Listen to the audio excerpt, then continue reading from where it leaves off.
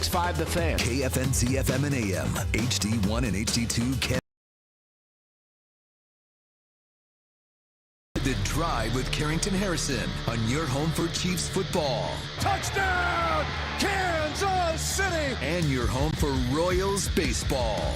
Fastball hit high in the air, deep left field, way gone into the bleachers. A two-run homer for Bobby Witt Jr. Watch The Drive by subscribing on our YouTube channel or listen on demand with the Odyssey app or wherever you get your podcasts. This show is always going to stand on principles. Dippin' Dots are incredible. Red Lobster is the best restaurant that America has to offer, and baked beans are trash. You're listening to Kansas City's FM sports station, 96.5 The Fan.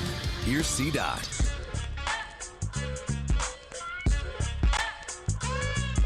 Let's do this. Another day, another dollar, another edition of The Drive. You were listening to The Drive on 96.5 The Fan, 96.5thefan.com, and also the Odyssey app. My name is Carrington Harrison. Excited, thrilled, delighted to be here with you guys on this wonderful, wonderful Monday. And do we have a lot to get into? It is not very often in which Rob, Spector, and myself are all having a show meeting and UMKC is thrown out as a potential lead for the show. Now, we're not leading with UMKC. We're going to talk about them in the first hour of the show. That's what happens when you hire Mark Turgeon to come in and be the head coach. I remember back in the day when we would throw out the conversation, well, what if something happens to Bill Self? What if Bill Self resigns? What if Bill Self steps away? And people would have suggested Mark Turgeon to be the next head coach of the Kansas Jayhawks. That individual is set to coach the UMKC Kangaroos. We'll talk about that in the first hour of the show. Joel Corey is going to be on the show. He is a former NFL agent. We'll run through some draft possibilities. We'll run through some trades, all of those things with Joel Corey. He does fantastic work with CBS Sports. We'll start our process of getting you ready for Super Bowl 60. There's a lot to get into in today's show. Before we do any of that, though, I need you guys to do me a couple of favors before we get things moving for the week. Number one, I need you listening to The Drive each day at 2 o'clock right here on 96.5 The Fan, 96.5thefan.com, and also the Odyssey app. Number two, I need you to tell one friend to check out the show. You know what? It's Black History Month. I need you to tell two people to check out the show, at least for the first week. I need you to get on it. I need you to tell two people this week for Black History Month. I would greatly appreciate that. And number three, and most importantly, I need you guys to remember that the open of the show each day is brought to you by our friends over at The Other Place. And Rob, they gave me some copy to read this time. Shout out to our friends over at The Other Place. Monday is Burger and Brew Day with our friends over at The Other Place. They got a half-pound specialty burger with fries, $8.49. Plus, they got $3.50 domestic pints. You can go up there, you can get a burger, you can get a fry, you can get a beer, and you can leave a tip and be out of there for $15 on a Monday, watching a little Kansas, watching a little Texas Tech. That's how our friends roll over at The Other Place. I would like to start with these two things before we get things moving. Thing number one, I saw someone make this comparison with Darren Peterson, and it was a really good comparison. I don't remember exactly who did it. I would give them the credit for it, but it went a little something like this. Have you ever had an amazing steak before? Maybe you got it from 1587. Maybe you got it from 801 Chop House, Gordon Ramsay, wherever you got this steak from. But you got, A1 Japanese Wagyu. This was an incredible piece of meat. And they bring it out there, and, you're like, hey, does it look good? You're like, yes, this steak looks amazing. You take those first couple of bites, and I'm telling you, it is the best steak you have ever had. Could you imagine if in this scenario, after you ordered the steak, you paid a lot of money for this steak, you get a couple of bites, everything is to your liking, it's everything that you wanted, and one or two bites in, the waiter comes by and says, that's enough, and takes your steak away and then hands you the bill. That's what watching Darren Peterson is like. I had an analogy, but it's not nearly as good as a steak analogy. For those of you that play games, do you remember they used to give us these little demo discs for games? Where let's say you were playing Crash Bandicoot, for example. And when you started playing Crash Bandicoot, you could play like the first, maybe second level of the game just to get a feel for it. Like, man, this game's actually kind of good. And then all of a sudden, it would be a paywall that would come up and say, well, if you want to continue to play the game, you got to pay. I'm starting to realize that maybe Kansas, they paid for the ads with Darren Peterson. They didn't get the ad-free version of Hulu. They didn't get the ad-free version of HBO Max or Netflix. No, they got the ad version of Darren Peterson. He is incredible. I don't know how you could deny that. I think A.J. DeBansta is a phenomenal basketball player. I think he's got a chance to be Donovan Mitchell, for example, in the NBA. I thought it was very clear in the first 20 minutes of the game that Darren Peterson is a better basketball player than A.J. DeBansta. The kid scored 18 points on 8 shots. I know you guys love Melvin Counsell, and you should love Melvin Counsell. Melvin Counsell scored 15 points on 16 shots in the game. Darren Peterson scored 18 points on 8 shots in the game. He was incredibly efficient. He had one of the best plays, I would say, of the decade in Kansas basketball when he takes A.J. DeBansta off the bounce, one dribble, posterized, place goes crazy, and it was almost like he was like, hey, Sam Presti's over there. That's the general manager for the Oklahoma City Thunder. Hey, the Spurs GM is over there. I'm good. Hey, coach, my leg. Come on now. And then they have some weird exchange where the AD comes over and then he talks to him, and then we're wondering who got the conversation. KU fans, I get it.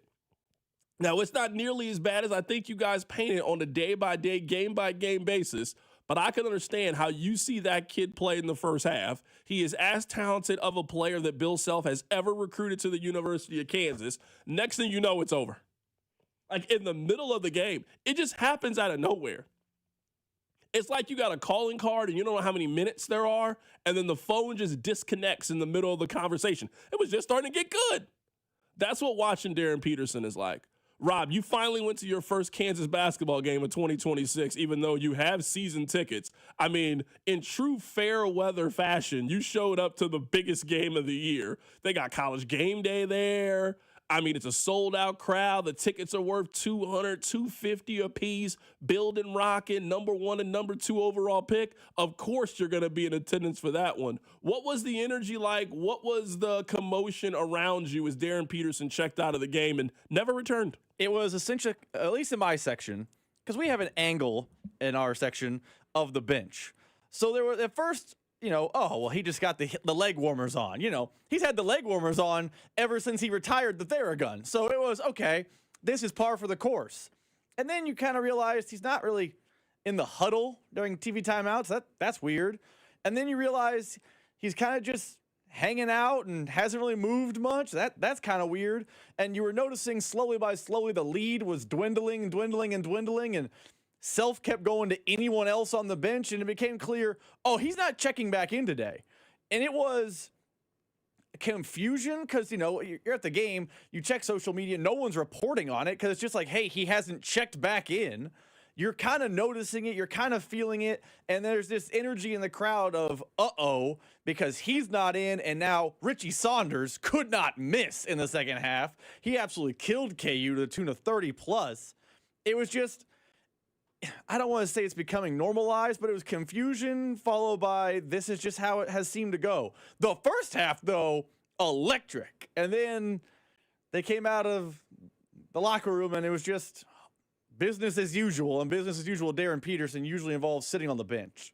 I do have to ask you this, Rob, and I'm not asking you this to throw a shot at you. I'm not asking this to be funny. We're having a serious conversation. Have Kansas fans just resigned themselves? This is what the experience of watching Kansas basketball is going to be like this season? It's February. KU has, let's be generous here, 7 weeks left of playing basketball. I don't think this team's winning the national championship. I don't think they're going to the Final Four, but I think they are a good basketball team. They're a 4, maybe a 5 seed in the right region. Maybe they can get hot. This is a good team. I don't think this is a great Kansas basketball team by any means. But have Kansas fans just resigned themselves to the fact of this is the experience of cheering for this team? Kansas had the number 1 high school recruit again in the building for this one. Tyron Stokes, very talented kid from the West Coast. Do you guys even want him to appear? You guys want him to commit? Because I would guess It's way more split than it needs to be. I will always take the number one high school player, but this experience has been so unbalanced, and I would say in some ways unfulfilling if you are a KU fan, that if you told me as a KU fan that you don't want to deal with the hassle of having the number one overall high school player next year, I think you're wrong. I don't think you're crazy to have that opinion based on how this experience has gone. Now, I mean, that experience is going great for BYU. It's going great for Duke. Keaton Wagler, a kid that we didn't spend a whole lot of time talking about. Shout out to him. He might end up being a top 10 pick in this year's NBA draft. Like, other schools are having great rave reviews, 5-star Yelp reviews for their freshmen. I don't think this has been a 5-star experience for KU. Have you guys just resigned yourself to the fact of this is how it's going to be for the rest of the year with Darren Peterson? It's been like that now for 6 weeks. Yes, and I'm trying to find the tweet. I can't find it, but Ryan Reinhardt over the Ain't No C's podcast said something to this effect. This team is so much more fun than last year's, and when Darren's on the floor and playing well, you can see their ceiling is truly special. Like, right now, they're 11 in the AP poll. They can do something special. But it's hard to buy in and believe this is a team that can make a Final Four or title run when you never know in any given game if the best player in the country is going to play. Because he played 30 minutes against Colorado, a game that took place at 10 p.m. Central Time, so most people didn't see. But game day's in town, and he's on the floor dominating the first half against BYU, and then it just kind of ends. Me and you were both at the Missouri game. That's kind of how it was there. He was hooping in the first half at T-Mobile Center, and then he was over there by the Theragun. So I think fans are struggling to wrap their arms around what this team can be as far as a ceiling, because you don't know what it can be because you don't see his full potential when he's playing 20 to 25 minutes a night in the first 19 of the game, and then he just disappears. It does affect what you think the ceiling is, which kind of makes people think, oh, well, I guess whatever they get, they get. Coming up on the other side, we can read your text related to this, 913-586-7965. I mean, this was the full Darren Peterson experience. He was the best player in the country for the first 20 minutes of the game. He was missing in action for the second half of the game. And then Kansas won another impressive game over a Big 12 team against BYU. They do go on the road today to play Texas Tech. To my understanding, Darren Peterson is not on the injury report, so the expectation... what does that mean? The expectation is that he is going to play. We can never tell you how long he is going to play in the game, but the expectation is that Darren Peterson is going to play tonight on the road against a top 25 team in college basketball. If you're somebody that follows Joe Lunardi's bracketology, he has KU as a 4 seed. He has Texas Tech as a 4 seed. So this is an important February college basketball game as you are starting to figure out who the contenders and the pretenders are, and you want to start getting your rotations into shape. And Kansas rotation is just as uncertain as any good team in the country. We'll keep this college basketball conversation coming up on the other side. We'll talk a little Kansas State basketball with Jerome Tang. We'll also talk a little UMKC Kangaroos. Bounce, bounce, go Kangaroos. Keep it right here. It's The Drive. The Drive with Carrington Harrison on your home for Royals baseball. 96.5, The Fan. I wish I'd gotten treated for my erectile dysfunction sooner. Men, I hear this all the time from our patients. This is Jeff for Heartland Men's Health, and if ED is a problem in your life, resolve to get it treated today and stop having it affect you and the one you love. ED is simply a medical condition, and it's fully treatable. And at Heartland Men's Health, we have treatments that are effective in well over 90% of cases. Which means if you're like most guys, your ED will be a thing of the past. In fact, you could be having great sex within a day or two of your first appointment, and you'll likely find you're performing like you haven't in a long time. It's the new year. Resolve to get your ED treated and change your life. Call us at Heartland Men's Health. Your initial visit is only $99. It includes blood work, a medical consult, and if medically advised, a test dose. And if that test dose doesn't work in the office, your visit is free. Call 844-447-6600. That's 844-447-6600. Or go to heartlandmenshealth.com. We have 3 offices: Overland Park, Independence, and North Kansas City. That's another amazing run by Team USA. Mom, think I'll be on Team USA one day? Well, I'll take this one. what? Are you speaking to us? Yes, and to answer your question, anything's possible, especially with Xfinity. So, I can be the best snowboarder ever? Well, I can't guarantee that, But Xfinity can guarantee that your internet price won't change for 5 years. Okay.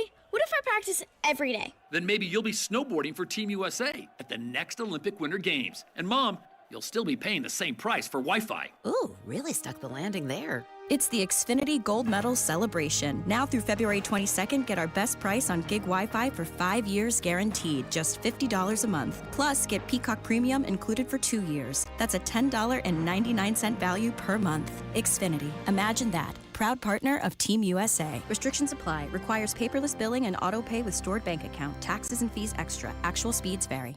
Hold on tight. Things are spinning into action. At Harris, Kansas City on Saturday, February 28th, it's the $50,000 Spin-credible event. Take your turn at the giant prize wheel and spin your way up to $5,000 in free play. And the excitement keeps turning because at 10 p.m., one lucky winner will walk away with $50,000 in cash. Keep those entries rolling with 5 times entries on Sundays, February 15th, 22nd, and Friday, February 27th. Spin big, win big. Only at Harris's Kansas City. 21 or older to gamble. Know when to stop before you start. Gambling problem? Call 1-800-GAMBLER.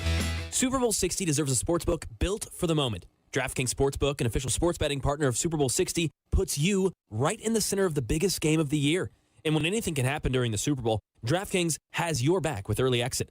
If a player goes down in the first half, you still get paid out in cash immediately once your bet settles. No bonus bets, no waiting. New to DraftKings? New customers can bet just $5 and get $300 in bonus bets if your bet wins. Download the DraftKings Sportsbook app now and use code 965. That's code 965 to turn $5 into $300 in bonus bets if your bet wins. And when anything can happen during the Super Bowl, DraftKings has your back with early exit. If a player goes down in the first half, you still get paid out in cash immediately.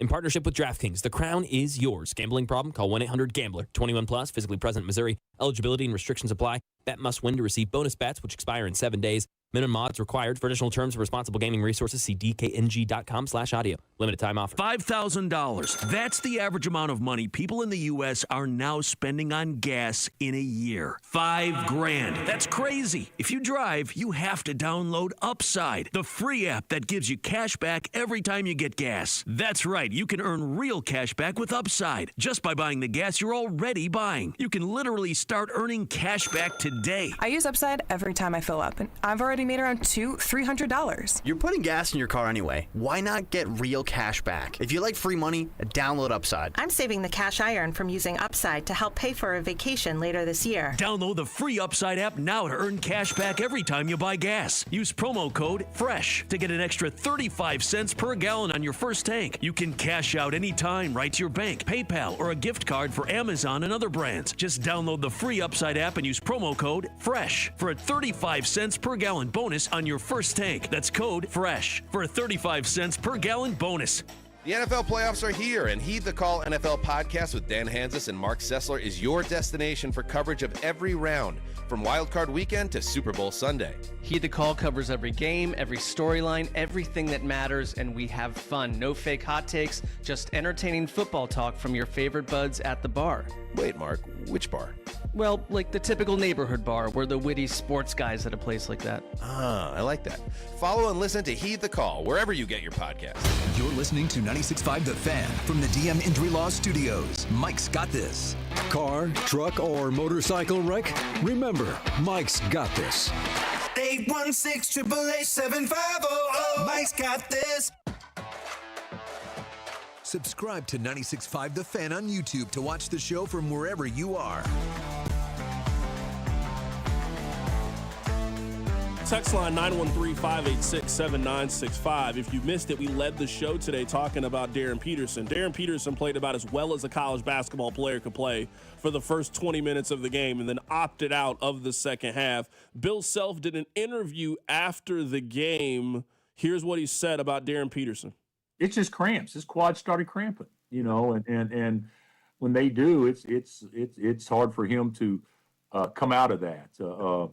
He's done everything he's supposed to do, Jeff. The guy is, he's been relentless in the training room or whatnot, but for whatever reason, his body does this sometimes. Now, I think this time it could be because of conditioning, because, he turned his ankle Tuesday against Colorado, a week ago Tuesday. So what's that been, 10, 11 days And he practiced on Thursday.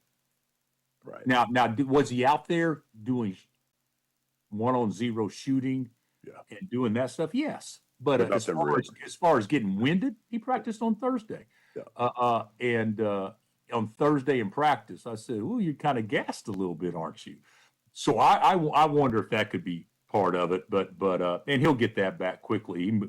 Now, Rob, I am curious to get your thoughts on this, and maybe this is just me hating a little bit, and I can live with that. 913-586-7965.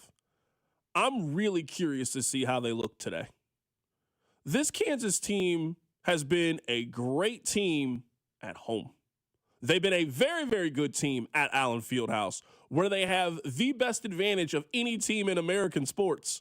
When they have played a decent team with a pulse away from Allen Fieldhouse, it's been kind of shaky so far this season. Winning at Bramlage is not impressive to me. They are the worst team in the Big 12. Colorado also stinks. This is a good one. The Kansas basketball that I grew up with, I've seen a lot of times where they were on the road, playing a good team, and they would just figure out a way to scratch and claw and just figure out a way to have more points than their opposition in this game. Now, I'm not saying this is the end-all, be-all for Kansas, but, I mean, down the stretch, you got big-time road games the rest of the way. On the road against Texas Tech, on the road against Iowa State on Valentine's Day, on the road against Arizona, the best team in the country, on the road against Arizona State, a possible tournament team, a decent kind of basketball team. I really want to see how Kansas looks in the road games. I've never questioned KU's ability to win in Allen Fieldhouse. I want to see what they look like now going on the road against a ranked opponent, a team that I would say is in their same weight class. This is not going on the road to Duke. This is not going on the road to Michigan. This is going on the road to play a team that also is a good team that I don't think is going to win the league, but is still one of those 4 or 5 seeds in the NCAA tournament. This is a big night for Kansas. I'm really intrigued to see what they look like later today. It is absolutely fascinating to me as well. Now, in theory, they'll have Darren, and I feel like they won a game of this magnitude on the road once. They did beat NC State. I think Texas Tech is a lot better than NC State, but going to NC State on a Saturday in December, that's a quality road win. But outside of that, you're right. They've taken care of the Rum-Dums. They've taken care of Colorado and K-State. They barely count as conference games. Like, those teams might lose at the pouch of ouch. They might lose to UMKC. They're terrible. So let's see if a team in your weight class, you can then get the motivation, get fired up, go on the road. Because it wasn't just beating BYU and Darren's health and all those things. That was an emotional victory. I was at Allen. Even when things started getting weird with Darren, that crowd was juiced. Lawrence was hyped. It was like one of those type of Allen Fieldhouse experience. One of those games where if you go to one game a year, you would probably circled BYU. It had that level of feel in that building. If you're an 18 to 22, or I guess 23, 24-year-old nowadays in college athletics, can you 48 hours later recover physically and then get mentally locked in to go to a place that Lubbock is difficult to play in? Those fans are right on top of you, and that's a good basketball team. I am curious what it'll be. I believe I've seen the line is 5.5, 4.5 for Texas Tech. So Vegas doesn't think KU's bouncing back. I'll be fascinated to see what happens tonight, especially if, let's say, Darren plays 28 minutes. Like, I don't know what that version of KU looks like. I don't think anyone knows what that version of KU looks like. I mean, if Kansas went on the road and won this game, it's the best win they've had in 2 years, probably. Would you say that? Better than a win they had last year? Any road win, I would say that. For sure. Yeah, probably. Because BYU is a really good team. Absolutely. BYU's probably better than Tech, but that's at home, so it's different. Fair. This would be the best road win they've had in a couple of seasons if they can go on the road and get this one today. So it's a big game. Really intrigued to see it. Let's keep the college basketball conversation going from this weekend. Kansas State got another shellacking. And Jerome Tang did the thing that I hate. Now, I know that some of you are convinced that we in the media, all we do is spew hot takes and try to get you all riled up for clicks and engagement. And yes, sure, it is my job to get you to listen to the show. But I would say, like any business, if you are constantly chasing that, you don't have longevity. And K-State fan, I don't mean this as a knock, you guys aren't interesting enough for me to think of negative things to say about your basketball program to get you all riled up. You guys give me negative things to say on your own accord when you get a 30-piece at the crib and you're in dead last place in the Big 12. I don't need to sit at home and think of ways to twist Jerome Tang's words. He ain't that important enough for me to be able to do this. So he was asked a question by K-State media, what's your message to the fans? They paid their hard-earned money. They came out here to watch you, and you guys got your ass whooped again. Here's what he said. It doesn't matter what I think, because whatever I say, y'all are going to take whatever you want to and clip it the way you want to and post it the way you want to so you can get the clicks that you need. And it doesn't matter what I say. What matters is what I'm doing with these young men on the floor in practice every day in their daily lives to help them continue to move forward. And then, because this is the crew that I brought in, right? And this is the crew I wanted to roll with. Right? And if we're not good enough at the end of the season, right, then we will figure the thing out for the next thing. But no, I don't feel like I need to give an explanation to our fans right now. I want them to know that I'm working really hard, and I'm not proud. I'm not happy with the results, but I am proud of the young men that we brought in. Okay. At this point, I don't know what to say that's any new, that's fresh, that's different when it comes to Jerome Tang. K-State fans continue to tell me that they don't have the money to let go of their head coach, that they just got to hold it down for another year. They got to ride this out, and this is the way that it is. Okay. I mean, it seems to me like you're really screwed on both ends. If I am a season ticket holder for Kansas State basketball, and you were telling me that our head coach is coming next year, you cannot be surprised if you are Gene Taylor if I make the decision to cancel my season tickets. You cannot be surprised if I make the decision to not donate to NIL collectives and I am going to move my money elsewhere. Kansas State is 10-12. They are 1-8 in Big 12 play. They're terrible. They got beat 95-61 at the crib. That's coming off KU coming in there 86-62 at the crib, and the final 5 minutes of the game looked like an M1 mixtape. I thought I saw hot sauce and Escalade out there. It's not my business to tell K-State what to do. Hey, y'all got it. If you guys are happy with the direction of the program and you guys can't pull the collection plate around to get Jerome Tang out of here, and you guys are so happy with your football program that you don't want to mess up the apple cart, that you're just going to let this basketball program continue to do what it's been doing, I mean, who am I to tell you otherwise? It's not my team. It's not my team. But I don't know how you can I don't know how you can continue to do this if you're Kansas State basketball. I don't know how for 3 straight years you can watch your team miss the tournament. You can watch your team go from the Elite Eight 3 years ago to now being the worst team in the Big 12, have no postseason aspirations, have no hope, no buzz, no excitement. Apathy has started to set in. I don't know how you can see that and say, oh, well, we got football. I don't know how that works. But that's what K-State fans keep telling me. That's the situation. Okay, well, you guys got it. But when you start doing the fan thing and the clicks and all that kind of stuff, that's just a measure of being defeated to me. Maybe I take this more personally because I'm in the media. I don't need to talk about K-State bad enough to twist the words from Jerome Tang. I mean, just look at the products on the court. I don't know what to tell you. You guys aren't good. I don't got to spend my days thinking of ways to put you guys down. You're doing that enough on Saturday afternoons by yourself. You got a 30-piece at the crib. You don't need any of my help to be down on the program. You're doing that all by yourself. Maybe it's just my social media, Carrington, and that's fine. It could be just my social media. Why aren't K-State fans more mad? Why aren't they more frustrated? You want my answer? Because I was here. I'll answer. You want me to answer? I'm very curious because I was here at Bruce Weber at the end when he was whining in press conferences and fans were riled up. We got to run this guy out of town. Jerome Tang's doing it, and it feels like, at least on social media, K-State fans are like, oh, well, he's annoying, but Colin Klein. Like, why are they not more mad? I think they got the fairy tale they always wanted with Colin Klein. The prodigal son has returned. I mean, they got one of the greatest college football stories of the season. their head coach in a year in which they had playoff expectations, massively underperformed. He just woke up one day and said, I don't want to be the head coach anymore. We didn't really get any information. We didn't really get a story. And then out of nowhere, the prodigal son returns to come back and save Avery Johnson and get us to the college football playoff. I think the K-State fan is so smitten that they finally got what they wanted. I think they have just accepted that they are being sold. This is the cost of bringing Colin Klein back.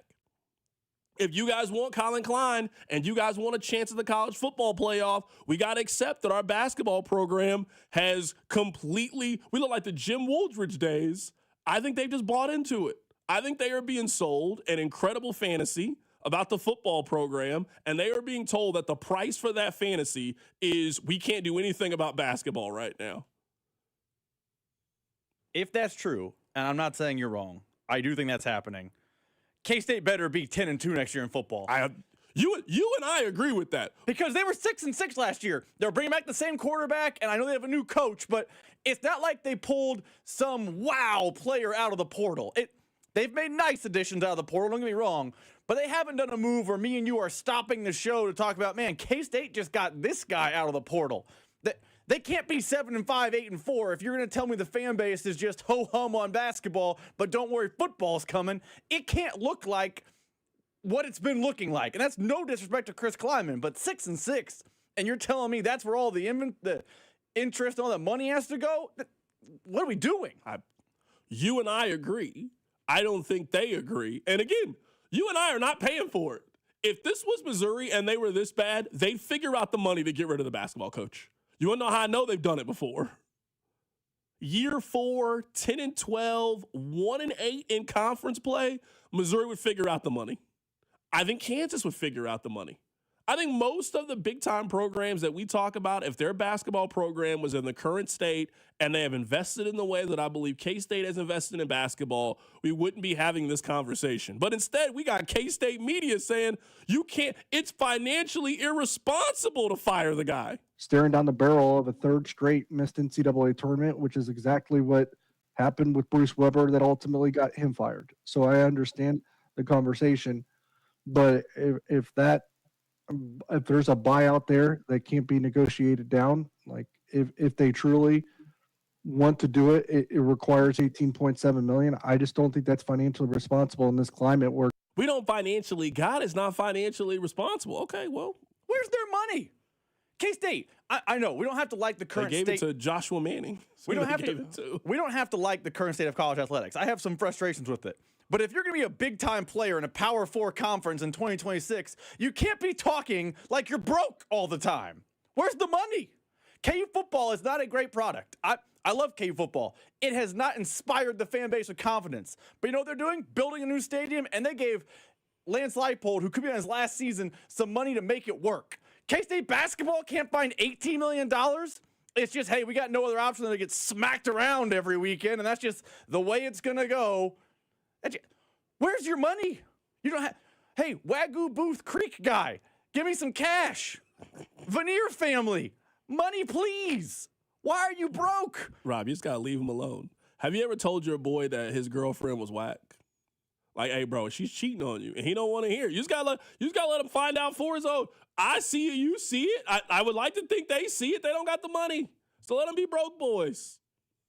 Let them be broke boys. The thing is, they hated Weber in a way that I don't even think they hate Jerome. Like, they've been so beaten down. I miss the K-State fan base with a little fight, little venom, little anger. They don't even got that anymore. They weren't even angry about Dylan Edwards. Yeah, just I don't know what's going on with K-State fan, man. We used to couldn't talk like this about K-State. K-State fan be cussing us out on the text line. They're not even mad no more. You can say whatever you want to K-State fan right now. They just been beaten down. I want better for you guys. I really do. I want better for you. This weekend, we had 2 major anniversaries in sports. 2 very important anniversaries. The first one, this is the 1-year anniversary of the Luka Doncic trade. I remember exactly where I was when the Luka Doncic trade happened. It is one of those moments that I cannot believe that it happened. Rob, can you tell me why the Dallas Mavericks traded one of the 5 best players in the NBA for Anthony Davis, who, get this, you guys won't believe this, he's hurt. They want to trade Anthony Davis. They can't because he's hurt. They traded Luka Doncic for Anthony Davis, Max Christie, and a 2029 first-round pick. Just 1 first-round pick.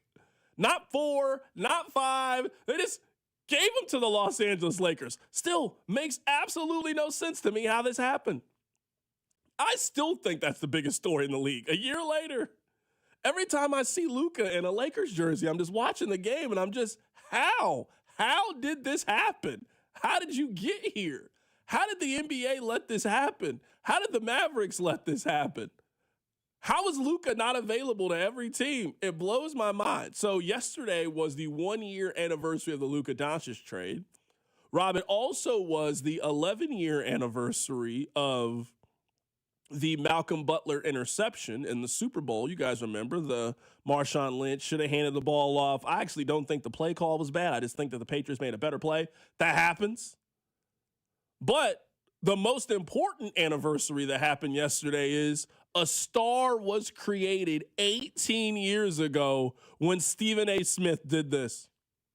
Kwame Brown is gone. The City of Angels, Hollywood, just should be celebrated. Throw a parade already, whether you win a championship or not. This man was a bona fide scrub. He can't play. No disrespect whatsoever, but I'm sorry to tell everybody the truth. The man cannot play the game of basketball. He has small hands. He can't catch the ball. He's got bad feet. He can't really move, even though he's mobile. Doesn't really know what he's doing. Doesn't have a post move that he puts to memory that he can do 2 times in a row. He has no game whatsoever. Plays no defense, doesn't have the heart, the passion, or anything that comes with it. There's so many things that Stephen A. Smith says in that clip that is absolutely hilarious to me. For him to start with no disrespect whatsoever, but I hate to tell everybody the truth, and then proceeds for 30 seconds to say some of the most disrespectful things that you could say about a professional athlete blows my mind. Rob, he says that he's mobile without being mobile, that he can't put a post move together 2 times in a row. He has bad hands. He can't play defense. He has no heart. That's the first Stephen A. Smith moment. I mean, he's had some great moments since then. Don't get me wrong. Stay off the weed. We also have the Lamar Odom, who was on crack. We've got some great Stephen A. Smith moments over the day. This is number 1 on the list. The Kwame Brown breakdown of the trade that sent Pau Gasol to the Los Angeles Lakers. That's the first viral Stephen A. Smith moment. To give you an idea how long ago this was, young people don't understand this. He did this little spiel on ESPN News. They don't remember ESPN News. These kids don't remember ESPN News, man. ESPN News was a moment. It was great. You'd see the bottom line. You're watching a random Syracuse-UConn college basketball game, and the bottom ticker says, the Lakers have traded Kwame Brown. Pau Gasol is now a Laker. Tune into ESPN News for more content. And you flip over, and the C-Squad Sports Center anchor is talking to Stephen A. Smith, who's yelling and screaming about how, I don't mean to be disrespectful, but absolutely says the least respectful things possible about Kwame Brown you could ever put together. It absolutely a moment in time. I miss ESPN News. Why'd we lose? I guess the internet's why we lost ESPN News. Do you remember CNN SI? Am I the only one that remembers this? 913-586-7965. Like, I could do an entire show of sports media that we used to have that we don't have anymore. I'm one of the kids that grew up watching the sports reporters. You remember Edge NFL Matchup? Every Sunday, I used to watch Edge NFL Matchup to get ready for the day. We used to have a lot of great shows like that. You remember on Fox Sports, the Best Damn Sports Show? That's basically what Barstool is doing now. That's literally what part of my take is the Best Damn Sports Show in 2005. It's the exact same concept. We had some great shows back in the day, man. Jim Rome is Burning was great. I did used to like Jerome is Burning. I was a big fan. Jim Rome is Burning is basically a radio show where he would just say, he would do 2 minutes of topics. Man, It was great. Or in the morning, we would get cold pizza. We had a lot of fun in sports media for a while. Now we lost recipes. That's what happened. We lost recipes. We just get two guys at a desk arguing. Yeah, we lost recipes, man. We used to have a great time back in the early 2000s. I wish someone you were there for it. I'm telling you, it was great. It was great. We had some great content back in the day on these shows. Coming up at the top of the hour, we're going to be joined by Joel Corey. He is a former agent in the National Football League. Coming up on the other side, Vern was at the Royals rally. We'll get to it. Keep it right here. It's The Drive. The Drive with Carrington Harrison on your home for K-State Athletics. 96.5, The Fan. Hey, football fans, picture this. You bet on your favorite player in the big game to score the first touchdown, but his teammate scores instead. That sucks. With BetMGM's second chance promotion, you'll get your stake back if your first touchdown scorer scores second instead. That's right. Bet on any pro football player to score the first touchdown of the big game, and if you're right, you win. If your player scores second, you get your stake back in cash. Keep the fun going after the first player crosses the goal line with BetMGM's second chance. Try a first touchdown scorer wager with confidence today. BetMGM, make it legendary. BetMGM and GameSense remind you to play responsibly. Gambling problem? Call 1-800-GAMBLER. See BetMGM.com for terms. 21 and older. Missouri only. New and existing customer offer. Subject to eligibility requirements. Rewards paid back in unrestricted withdrawable funds. Please gamble responsibly. DQ presents the Spicy Menu. For a limited time, try the new Flamethrower Chicken Strip Basket for $6.99 with spicy, bold strips that heat you up. Served with a side of famous DQ soft serve as a dip to cool you down. That's right, dip those spicy chicken strips right into soft serve. Plus fries and toast, all for just $6.99. And add a new pineapple lemonade sparkler or cooler made with tahini. It's the limited time only Spicy Menu. Get it delivered in the DQ app. Happy, tastes good. Participation may vary. When you choose CertaPro Painters, you're not just hiring a service, you're partnering with a trusted local professional with over 70,000 five-star reviews to make your house feel like home. And that's exactly why we chose CertaPro Painting for all of our painting needs and why our friends and family have done the same. Each CertaPro painter is independently owned and operated right here in Kansas City. Schedule your free estimate online at CertaPro.com. That's Certa with a C. When choosing a painting professional, the choice is simple. Choose happy. Choose CertaPro Painters. If the high cost of living is weighing you down, lighten your load at Hy-Vee. Save big at the pump with red-hot fuel saver deals this week. Stock up on groceries and stack up the savings when you scan your Hy-Vee Perks card at checkout. The more you spend, the more you'll save. Your next fill-up might even be free. Don't have a Perks card yet? Just download the app or go to Hy-Vee.com/perks and start saving today. Don't miss the red-hot fuel saver deals this week only at Hy-Vee. The big game's here, and you're going to have a watch party. It may not be super for all of us Chiefs fans here in Kansas City, but still, Hy-Vee can help you make it super. Hy-Vee's your one-stop shop for all of your big game watch party needs. You can get fresh dips. They've got all the chips, the take-and-bake pizzas, a great selection of wings, and my favorite is the bakery. I love their football-themed cookies, and they've got great sheet cakes and cupcakes as well. Mix and match in the wine and spirits department and save 10% when you mix or match 6 or more bottles. Only at Hy-Vee. Okay, I have to tell you, I was just looking on eBay where I go for all kinds of things I love, and there it was. That hologram trading card. One of the rarest. The last one I needed for my set. Shiny like the designer handbag of my dreams. One of a kind. eBay had it, and now everyone's asking, ooh, where'd you get your windshield wipers? eBay has all the parts that fit my car. No more annoying. Just beautiful. Millions of finds, each with a story. eBay. Things people love. I know that hiring can be challenging. You need someone to match your role perfectly. Well, now you can meet them fast on ZipRecruiter.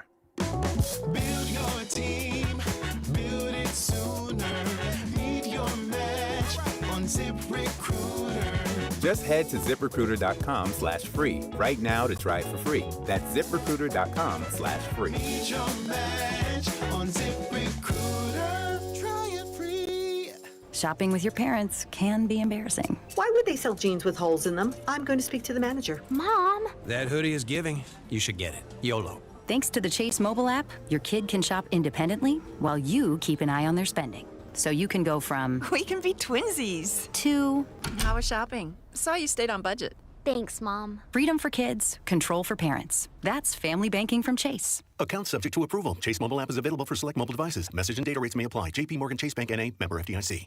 A KFC tale in the pursuit of flavor. The Colonel made his $10 Tuesday bucket so full with 8 pieces of juicy, crispy chicken or tenders that it might just last you till Wednesday. If you've got that kind of self-control. I mean, some people want leftovers. Others are more into right nowers. The Colonel lived so we could chicken. $10, 8 pieces, one big deal with KFC $10 Tuesdays. Prices and participation may vary. Taxes, tips, and fees extra. Hey, it's Cole Reagans from the Kansas City Royals. You're listening to The Drive with C-Dot on 96.5 The Fan. All right, so let me update you guys with this. I don't know if this is the breaking news sounder, but this is now official from the Royals. They are introducing Royals.tv. So this is on the Royals official website. So if you get mad at me, go read it for yourself. Beginning this season, fans can watch Royals.tv on cable, satellite, or on the MLB app. Now, my understanding is this. This is my understanding. It's not in the, I'm just telling you what I know. However you watched the Royals last year, you will be able to watch them the exact same way. Actually, hold on. I was reading the You guys, okay, all right, then please correct me if I'm wrong. I don't want to be wrong about this. This is very important. The Royals have put out that specific cable and satellite distributors and exact channel locations will be announced at a later date closer to the regular season. Yeah, which sounds like it's going to end up being the same. However you're watching them, because I know some people have Spectrum, so they just get the Royals games. I'm going to guess they're going to tell you can watch them the exact same way you've been watching them. That's what I'm going to guess. So maybe I was a little early on my assumption, but I don't think that much is going to change. Now, what I think is very, very important in this, Major League Baseball now owns the television rights for 6 teams.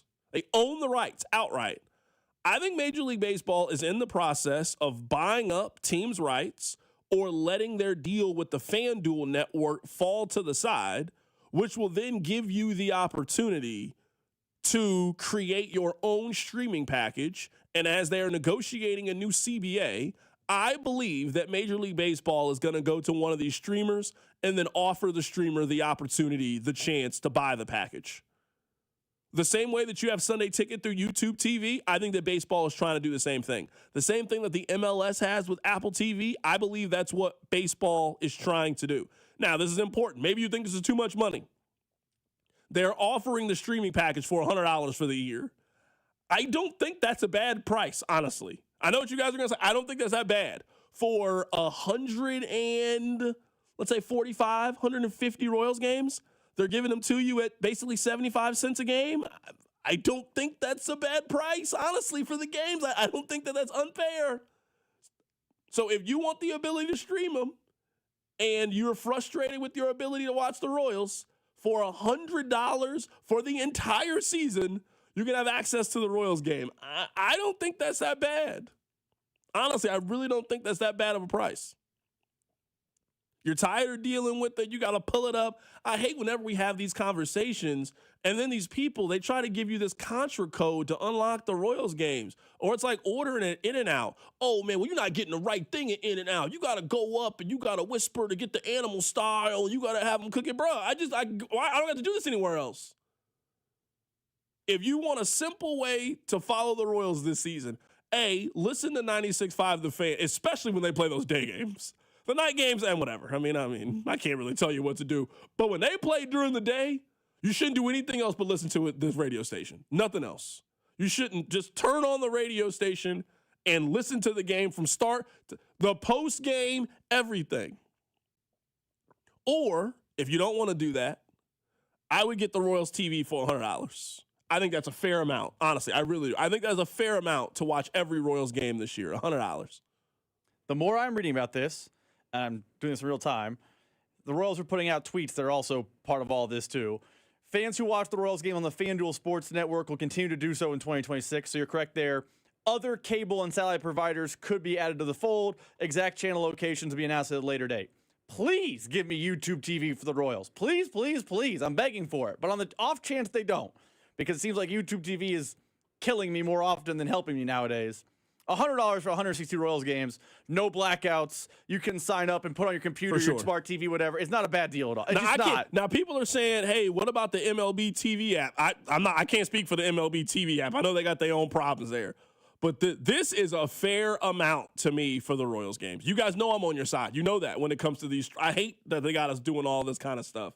Man, the ability to watch all your team's baseball games at that price, I think is a fair number in 2025. Or 2020. I think that is a very fair number to be able to pay. Coming up at the top of the hour, we'll get back to football. We will be joined by Joel Corey, former NFL agent, covers the salary cap, covers NFL trades. He does that for CBS Sports. He's going to be on the show coming up in 10 minutes. Here is Josh Vernier. Vern hosted this weekend. You know, the Royals had their rally out at Kauffman Stadium. Here he is talking about Bobby Witt Jr. To me, he's been in those MVP conversations. What's hindered him, in my mind, is they're not winning their division, right? Aaron Judge wins an MVP. His team goes to the postseason. His team wins the division 2 years ago. Stephen Vogt wins Manager of the Year for the past 2 seasons. His team wins the division. This World Baseball Classic could be big for Bob. If he goes out and does what we all know he's capable of doing, and that is be the best player on the field. Even though he's sharing a field with Rowley and Ohtani and Aaron Judge, would you be surprised if, when it's all said and done, Bobby Witt Jr. is the MVP of the World Baseball Classic? I wouldn't be. And if that happens, if he's able to burst onto the national scene, which he's yet to do, right? Didn't do it against the Yankees in the ALDS. I don't think people were really glued to the TV in the afternoon to watch him face the Orioles in the wild card game. So, this World Baseball Classic could be quite the launching pad for Bobby Witt Jr. and that MVP run. I understand what Vern is saying, and I don't think Vern's wrong in this. Bobby Witt Jr. just needs moments. He doesn't really have moments yet. Now, it's early on in his career. You can create those moments, but raising your profile is having those moments. It is performing well in the World Baseball Classic. It's playing well when other people are watching. I don't think Royals fans have any question about how good Bobby Witt Jr. is, but for a sport in which people just don't casually watch other teams, it's not like the NBA, it's not like the NFL. NFL fans casually watch other teams. You'll watch Broncos and Seahawks on a Week 9 game. You will not casually watch Braves Rangers on a Wednesday. Not really how baseball is in 2026. So Bobby Witt just needs to perform in those moments in which people are watching. The Royals need to be in the Field of Dreams game, and Bobby Witt has 3 hits and hits 2 home runs in the game. That's how you build your profile, or you just play well in the postseason. It's that. Play well in the postseason. Everybody watches the postseason. You get big ratings in the postseason. That's how your legacy is defined. That's really the only way that I think you can do it. Or you just got to have one of those kind of seasons. Like Kyle Rowley put himself, because he was just in the MVP conversation the whole year. You just got to put those, but he also had a really good postseason as well. Here is Vern talking about Vinny Pasquantino. So he just signed a 2-year deal with the Royals, basically buying out the arbitration. Yeah, it'd be great if they could meet in the middle, and they had opportunities to do just that, but they were unable to come together. And now that they filed, they're going to go in front of that in front of those arbiters and make the case. But this happens to everyone in quite a few fields. Certainly, the money's different in Major League Baseball, but that moment where I know it happens in this job where. Man, you get into it, and it's just the dream. This is what I've always wanted to do, and at some point, the business is going to slap you in the face, and that's going to happen coming up in a few weeks for Vinny Pasquantino, but he needs to rise above it. I think the desire to put up big numbers last year because of pending arbitration, I think that hindered his start to the season. Now, because he's so freaking good, he was able to rebound in a major way and just dominated from the beginning of May until the end of the season. That was our guy, Josh Vernier. He is our Royals insider. The Royals had a rally this weekend at Kauffman Stadium. Just wanted to get you guys, the information on that. You guys kind of know where I sit right now with the Royals.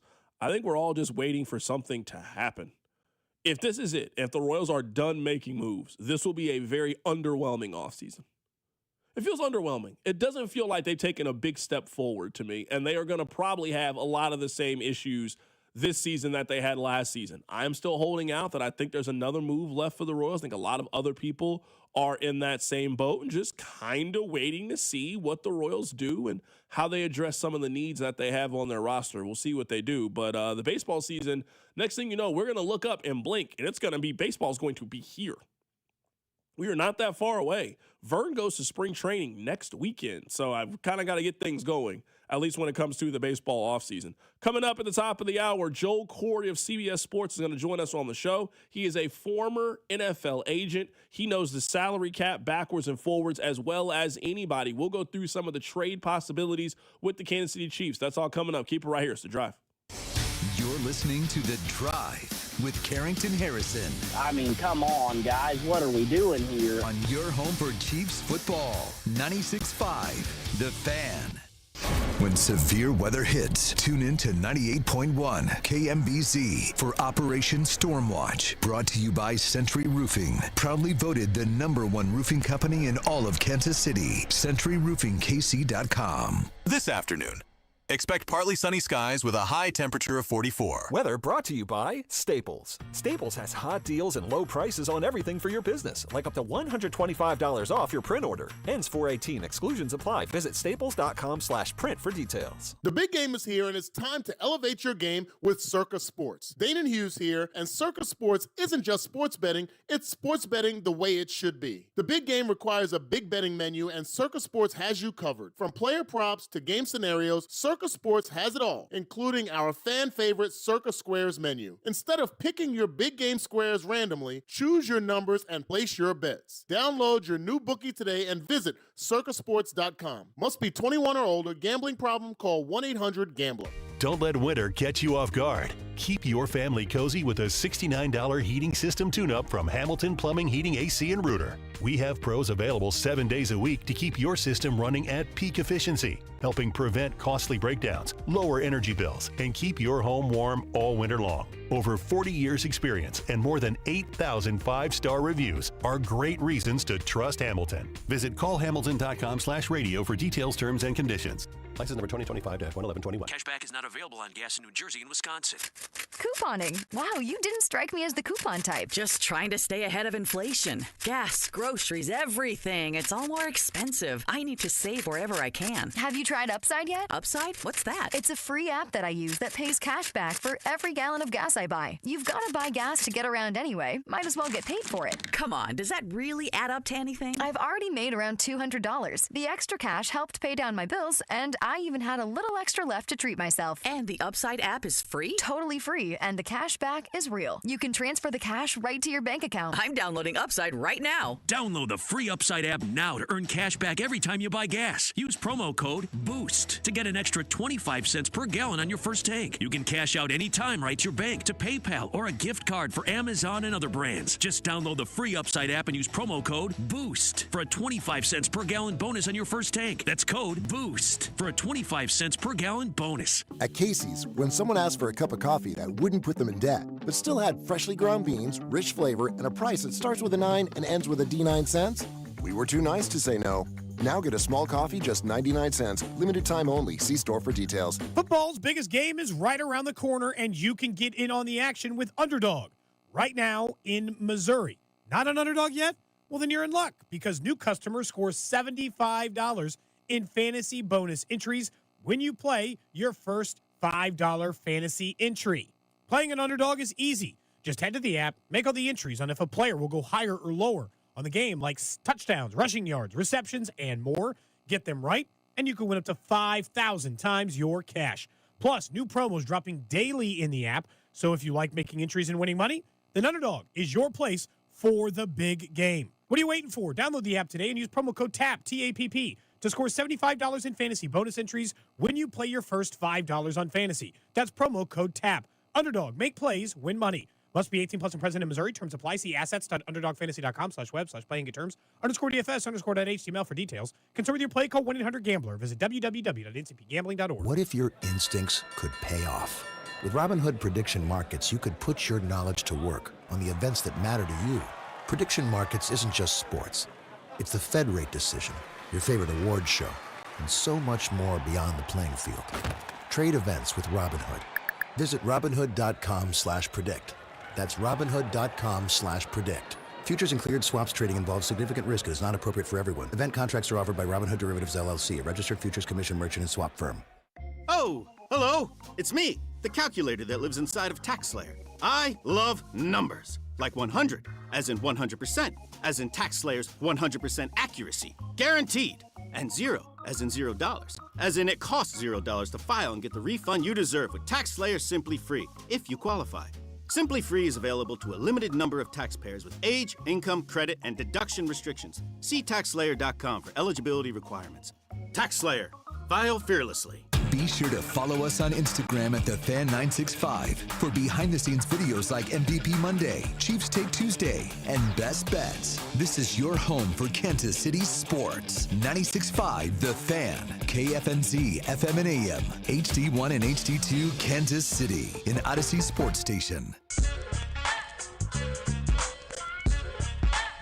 Really excited to be joined by our next guest. He is a former NFL agent. He knows the salary cap as well as anybody. Joel Corey of CBS Sports joins us on the show to take a look ahead to the Chiefs as we are getting ready for the offseason and free agency. Joel, really happy to have you pop on with us today.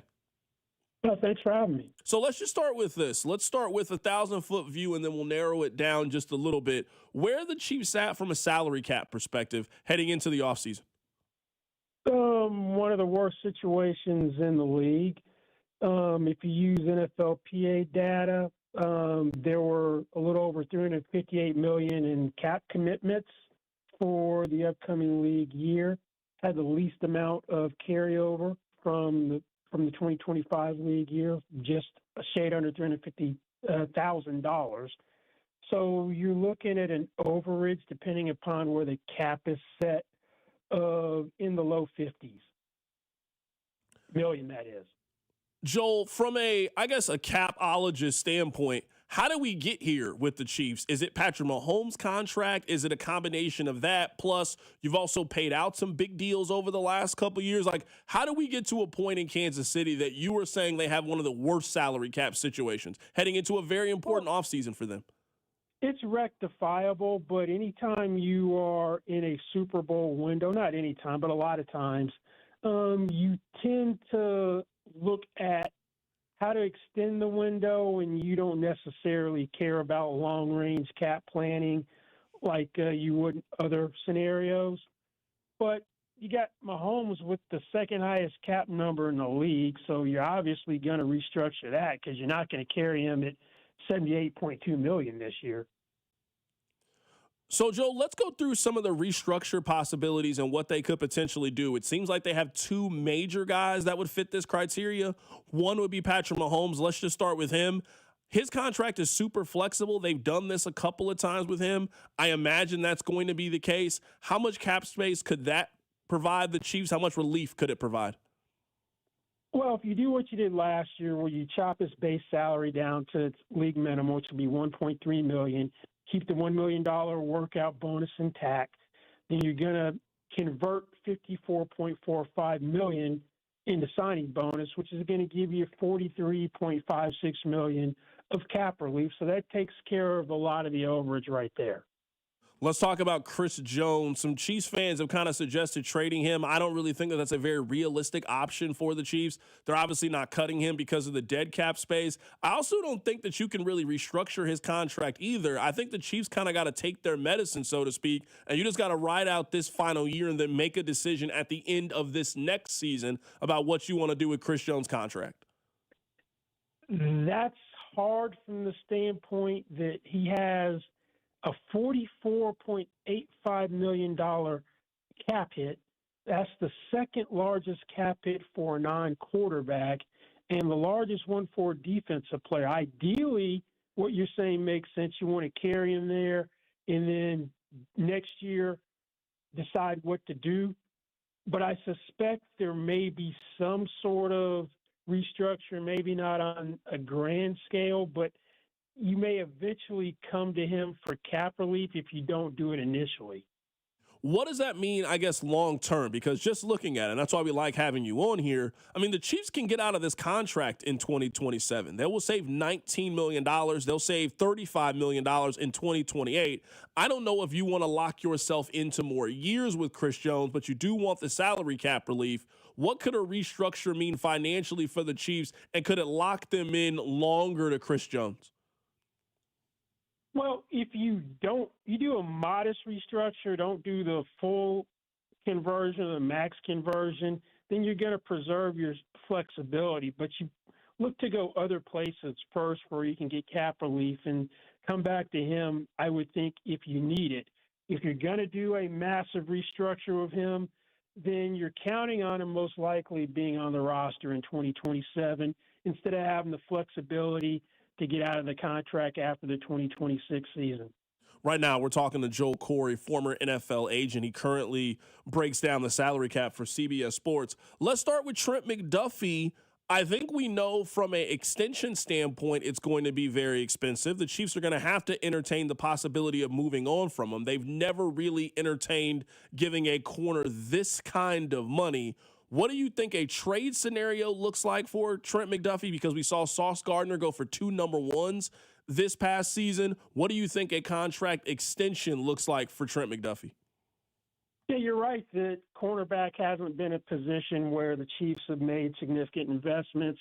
Lajair Sneed was given a franchise tag and traded. Charvarius Ward was allowed to leave in free agency.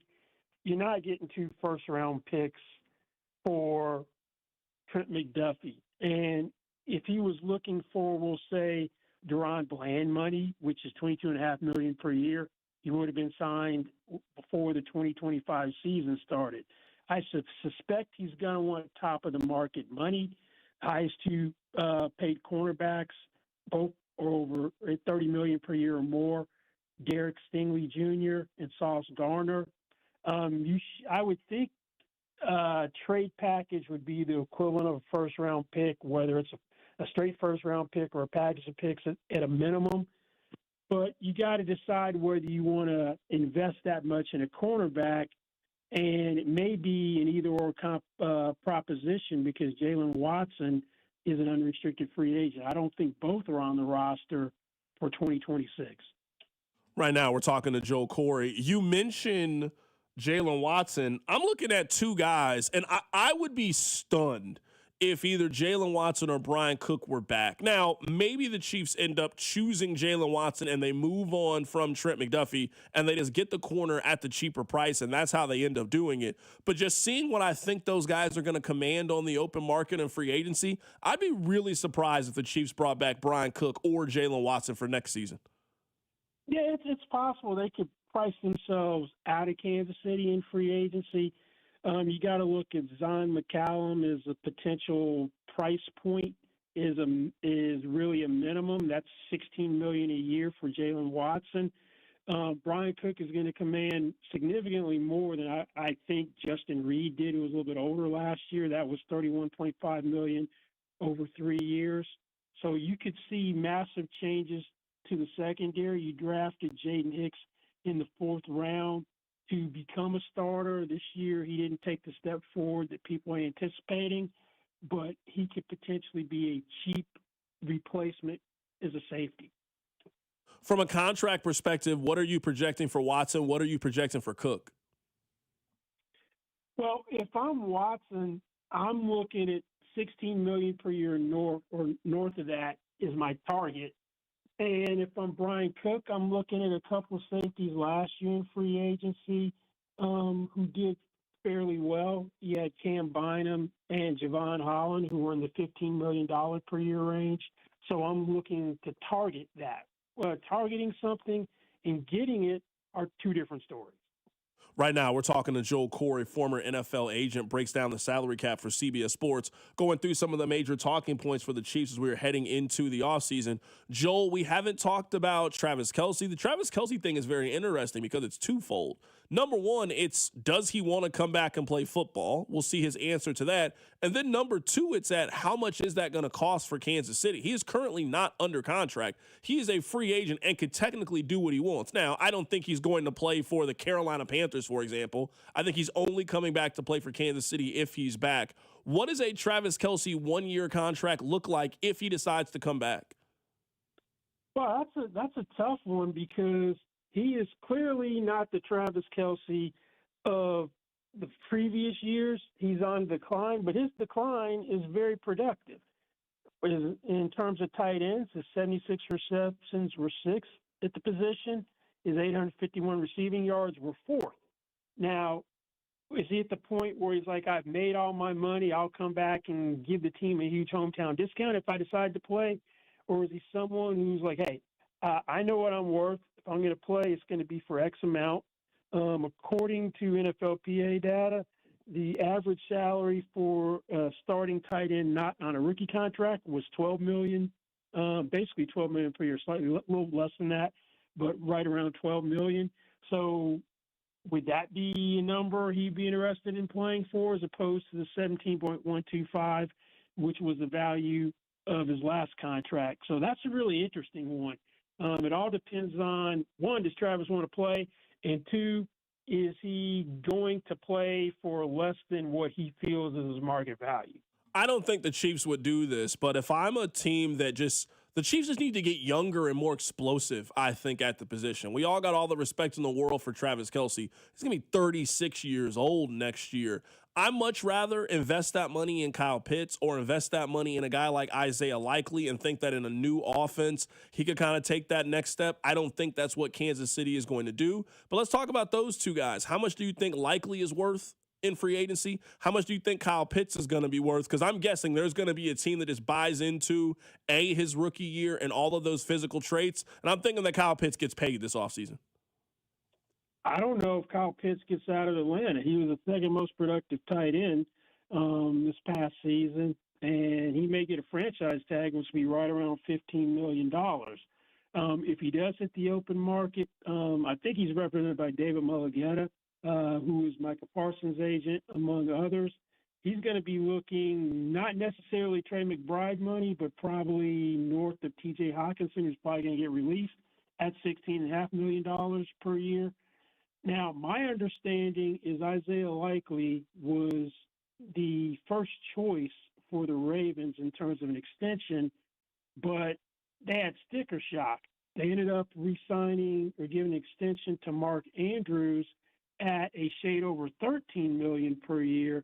So that tells you that Isaiah Likely, although he didn't have the type of year that he wanted, is going to be looking for significantly more than Mark Andrews type money. Right now, we're going through some of the offseason possibilities for the Kansas City Chiefs. A name that's near the top of the list for me is Breece Hall. I'm looking at a guy like James Cook contract. And I mean, I would sign that deal instantly if I'm Kansas City. You add a in their prime 25-year-old weapon to take some of the pressure off Patrick Mahomes and open things up. I also just don't think for the first 2 years of the deal, just not really that restrictive. I think he should be near the top of their list. What does a Breece Hall contract look like in free agency? Yeah, that's probably about the right range, that $11.5, $12 million per year range, assuming that the Jets don't stick a franchise tag on him, which will be in the $14 million range. Their plan last year was to go running back by committee, but they had so many injuries that didn't happen, and he had his first 1,000-yard rushing season. Last year, free agency for running backs wasn't good. Nobody really got paid on the open market. So someone like Rico Dowdle last year signed 1 year for $2.75 million after a 1,000-yard season in Dallas. He wasn't happy with how things ended, where he went from being the feature back after Chuba Hubbard got hurt and then wasn't playing well when he came back too soon from an injury to being in a timeshare. So he's probably not going to be back there. I can't imagine Tyler Algier is going to want to stay in Atlanta to be second fiddle to Bijan Robinson. So you could have a couple other interesting names. Travis Etienne, he's up. They didn't pick up the fifth-year option in Jacksonville. So if the running back market works the way it did last year, then those guys, could be available second wave of free agency and could be a tremendous value. Two other markets that I want to get your opinion on. The first one on the offensive side is wide receiver.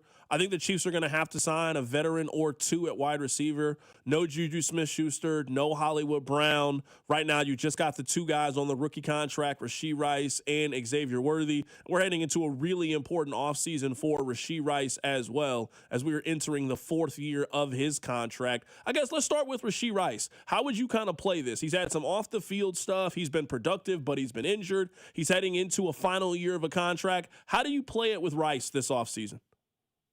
If you extend him, you give him the Tyreek Hill treatment because of all the off-the-field issues. That Tyreek Hill deal was not structured in the most conventional manner. It was a team-friendly deal where if you had continued missteps, then you could exit the deal without a lot of cap pain.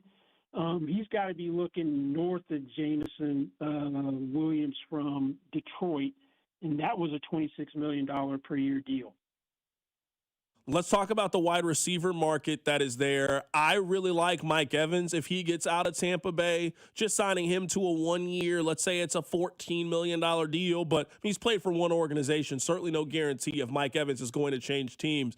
Who are some wide receivers in that kind of veteran market on a 1 year, maybe a 2 year deal? Kind of like last year, Cooper Kupp changed teams. Devontae Adams changed teams. Are those wide receivers available, you think, to add to this offense? Well, Mike Evans would be the guy because Tampa re-signed Chris Godwin coming off of an injury, significant leg injury. They drafted a receiver in the first round. So Evans could be primed to move. He's going to be looking at that Devontae Adams deal, which averages slightly over $20 million per year. So I would think he doesn't want to go out the way this season ended, and it could be someone ripe for a change of scenery, given that wide receiver for him may be more of a luxury than a necessity in Tampa Bay. Let's talk about the defensive line. The Chiefs certainly need to add some pass rush. I mean, their leading pass rusher last year had 7 sacks. That's not nearly enough. They paid a lot of money for Chris Jones. They paid a lot of money for George Karlaftis. They didn't really get the production that they were expecting. They brought Charles Omenihu back. Didn't really work out. Mike Dana didn't work for them last year. Charles Omenihu didn't work for them. They had a lot of missteps when it comes to that defensive line. A lot of Chiefs fans want them to go D-line in the draft. Let's focus in on free agency. Is there a guy that you think makes sense in Kansas City to pick up that could bolster the pass rush? Well, it depends on how far you want to go up the food chain. He had a bad year because of injury relative to his previous ones, but I don't see Trey Hendrickson coming back to Cincinnati, but that would be going in the high end of the market. Granted, he is over 30, but no one had more sacks than him over the 23 and 24 season, so that would probably start with a 3 is the first digit on a short-term deal. That is our guy, Joel Corey, joining us on the show to go through some of the possibilities of what the Chiefs could do in free agency when it comes to the salary cap and player acquisitions. Joel, we look forward to having you on once we get some real news and things start really moving and shaking in the league. Appreciate your time today. Sure, no problem. Thanks for having me. Absolutely. That's Joel Corey joining us on the show today. Rob, what do you make of that contract for Breece Hall? If right now you could sign him to the James Cook contract right now, I've made it very clear. I would sign him to the James Cook contract immediately. I don't think that is a bad contract for the Chiefs in the least bit. I think that is one of the more logical moves that the Chiefs could make. I mean, the cap hit is nothing for these first couple of years with him. Obviously, dead cap is, but you're not planning on cutting James Cook if you're the Buffalo Bills. His base salary is incredibly low. You basically paid the guaranteed money, and then in year 3 of the deal, when James Cook is 28 years old, you can start the process of getting out of it if you want. I would sign Breece Hall to that contract today. Here's the interesting thing about what Joel Corey said, because I think that number's about right. He said it's about right, too. It's, probably in the 11 and 12 range. Because running back's not a high pay position, the tag for running back's 14. If you're the Jets, and we know from reports you turned down deals at the deadline for Breece Hall. If you turn down deals at the deadline for Breece Hall, are you willing to, take another $2 million of cap to guarantee him on the team and have one of the franchise tag? Like, I had not really considered, entertain the notion of the Jets potentially tagging him. But if it's only $14 million, he's going to get 12 on the open market. If you're the Jets and you think you have a 25-year-old that can be productive on the team, are you letting him walk for nothing? Like, I think the fact that the tag is depreciated in value for running back could be a thing that works against the Chiefs this offseason. I mean, it's certainly possible if that's the case. I would then ask the question to the Jets, and we're not going to get the answer to it, is why did you move on from Sauce Gardner? Why did you then move on from Quinnen Williams to then turn around and then put a franchise tag on your running back? Like, to me, it is clear you're trying to move on from salary. Well, if that's the case, then I don't know if it really makes a lot of sense to then bring back the running back for next year. It's not like you and I think they're going to pick up a quarterback in this class. Now, maybe they're going to take Ty Simpson with the second overall pick. I don't think that Ty Simpson ends up going that high. And I'm guessing that they probably go in the veteran quarterback market. If that's the case, I just don't know if you can spend the money to bring Breece Hall back next year. That's where you need to be in the Rico Dowdle, Javonte Williams. You need to be in that veteran running back market more than anything. Maybe this is the Jets' thought process, and I'm obviously speculating. I don't know what the Jets are thinking. Clearly not smart. The Jets haven't done a lot of smart football things in basically forever. Maybe the Jets are thinking we tag him and hoard him, because now you have to come to us for a deal. I'm not trading a pick to you for Breece Hall to then turn around and make him the highest paid running back in the National Football League. So if the running back tag is $14 million, I mean, that makes him the 5th highest paid running back in the league next year. And we already know that franchise tag then creates what is going to be the floor for what your next deal is going to be. So if I'm already going to make 14, I mean, the only running backs to make more than that are Derrick Henry at 15, Christian McCaffrey at 19, and Saquon Barkley at 20.6. I'm going to trade a draft pick to you because, I mean, you wouldn't take a 4th last year. So let's say it's going to take a 3rd-round pick. I'm going to use a 3rd-round pick.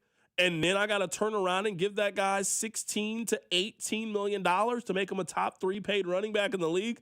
I'm out of the Breece Hall market if that's how it ends up going. I don't know.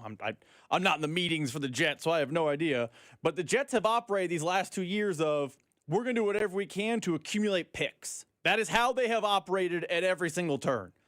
If you're going to hoard Breece Hall for another year, you have a chance to acquire more picks, and more picks gives you a chance.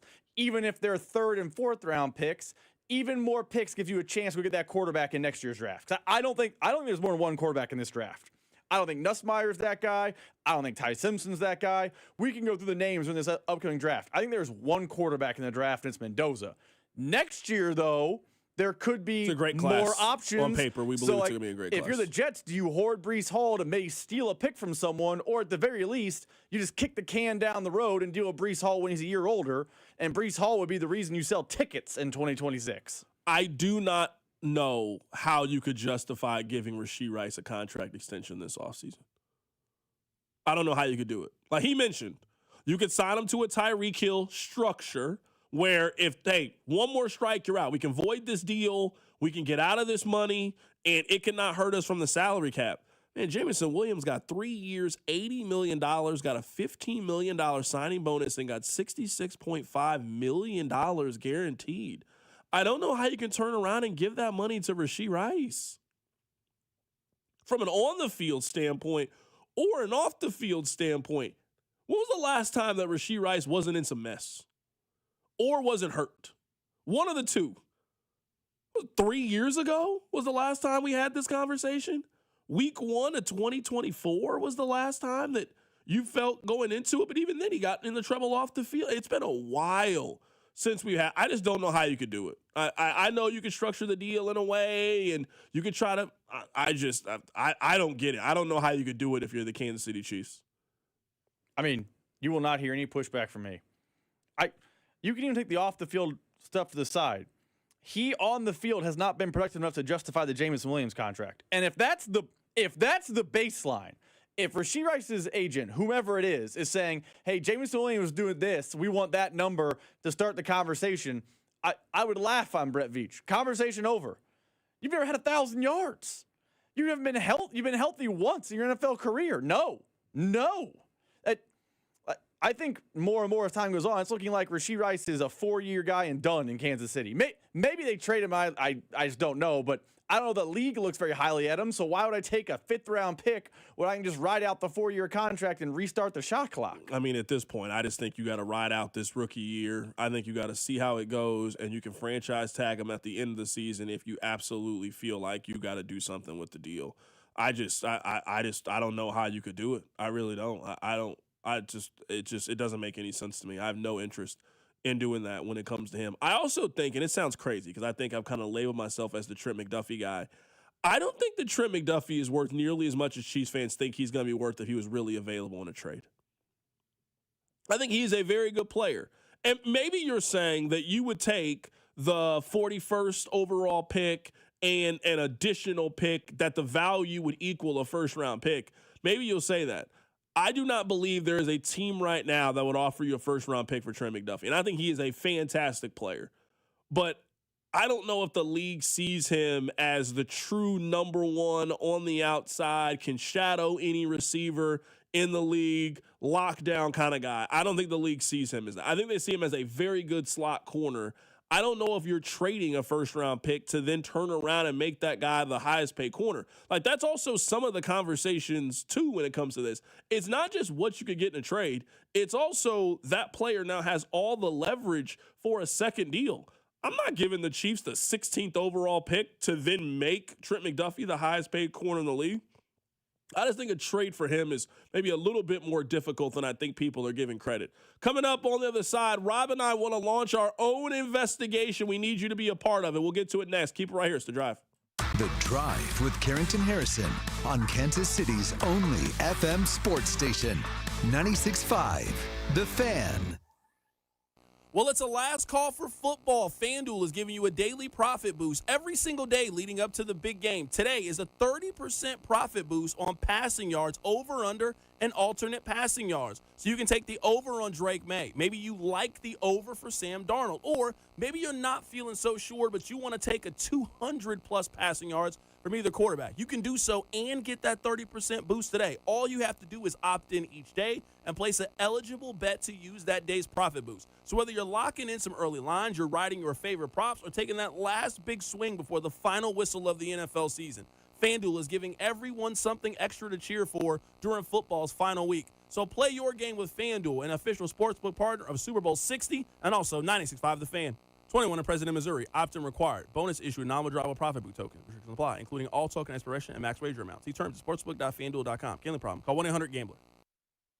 Hey, it's Cody and Gold, and you guys know Centric Training is where your IT career starts, and the year has started. Have you? Maybe you are an occupational support specialist, an operations trainer. Maybe just working in sales or outside and you're tired of it. You can have a new career in as little as 4 months to start this new year. IT jobs are in demand, and Centric's enrolling right now. You can get hands-on training, industry certifications, career placement support over at Centric, and the sooner you start, the sooner you move forward. Visit Centric.com or call today. Centric Training, your IT career starts here. DQ presents the Spicy Menu. For a limited time, try the new Flamethrower Chicken Strip Basket for $6.99 with spicy, bold strips that heat you up.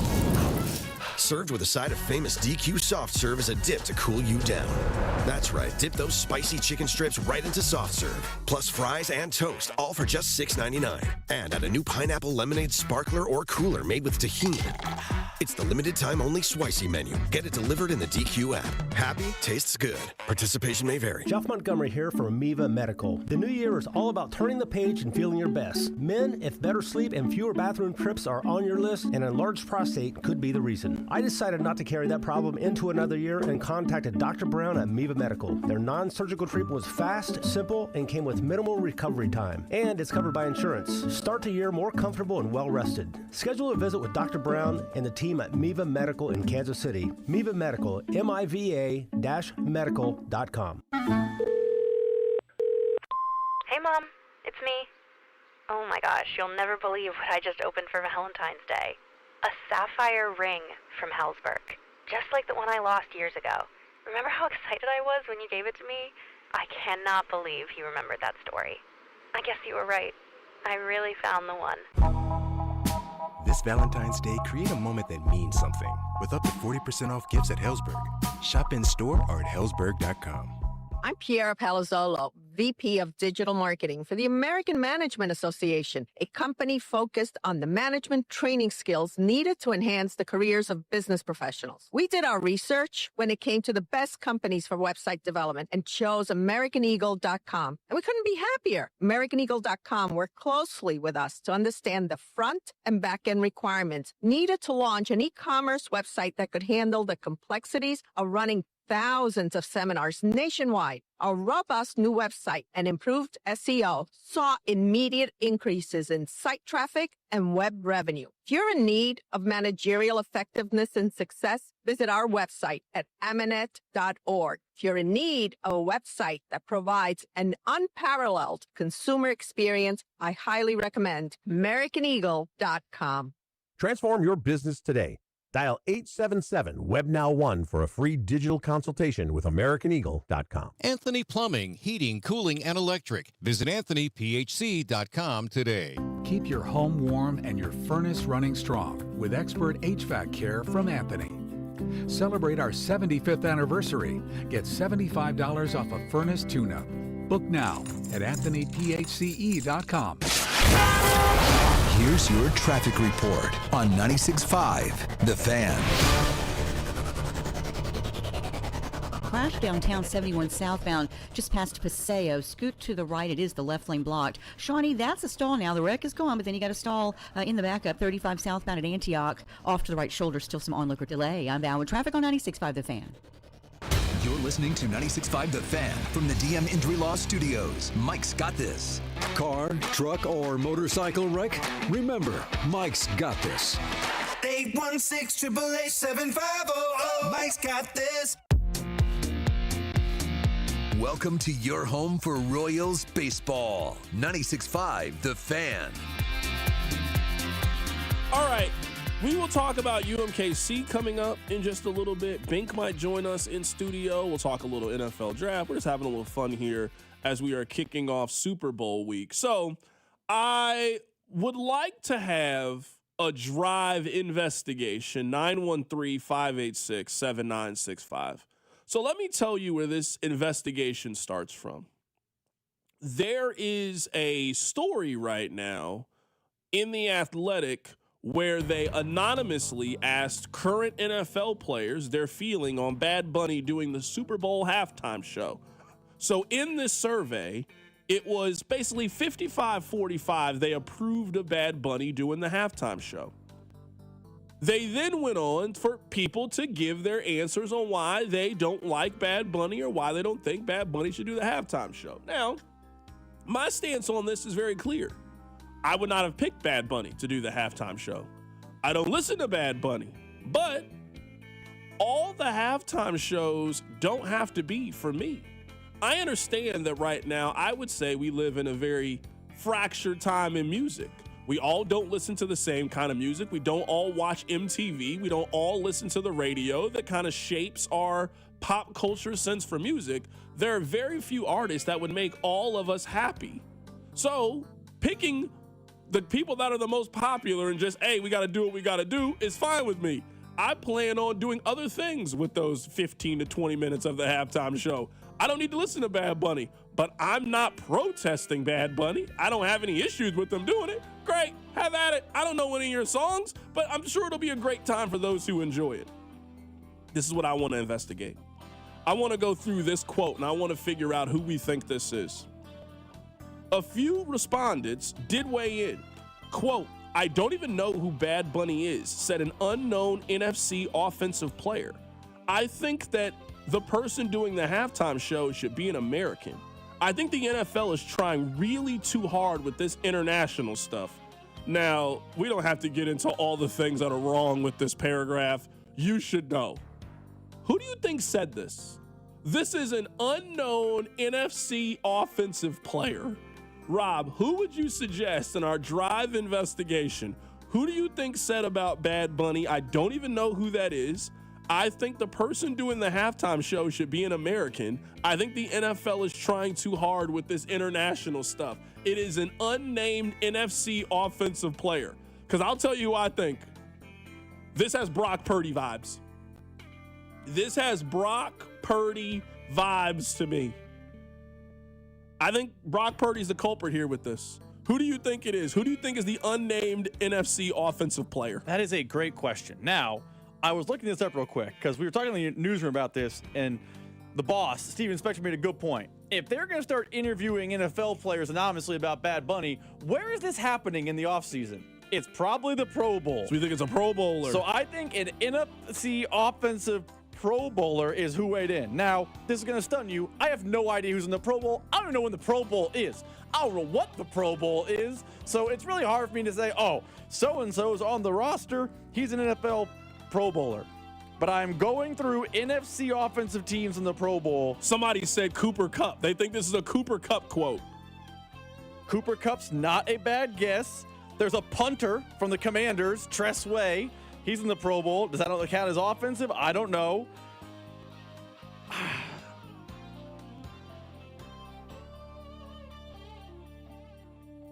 I'll give you some time to think on it. Can I read some of these other quotes? Trey McBride. There you go. Trey McBride. You think this is Trey McBride? I think this is Trey McBride. You think this is Trey McBride? Text line. Who do you think said this? All right, another NFC player. I don't like it. I prefer someone who's synonymous with football and football culture.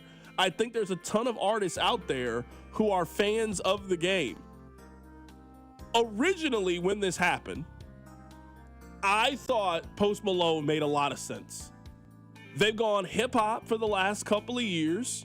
I don't know what genre of music Post Malone makes anymore. I have no clue what it is. But he's very popular. He seems like a nice, safe pop culture option for everybody. Everybody likes a Post Malone song. That's who I would have picked. I also would have picked Miley Cyrus if they were going to pick the halftime show.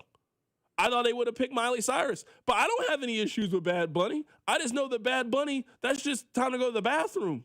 That's just time to re-up on the food. That's what the halftime show is for me this year. There's been some I'm excited about. This one's very low down the list.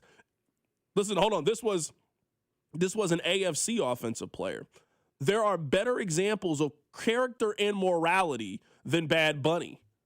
Who do you think that guy is? Who do you think this is an AFC offensive player? I think there are better examples of character and morality than Bad Bunny.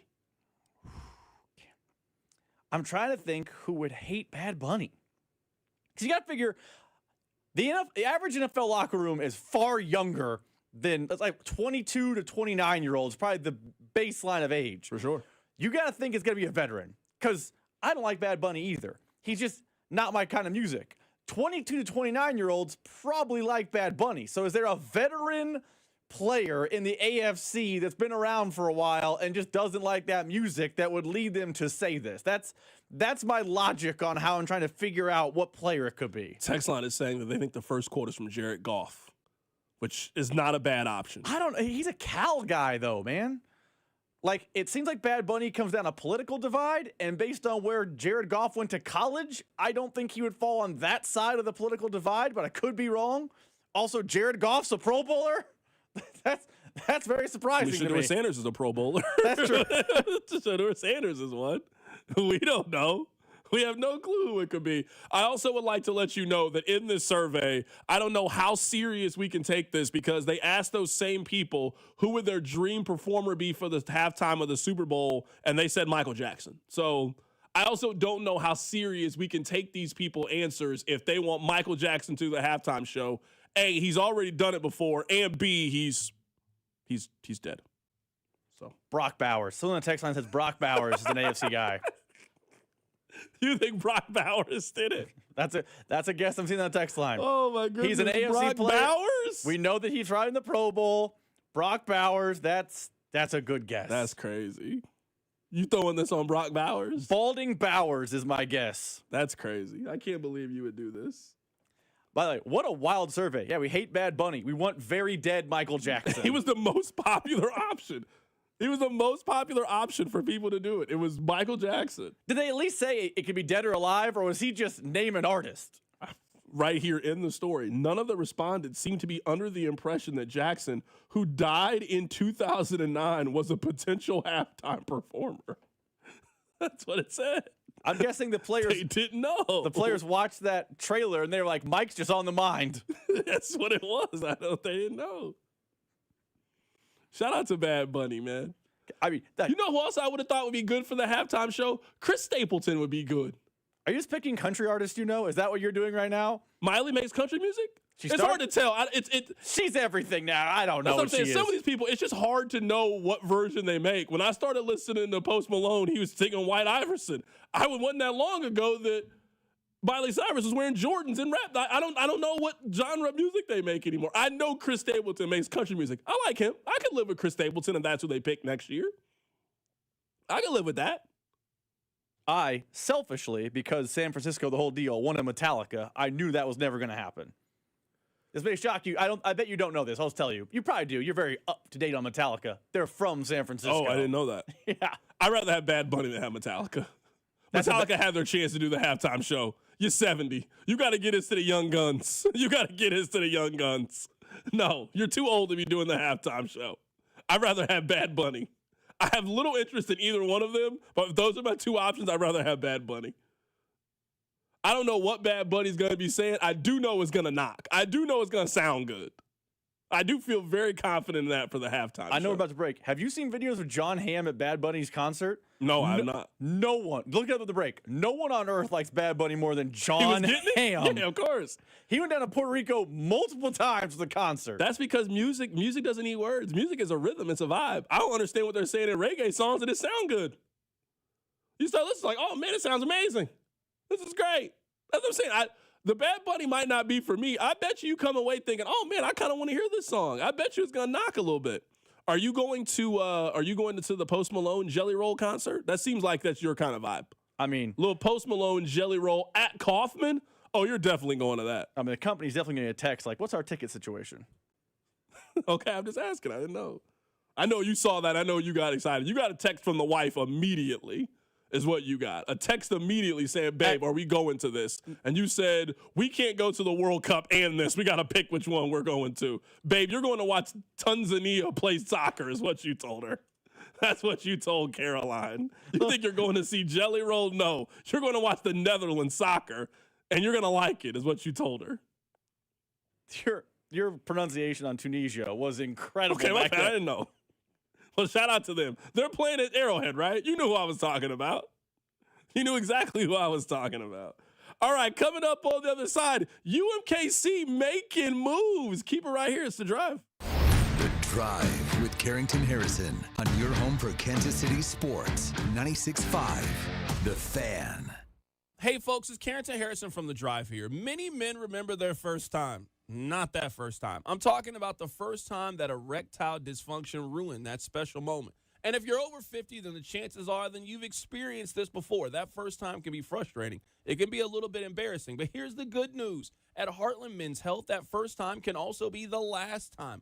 Heartland Men's Health specializes in treating ED when the pills and herbals fail. With a success rate of over 90%, many men see results just after one visit. So your first visit is just $99, which includes a consult, lab work, and if medically advised, you get a test dose. And if it doesn't work right there in the office, then your visit is on the house. So don't let ED define your sex life. Call my friends at Heartland Men's Health today at 844-447-6600 or check out the website, heartlandmenshealth.com today. You can also stop by and visit any of the 3 area locations, Overland Park, Independence, and North Kansas City. Be sure to stop by Heartland Men's Health. You still got it, but your immune system weakens as you age, making it harder to fight flu, pneumococcal pneumonia, RSV, and COVID-19. Ask your doctor or pharmacist which vaccines you need. Sponsored by Pfizer. Staples has hot deals and super low prices on everything for your business. And right now at Staples, save up to $125 off your print order. Exclusion supply. Shop Staples in store, online, or in the app. Ends 4/18. Visit staples.com/print for details. Hey, football fans, picture this. You bet on your favorite player in the big game to score the first touchdown, but his teammate scores instead. That sucks. With BetMGM's second chance promotion, you'll get your stake back if your first touchdown scorer scores second instead. That's right. Bet on any pro football player to score the first touchdown of the big game, and if you're right, you win. If your player scores second, you get your stake back in cash. Keep the fun going after the first player crosses the goal line with BetMGM's second chance. Try a first touchdown scorer wager with confidence today. BetMGM, make it legendary. BetMGM and GameSense remind you to play responsibly. Gambling problem? Call 1-800-GAMBLER. See BetMGM.com for terms. 21 and older. Missouri only. New and existing customer offer. Subject to eligibility requirements. Rewards paid back in unrestricted withdrawable funds. Please gamble responsibly. Wouldn't you like to take a vacation from your bills? Well, you can. With credit card balances at an all-time high and Golden Oak's 4.5% rate, you could be saving thousands of dollars after a simple phone call. Call today and get your cash in as little as 14 days and make no payments for 2 months. Call 913-890-GOLD. Golden Oak Landing cured my blues. 5.442 APR, FHA 15-year, 20% equity, qualified credit, additional terms apply. NMLS 114937. Hold on tight. Things are spinning into action. At Harris, Kansas City on Saturday, February 28th, it's the $50,000 Spincredible event. Take your turn at the giant prize wheel and spin your way up to $5,000 in free play. And the excitement keeps turning because at 10 p.m., one lucky winner will walk away with $50,000 in cash. Keep those entries rolling with 5 times entries on Sundays, February 15th, 22nd, and Friday, February 27th. Spin big, win big. Only at Harris's Kansas City. 21 or older to gamble. Know when to stop before you start. Gambling problem? Call 1-800-GAMBLER. I'm Boomer Esiason. My mom died from cancer. She was only 37 years old. She didn't have life insurance, and that was devastating for my family. That's why having life insurance is so important to me. Ethos makes it fast and easy. Get a quote in seconds, apply in minutes, and get same-day coverage. You can get up to $3 million in coverage with no medical exam. Get your free quote at ethos.com/play. That's ethos.com/play. Paid spokesperson. Time spent on application may vary. Online health questions required. This is the story of the one. As an HVAC technician, he and his digital multimeter are in high demand. So when a noisy office HVAC turns out to be a failing blower motor, he doesn't break a sweat. With Grainger's easy-to-use website and product information, he selects the product he needs to keep everything humming right along. Call 1-800-GRAINGER, click Grainger.com, or just stop by. Grainger, for the ones who get it done. Here's your traffic report on 96.5 The Fan.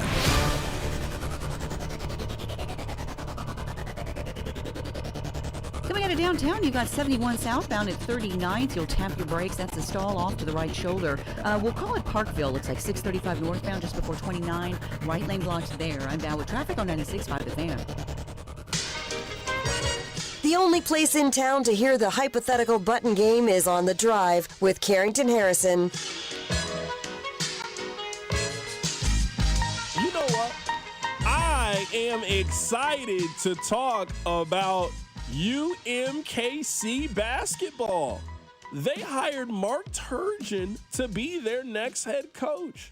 Now, let me tell you, for a program like UMKC, that I think you could make a very strong argument that UMKC is one of the bottom 5 Division I jobs that is available. They are a commuter school. They don't have a lot of, I would say, on-campus support. They don't really have a lot of community support. They don't have a arena. They don't have really a whole lot of history. They've never made the NCAA tournament. For you to go get a guy like Mark Turgeon, that yes, he is a little bit older. He is 61 years old. He'll be 61 coming up on Thursday. But to get a guy who has the amount of coaching experience that he has, this is a guy who has coached at Kansas as an assistant. He's coached at Oregon. He coached a little bit in the NBA. He has run separate programs and had success at all of these programs, won 20 games, gotten them to the NCAA tournament, made runs in the NCAA tournament.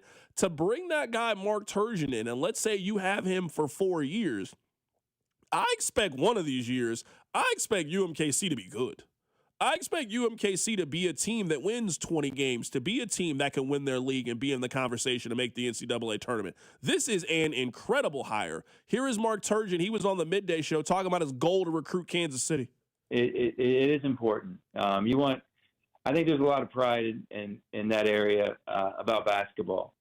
We have our Chiefs and our Royals, but basketball is pretty important in the Midwest. So we want to keep these kids home. We want a following. We want people to want to come watch local kids. It doesn't mean we're going to have all local kids. We're going to get the best players we can get. But if a local kid wants to come home and he's good enough, we got to make sure that happens. And that's what we're going to try to do. I'm going to try to hire staff that's connected to the area. Obviously, I know a lot of people. You're not joking. I looked at my wife last night about midnight, and I said, "What the hell was I thinking?" Over 500 or 600 texts and phone calls, and I'm a little bit overwhelmed right now. But I'll get it under control. I've been able to get on the phone this morning and start to get some answers and get some things. And of course, the hype will slow down here in the next 48 hours. Then I can really get to work. From a basketball coaching experience, it would have been impossible for UMKC to make a better hire. Now, he's been out of the game a little bit, and the game has definitely changed since then. But Mark Turgeon is saying that UMKC has made NIL commitments that you got to pay to play. You got to pay to play if you're UMKC. If you're telling me that they're now willing to go get an experienced head coach like Mark Turgeon and they got the money to be competitive, UMKC might really turn the corner. Here's what he said on Cody and Gold. Yeah, we had some healthy conversations, and I wasn't coming unless we had a chance. And I just want to be on the same page with people in the Summit League. I don't want someone, and I've heard St. Thomas, Minnesota has a big booster that could probably write checks. I don't know if it's true or not. They got a brand new arena I heard he was a part of, beautiful arena, and they got a great coach and a nice program. So I just want to be on par with those teams and the teams that I'm going to have to beat in recruiting. I don't know where the Missouri Valley is in that stretch because I plan to recruit against a lot of Missouri Valley teams. I hope to beat Missouri Valley teams for especially local kids. So to get the coaches I want, we're going to have the money to get it done. So I came pretty cheap, but I want to have a good staff around me. I want young, energetic guys that are grinders that are going to help us build this thing and do great things. I'm going to give UMKC 3 pieces of advice. And this is somebody that goes to high school basketball games and is pretty knowledgeable. I would say follows what's going on. I would say 3 things. Number 1, this goes without question. I would say that UMKC has not been able to do this in quite some time. Since the Rich Savosic era, they need to connect with kids on campus. You have to connect with kids on campus. That's number 1. Number 2, Billy Thomas is doing a fantastic job right now at Rockhurst. They have the best high school basketball team in the city. They just put 3,500 people inside Municipal for a game against Shawnee Mission East a couple days ago. I would go make a serious run and go get Billy Thomas. This is a nice step up for him. You were at Barstow. You're now at Rockhurst. You got a chance to win a state championship. You now parlay that into being an assistant for Division I coaching. You know the area. You're a former Kansas player. Makes all the sense in the world. I would say that exact same thing about Sharon Collins. And then number 3, which seems very obvious, start recruiting Kansas City kids. How did UMKC not recruit Bennett Sturts? Bennett Sturts was a first-team All-MIAA player as a freshman, then transferred to Drake, was first-team All-League there, now is at Iowa, looks like he's going to be a first-round pick. How did UMKC not be actively in that conversation? Makes no sense. You were not going to – there's some kids you're not getting. You were never going to get Ethan Taylor. You were never going to get Keaton Wagler. There is a lot of kids that you could get by just simply trying and putting in the effort and having a little bit of NIL dollars if you're UMKC. I'm not saying you can turn UMKC into some juggernaut, but with a little time, patience, money, and elbow grease, there's no reason that UMKC can't be viable. There's enough good high school basketball here in the region that you could be viable and get people excited and get people to go out there and watch and support and donate. This is the step. This is step 1 to me. Hiring a coach that people know, that has success, that has done it at all levels, that coached at Jacksonville State, also coached in the Big Ten, also coached in the SEC, assistant with Kansas. This is a home run hire to me. If you are UMKC, you haven't had a reason to be excited about UMKC basketball since Mike Watson and Mike English back in the day, since Quentin Day and Tim Blackwell back in the day. Ruse basketball, Rob. It's exciting. I actually like the hire, but can I just, for devil's advocate, lay this out as a possibility? Doesn't this have all the same logic and reasons as why Charlie Weiss or Les Miles would work at Kansas? 100%. And trust me, I know very well. Both are massive failures. It was guy from a big school had a lot of success. Guy's going to bring his recruiting ties here. He's well known. He's got this, that. And it turns out, and he'd been out of football for a while. Turns out they were both chasing a check. And Mark Turgeon was mutually parting of ways from Maryland in December of 21. To give you an idea of how long ago that was, because I know people are like, oh, that's not that long ago. Konzo Martin was still at Missouri, and Bruce Weber was still at K-State. That is a long. Christian Brown was playing basketball at Kansas. That was a while ago. It's a long time ago. But so, this is to give Mark Turgeon a little bit of credit. I don't know if you're going to UMKC to chase the check. How much is UMKC paying you think? Now it's good money. Don't get me wrong. Then you ain't doing it for peanuts. It's probably near the bottom of college basketball. I'm just saying is going to Kansas and getting Kansas to overpay. Kansas is overpaying at $4.5, $5 million to overpay. UMKC's paying you what, $300,000? $400,000?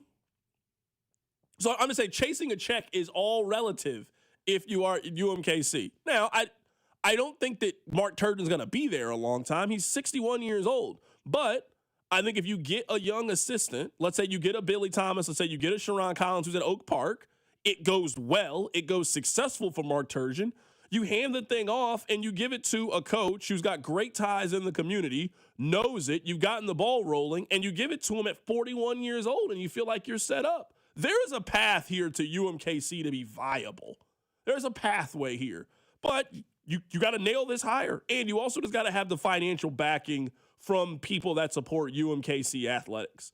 And if you can get a couple of dollars and you can get the kids to stay, there's no reason why you can't be viable and be competitive in the Summit League. No reason why you can't do that. Coming up at the top of the hour, Binkley's going to join us in studio. So many football things to get his opinion on. We'll talk to Binkley next. Keep it right here. It's The Drive. The Drive with Carrington Harrison on your home for Chiefs football. 96.5 The Fan. Here's your traffic report on 96.5 The Fan. This one brought to you by Park and Go. We've got a crash with debris cleanup underway. 635 northbound as you approach Kansas Avenue, right lane blocked. And then a fender bender. It's the on-ramp, 35 southbound on-ramp from 7th. Delays in the area. I'm Val with traffic on 96.5 The Fan. Chiefs coverage brought to you by Park and Go, the best deals on airport parking. Heading out of town this winter? Snow, ice, and cold temps are stressful enough. Airport parking shouldn't be. Park and Go makes it easy with online reservations, fast free shuttles, and all spots are covered to keep your car protected from winter weather. Reserve your spot today at bookparkandgo.com.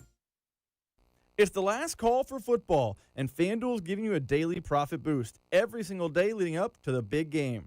Today's 30% profit boost is a passing yards over-under and alternate passing yards.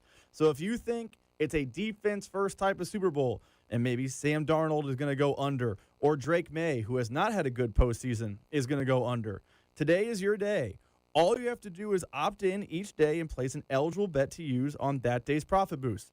So whether you're locking in early lines, riding your favorite props, or taking one last big swing before the final whistle, FanDuel is giving everyone something to cheer for during football's final week.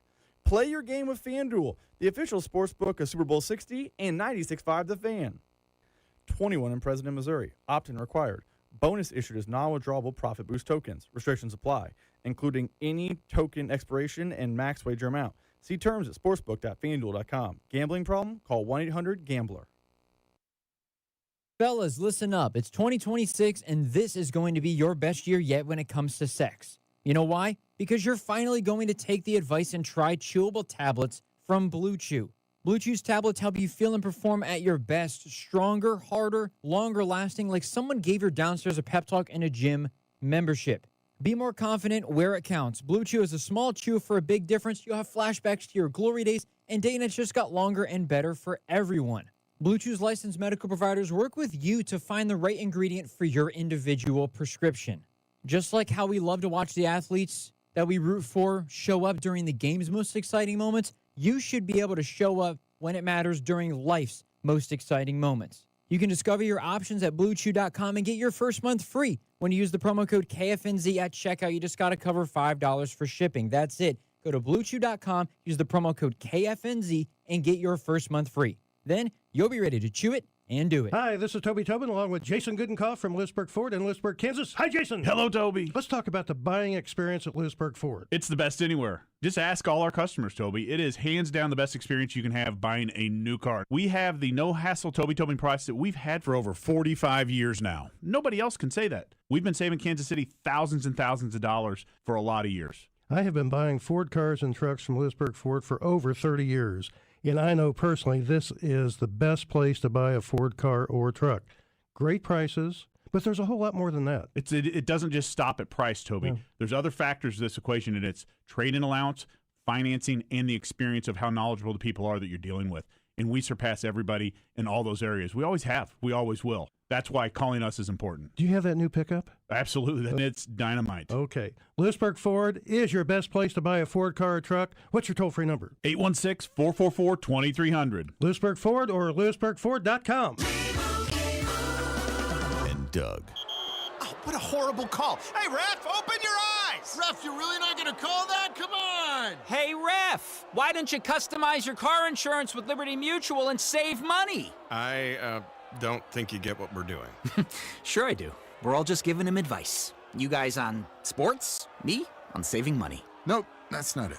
Only pay for what you need at libertymutual.com. Liberty, liberty, liberty, liberty. When it was time to paint the inside of our home, we made one call, and that was the Certa Pro Painters, and the experience was amazing. They took all the stress about the job away from me, and they'll do the same for you. And now's the time to get that painting project completed that you've been putting off. Each Certa Pro Painters business is independently owned and operated right here in Kansas City. So schedule your free estimate online at CertaPro.com. That's Certa with a C. When choosing a painting professional, the choice is simple. Choose happy. Choose Certa Pro Painters. The Chiefs offseason show with Bob, Dusty, Cody, Alex, and CDOT is Tuesday, February 10th, starting at 9 a.m. right here on your home for Chiefs football. 96.5 The Fan, KFNZ, FM and AM, HD1 and HD2 Kansas City, in Odyssey Sports Station.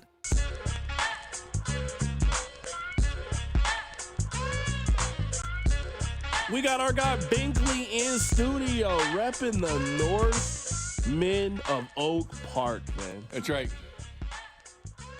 Who's Oak Park's rival?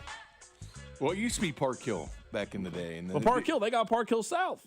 I know. Do you think that Park Hill would consider Oak Park to be their rival? No, they used to. The old school guys. I mean, that was it. But I'd say Staley now, probably.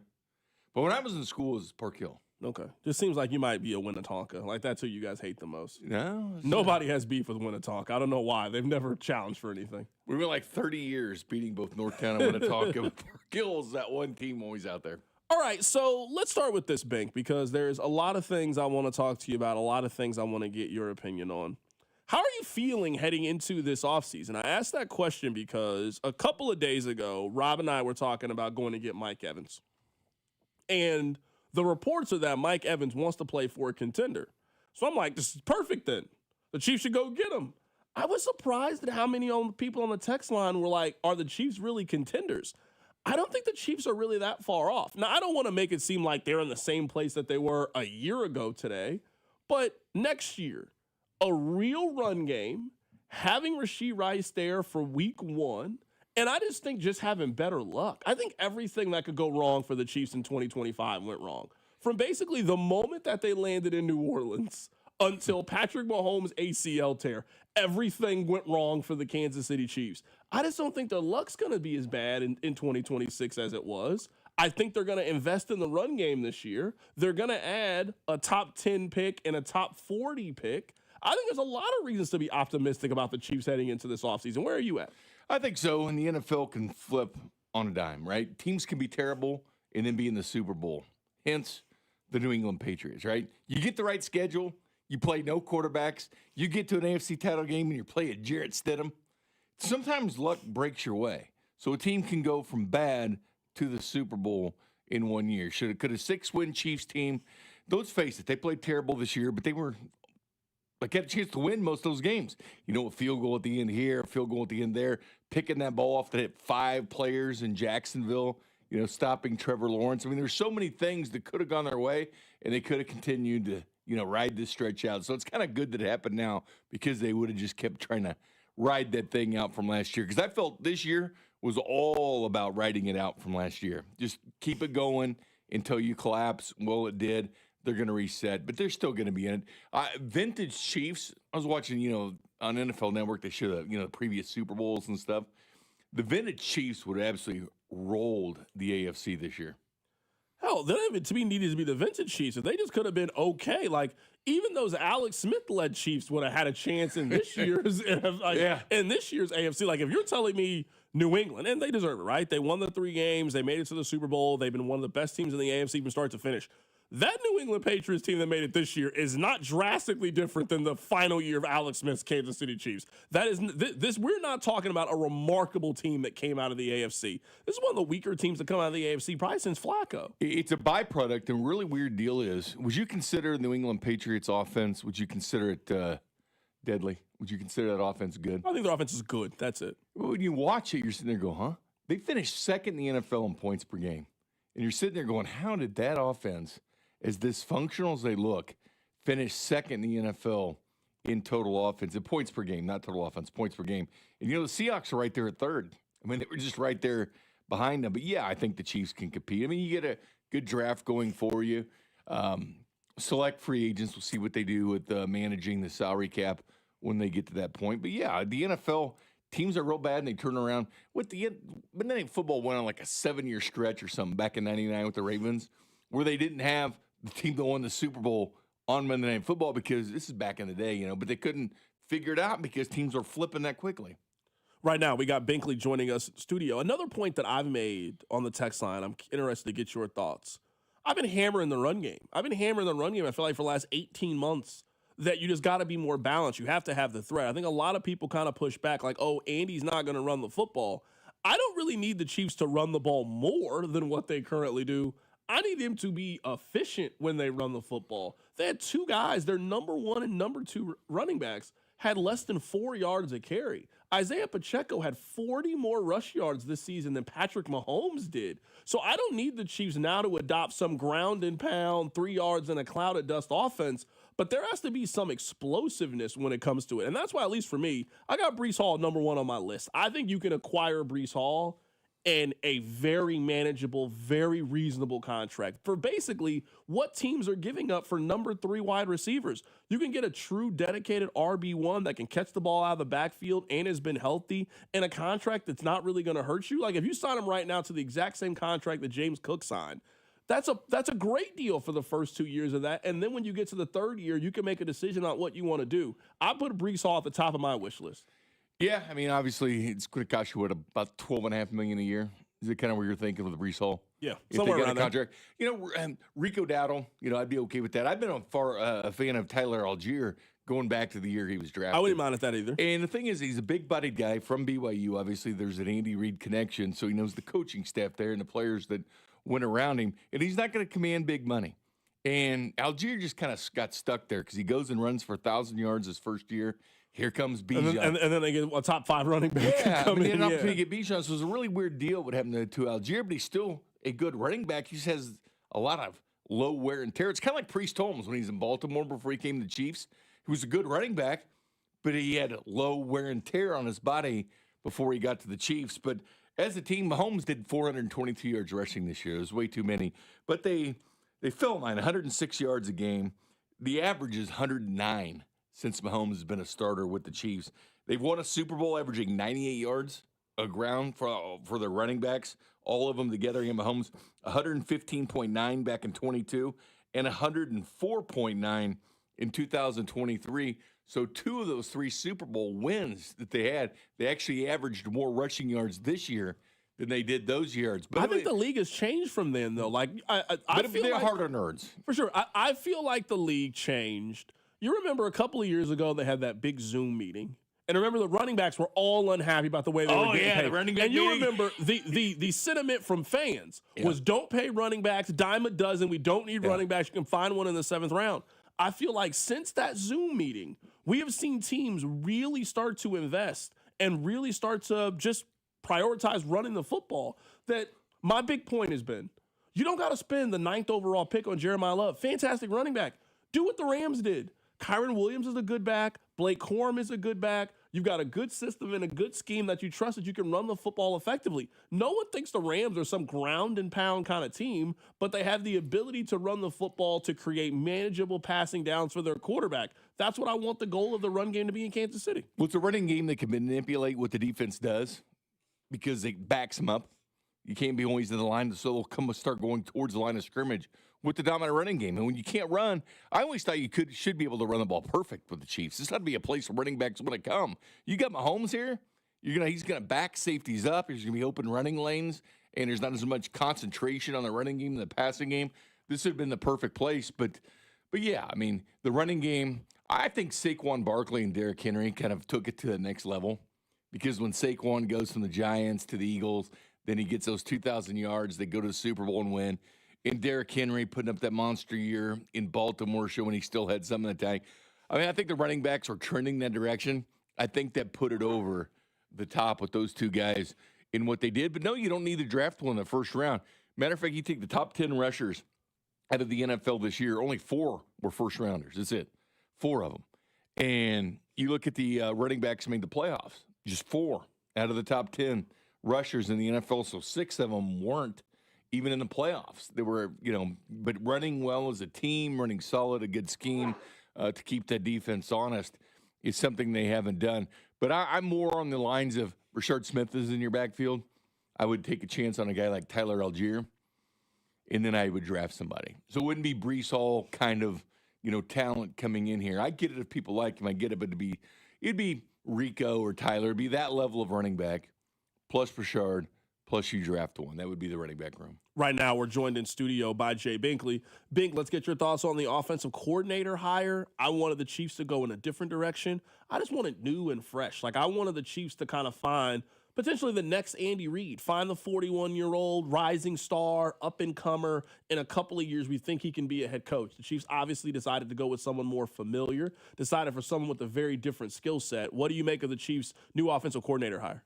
Wasn't wild about it because, as you've said, he's had other chances when he left here. I always like those but I just resigned myself. This is the way it's going to be. With Andy Reid, it's going to be about the loyalty and bringing guys back to know the system, the familiarity with it. But it's unusual the Chiefs had all these job openings. It was weird. But to be an offensive coordinator for the Chiefs, there's a couple things you have to know to take that job. One, it's not going to be your offense. You're going to be sitting down at a table with Andy Reid, who calls the plays, and then the other guy is going to be Patrick Mahomes. So your voice may be heard, but it's going to be 15% of your voice. Now, can you have the other attributes? Are you good at yelling at people and stuff? But that stuff wears off. I mean, that stuff works for a couple of years. And Bieniemy, got to the end of the run on players. I know they liked it and welcomed it to keep accountability, but that stuff starts wearing thin. And that stuff starts wearing old at some point. But I would have gone a new direction, especially at the wide receiver coach, too. I would have called up Hines Ward. He's sitting there as Arizona State as a wide receiver coach. Bring in somebody fresh ideas that has aspirations to be a head coach instead of a 53-year-old wide receiver coach who's penciled in. That's probably what he's going to be. He had his opportunity to be offensive coordinator. But I'm not saying it won't work.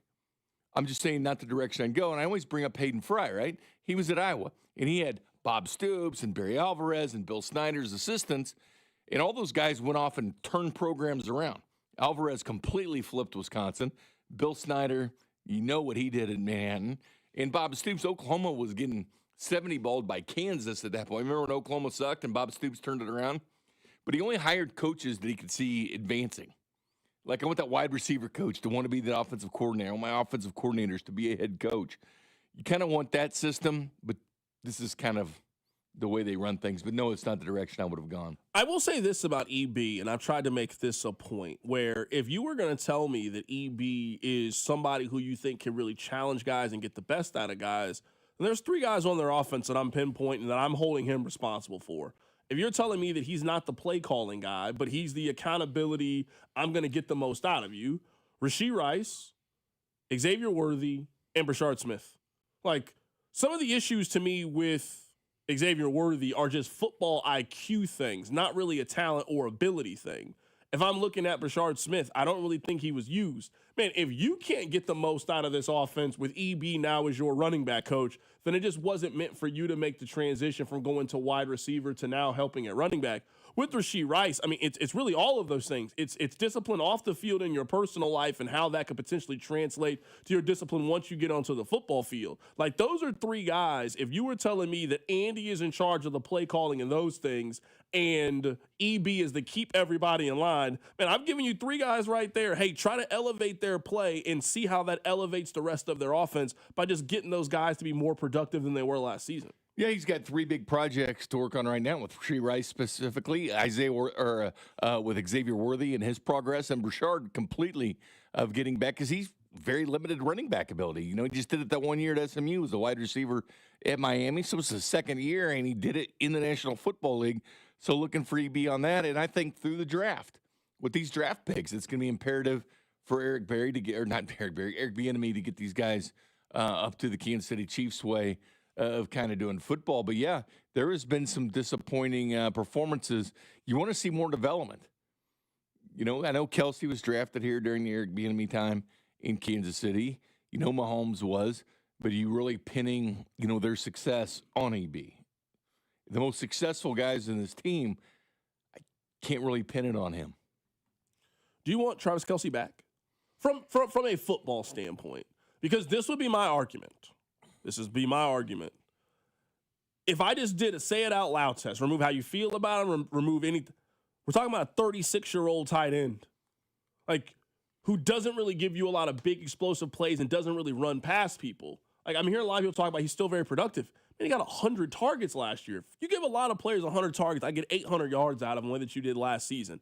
So I feel like for the last, 4 or 5 years, we've all been saying this, man, they got to start passing the torch. They got to start having him more of a role player. Man, he's on the field for 90% of the offensive snaps. He's number one again in targets. If you could assure me that Travis Kelce is coming back to be a secondary role piece, I'd have a very different feeling about it. The Chiefs, to me, haven't really shown that transition for that ended up being the case. So if you're telling me for another consecutive year, their offense is going to revolve around a 36, 37-year-old, to me, that's just not the foundation of being a top 10 offense in the National Football League if that guy's your option number one on offense. He can't. I will say this, though. It would help the Chiefs because where they sit, because it would be for less money that he's playing football for. It would help the Chiefs in the draft.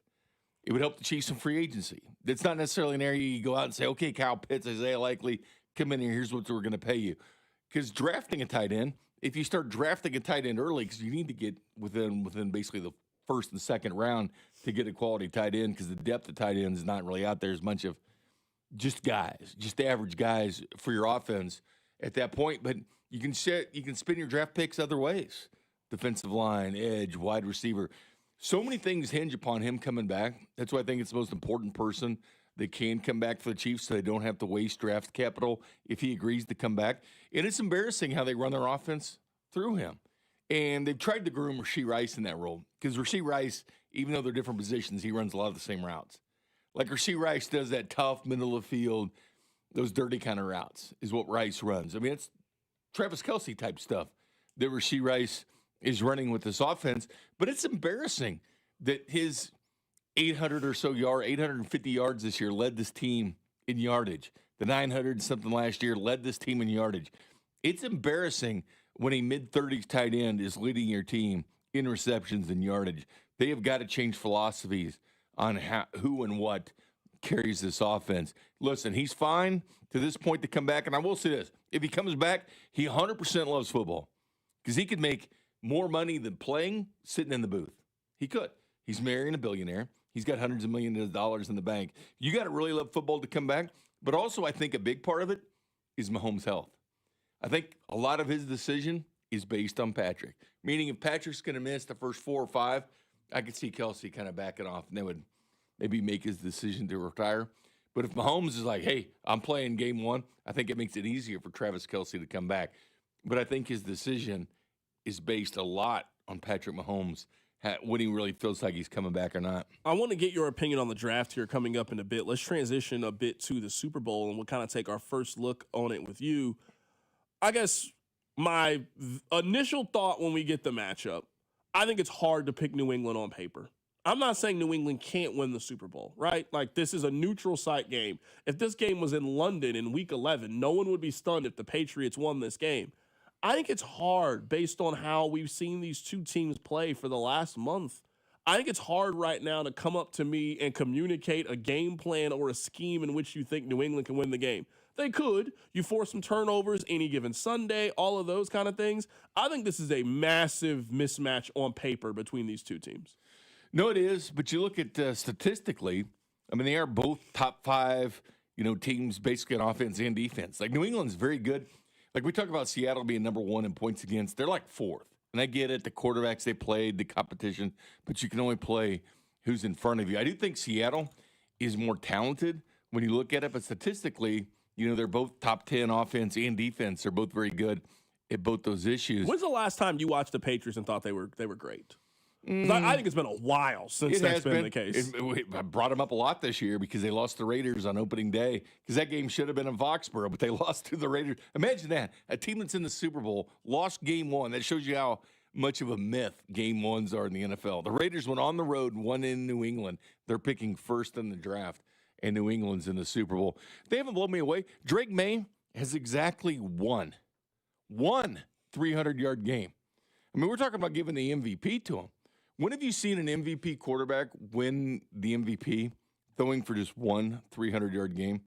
It does. I know he's extremely accurate and all this. They drafted Will Campbell last year to be their left tackle, and he's been struggling. He has been struggling. He's been struggling a lot, and that was the knock on him coming at that. He's more of a guard than a tackle, but that's been an area of weakness for the Patriots. But they haven't blown me away. What blows me away is Vrabel, and what blows me away is the mindset in the NFL is changing in this too. Everybody thought you had to get an offensive mind.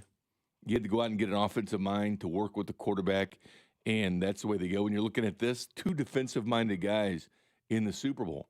Mike McDonald cut his teeth on defense with John Harbaugh. I'd also say you got 2 of the better young play callers in football as well, with Josh McDaniels on the offensive side for New England, and you've got Clint Kubiak, who found his role. Who looks like he's going to be the Raiders' next head coach. And McDaniels was kind of an EB to some extent. He's been other places and always found success, just always coming home. He's the same type of guy as that. You don't really see him as a head coach, but defensive-minded guys working well with quarterbacks, and it's kind of in vogue now. So the whole, we got to find somebody on offense to go with their quarterback.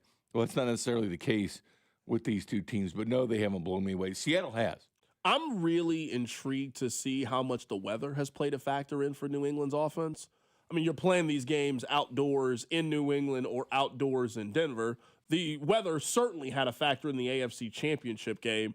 I am going to be intrigued. I mean, I haven't looked at the weather report at San Francisco. I'm assuming it's going to be 60 degrees, slight breeze. They're not practicing at the electric plant anymore. Yeah, I just assume they moved away from that. I just assume that's going to be the case, and weather's not going to be a major factor in the Super Bowl. Today. So I am really curious to see what that New England offense looks like in, it's not going to be ideal, perfect conditions, but where you're not fighting the weather and the weather is a deterrent the way I think it's been for basically their playoff run. There'll be a lot of runs for the New England Patriots. Stephon Diggs, timely catches from Drake May. Hopefully, for his sake, he is a very accurate quarterback. He can sit back there if he takes care of the football and deliver. Because they did score points. They were number 2 in the NFL. They almost scored 29 points a game there, 28.8. So they can put up points on the board. It's been lean a little bit in the postseason. That AFC title game is tough to judge. Jarrett Stidham, the Broncos, and the Patriots, even though I think the Patriots offense is much better with the Jarrett Stidham starting. But that weather got so crazy, it was hard to get anything out of that game in the second half. Do you think New England's battle-tested enough to win this game? I asked that question because right now, if you and I made a list of who we think the 5 best teams in the NFL were this year, New England did not beat any of those teams in the regular season. Or when they did play one of those teams in the Broncos, they had Jarrett Stidham as their starting quarterback, where you mentioned Seattle. I mean, Seattle beat San Francisco. Seattle beat the Rams. They beat Stafford, who has the title. Absolutely. I do wonder in a lot of ways, has New England kind of sharpened their sword against some of the better teams, where I'm looking at this Seattle team. I don't think there's some historic juggernaut by any means, but I don't really know where their hole is. They got a good quarterback, good run game. They got a good offensive line. They got maybe the best receiver in the National Football League, a very capable tight end, maybe the best defense. Like, you just look up and down the list. Great special teams. Like, there's not one pinpoint weakness I think you can find for Seattle heading into this game. I mean, they lost to a lot of teams that are head scratchers. Like the Vegas loss, the Pittsburgh loss. That was a home game where they lost the Pittsburgh Steelers, and they barely beat Miami game 2. And, Miami got better at the end of the year, not at the beginning of the year. They had some head-scratcher games. I think going to Buffalo and winning was their best win because that was when they kind of had that aha moment like, oh, the Patriots might be good. And I'll say this. Buffalo spent their resources, and they spent their draft. 5 of their 6 first picks were on defense, and they go out and get Bosa. Buffalo's mindset was to stop the Chiefs. It 100% was. They couldn't stop Bo and Nix. then New England snuck up on them. Or Drake May. New England snuck up on them, went into their own house, stole their lunch money, and is in the Super Bowl when all their concentration this whole offseason was stopping the Kansas City Chiefs, and New England just goes right past them. Coming up on the other side, I want to primarily focus in on the NFL draft and get your thoughts.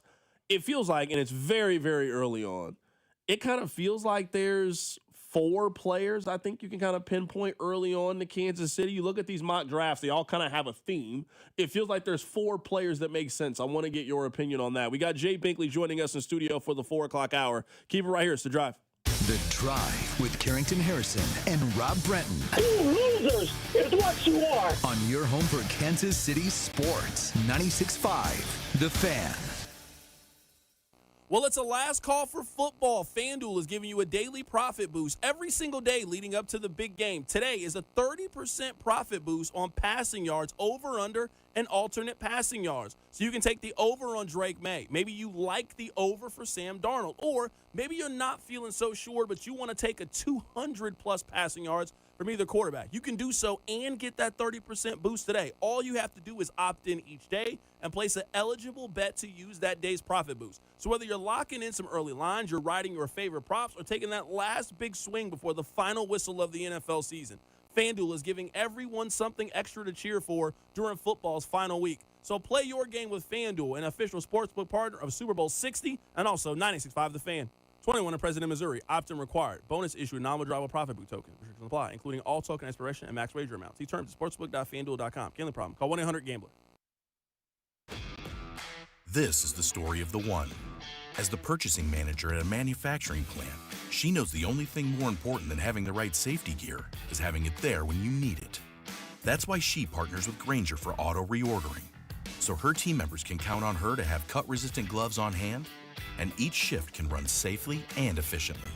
Call 1-800-GRAINGER, click Grainger.com, or just stop by. Grainger, for the ones who get it done. I can't believe how spotless my floors look after using the Swiffer Power Mop. No more dragging around a heavy mop and messy bucket. Now I get the same deep clean without all the work. Thanks to the powerful solution and scrubbing pad of the Swiffer Power Mop, dirt and grime don't stand a chance, and I don't break a sweat. Mic drop. Mop drop. Swiffer Power Mop. Swiffer Power Mop. A smarter way to mop. Try it or your money back. If the high cost of living is weighing you down, lighten your load at Hy-Vee. Save big at the pump with red-hot fuel saver deals this week. Stock up on groceries and stack up the savings when you scan your Hy-Vee Perks card at checkout. The more you spend, the more you'll save. Your next fill-up might even be free. Don't have a Perks card yet? Just download the app or go to Hy-Vee.com/perks and start saving today. Don't miss the red-hot fuel saver deals this week only at Hy-Vee. The big game's here, and you're going to have a watch party. It may not be super for all of us Chiefs fans here in Kansas City, but still, Hy-Vee can help you make it super. Hy-Vee's your one-stop shop for all of your big game watch party needs. You can get fresh dips. They've got all the chips, the take-and-bake pizzas, a great selection of wings, and my favorite is the bakery. I love their football-themed cookies, and they've got great sheet cakes and cupcakes as well. Mix and match in the wine and spirits department and save 10% when you mix or match 6 or more bottles. Only at Hy-Vee. I hope you're sitting down. The ACA Marketplace has announced significant increases on monthly premiums with deductibles over $10,000. You can enroll with Matt B. and KC at BBS Insurance's Freedom of Choice plan now. You don't have to wait. Their plan lets you use any doctor, has zero outpatient deductibles, and it's 30 to 60% lower costs than most Obamacare plans. Also, there's no income disclosure required, so no potential tax penalties. If you are a small business owner or pay for your own health insurance, you're uninsured, you're on COBRA, or your employer coverage is just too expensive. Call Matt B. in KC for an instant quote over the phone at 816-205-4664. That's 816-205-4664. Or go to bbsinsurance.net. That's bbsinsurance.net. They will customize a plan chosen and managed by you, not the government. That's another amazing run by Team USA. Mom, think I'll be on Team USA one day? Well, I'll take this one. Are you speaking to us? Yes, and to answer your question, anything's possible, especially with Xfinity. So, I can be the best snowboarder ever? Well, I can't guarantee that, but Xfinity can guarantee that your internet price won't change for 5 years. Okay. What if I practice every day? Then maybe you'll be snowboarding for Team USA at the next Olympic Winter Games. And Mom, you'll still be paying the same price for Wi-Fi. Ooh, really stuck the landing there. It's the Xfinity Gold Medal Celebration. Now through February 22nd, get our best price on gig Wi-Fi for 5 years guaranteed, just $50 a month. Plus, get Peacock Premium included for 2 years. That's a $10.99 value per month. Xfinity. Imagine that. Proud partner of Team USA. Restrictions apply. Requires paperless billing and auto pay with stored bank account. Taxes and fees extra. Actual speeds vary. This hour is brought to you by State Water Heater and Reeves Weideman online at rwco.com. Need a water heater? State Water Heaters has the solution. The Adapt Gas Tankless Water Heater with X3 scale prevention delivers efficient, on-demand hot water with no annual maintenance and may qualify for money-saving utility rebates. Ask your plumber for State at Reeves Weideman. Visit rwco.com or statewaterheaters.com. Here's your traffic report on 96.5 The Fan. Problem in Raytown, and it is a two-car crash. 350 Highway eastbound just past 63rd. You'll tap your brakes there. Let's see, downtown 70 eastbound before 670. That stall sticking out into part of the right lane. Crash 635 northbound just past K5 south. Right lane blocked. You're listening to 96.5 The Fan from the DM Injury Law Studios. Mike's got this. Car, truck, or motorcycle wreck? Remember, Mike's got this. 816-888-7500. Mike's got this. Hey, it's Juju Smith-Schuster from the Kansas City Chiefs. Welcome back to The Drive with C-Dot on your home for Chiefs football. 96.5 The Fan. All right, we got Binkley in studio here. We'll get to random question time here coming up momentarily. But, Bink, it feels to me, and you are much more of the draft guy than I am, so we plan on having you a lot on the show as we get closer and closer. It feels to me like with fans, the big four are Jeremiah Love, Carnell Tate, Reuben Bain Jr., and David Bailey. I think the Chiefs fans will be happy if they take one of those four. Now, it's the draft. A player could emerge. We know how these things, they fluctuate. We haven't even got to the combine yet. We got 80 days between now and the NFL draft. Do you think that's the big four? Is there somebody else you would throw in that mix? Do you think there's one of those players that I should remove from this list? No, I think that's a good list because that's who, the Daniel Jeremiahs and the Mel Kipers are putting out there. Early on, it was Kenyon Sadiq. Like at the beginning of December. I did see his name pop up a lot. He did. He was kind of the most mocked guy to the Chiefs there at the beginning. Kenyon Sadiq, the tight end from Oregon. That was the hot name. I'm willing to add his name on the list if Kelsey is not coming back. But if you're telling me the plan is for Kelsey to come back, to me, you were then not spending the 9th overall pick on a tight end. But that was the hot name at that point. Then it was Reuben Bain. Now it's kind of backed off. Now the new mocks that are coming out today have all Caleb Banks and what he did at the Senior Bowl, the defensive lineman from Florida. That's now the new hot name that you're starting to see on these mock drafts. And Chris and I looked at 25 mocks last Monday, did it again on Friday. Out of the 25 that included like Jeremiah and Mel Kiper, Matthew Friedman, who's been the most accurate since 2020, we looked at all these guys, 13 running backs, and it was all Jeremiah Love. But out of 25, 13 guys to do mock drafts all had Jeremiah Love, which there's a lot of copying that goes on. Hey, so-and-so went with this guy. Let's go with this guy. But I was a little bit shocked that and there's only like 2 wide receivers in one of the 25 we looked at, only 3 in another. But, yeah, it was in 6 edge in the first batch 25, 7 edge in the last one. But running backs went from 12 up to 13. Jeremiah Love as far as the most. But, yes, that's a very accurate. Mekhi Lemon did you have Mekhi Lemon in that group? I did not have him in the group. Mekhi Lemon's been a really hot name lately. So let's just start with this because a lot of people are mentioning Caleb Downs, who I really like from Ohio State. Yeah. You just don't see safeties really get selected that high. Now, there have been guys. Sean Taylor got picked very high. Eric Berry got selected very high. Jamal Adams got selected high. We're talking about 3 guys over the last 15 years who have been selected in the top 10. I think Downs is a great player. I'd be a little bit surprised if he went maybe as high as fans think. And I think the positional value is just going to push him down, kind of like what we saw with Kyle Hamilton. I think you and I both felt the same way about Kyle Hamilton coming out of Notre Dame. He is a can't miss. He's going to be a very good NFL player. Teams just really value positional value, and that kind of led to him being dropped down. I know we're seeing some mocks that have him going 4 and have him going high. History, to me, tells me that Downs will be selected outside of the top 10. No, he will be because that second contract for safeties is a lot less than other positions. I mean, you get a receiver and you start getting that second contract, you're looking at 25 and up. Look at Alec Pierce from the Colts. He's going to be commanding like $25 million or so in the free agent. But wide receivers, tight ends, typically cheaper. Safeties, typically cheaper. So if teams want to go that direction, they can. But you see what Aminawari did for Seattle. You see what what Kyle Hamilton does for the Ravens and his value. But, the franchise tag is starting to go up a little bit, though, for safeties. I mean, you're starting to see that number climb a little bit for him. But, yeah, he's a transitional type of player. I mean, Caleb Downs is very good at what he does. There's mid-round safeties like Jacoby Thomas out of Miami that 5 picks, 3.5 sacks. Guy does everything. He's the one that bloodied Mendoza in that national title game.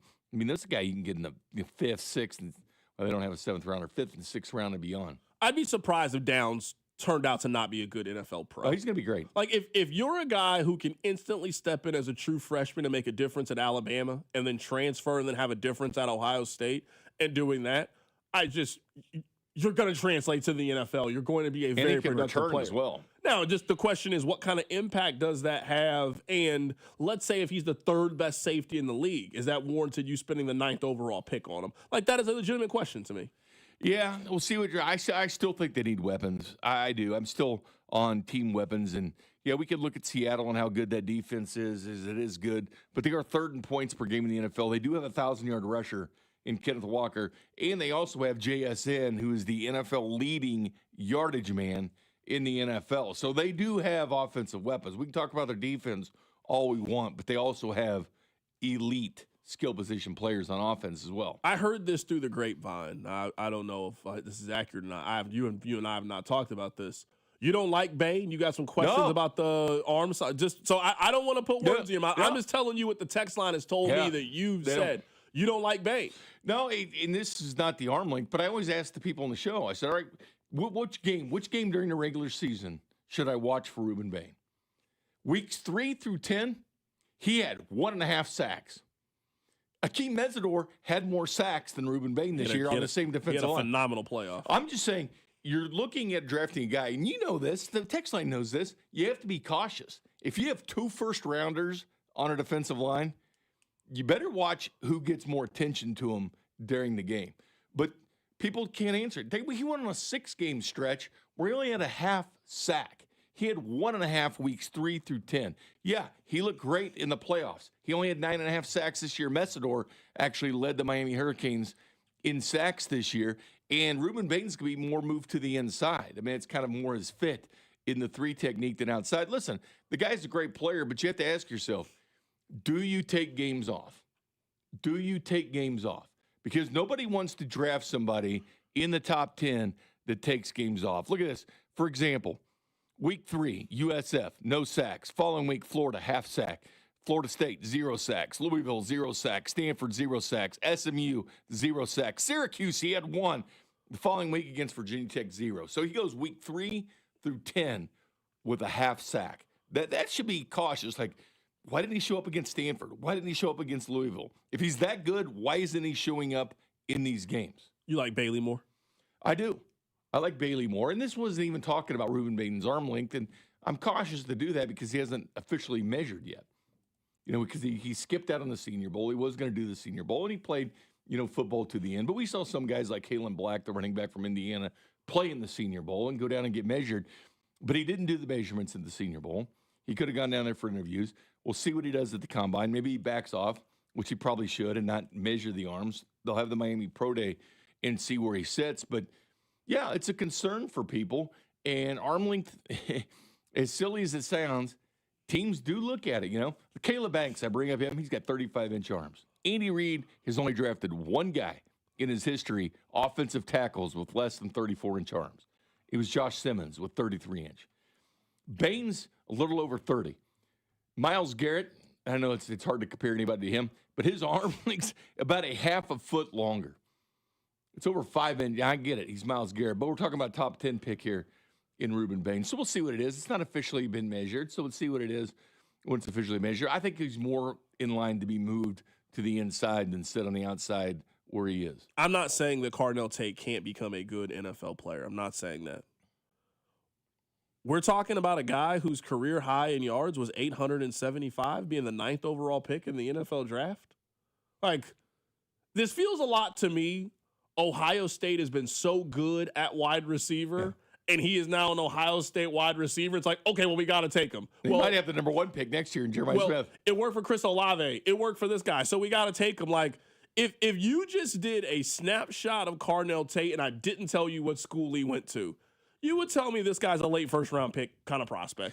Well, I'm surprised so many people are throwing him out like he's going to be the 8th. Why would you spend the 8th overall pick on Cardinal Tate? What am I missing? Well, I do like Cardinal Tate, and I'll tell you why, because I do think they need offensive weapons. And I'll be honest with you, though, the top receiver this year might only be the 4th best receiver in the 27 draft, which is going to be generational. We've seen 7 receivers drafted in 2004, and then again in 2024. You're not going to see that this year. You're going to see 4, maybe 5 go in the first round. But Cardinal Tate does have the 6'3". He does have incredible catch range. He's got the best hands out of any receiver in the draft. And he runs the best routes. He runs the crispest routes when it comes to draft. That's why so many teams like him. Then we'll see what he does the 40 time, because all that stuff matters. Yeah, he's a guy that gets picked 27th overall, not 8th overall. Well, again, in 27, it's going to be different. But Mekhi Lemon's starting to show up. Jordan Tyson, you're starting to see more and more. I like him. I like Jordan Tyson. Yeah, I like him a lot. I'm looking at Cardinal Tate. I'm looking at his game logs. We agree. Indiana, elite defense. He had 4 catches for 45 yards in that game. Miami, elite defense. He had 3 catches for 37 yards.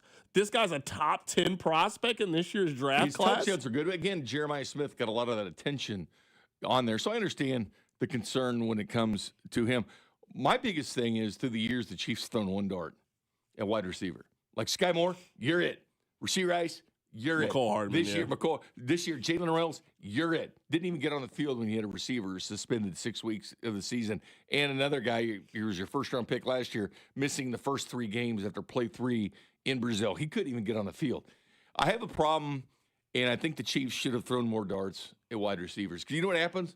Good things happen. Should have did that same thing at running back, Puka Nacua, he was a 5th-round selection by the Rams, but not their first selection, not their second, their third. He was their 4th 5th-round selection, Puka Nacua. So this is what happens when you throw more than one dart. You get a Torrey Horton, like with Seattle, who's been hurt here towards the end of the year, but did have 5 touchdowns before he was hurt. But Juwan Jennings, everybody wants Juwan Jennings in free agent. That was a 7th-round pick. This is what happens when you throw more than one dart at wide receiver. They just haven't done it. That's your receiver. That's your guy. Remember when the draft was in Kansas City, 5 of their 7 picks were on defense.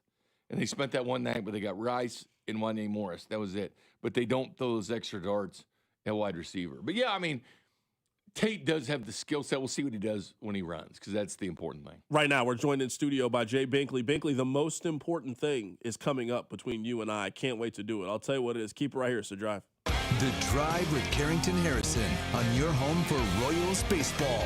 96.5, The Fan. I'm Bob Burke, founder and chairman of Burke America Parts Group, a family of brands that includes RepairClinic.com, an appliance and HVAC parts solution company that's grown into an international brand.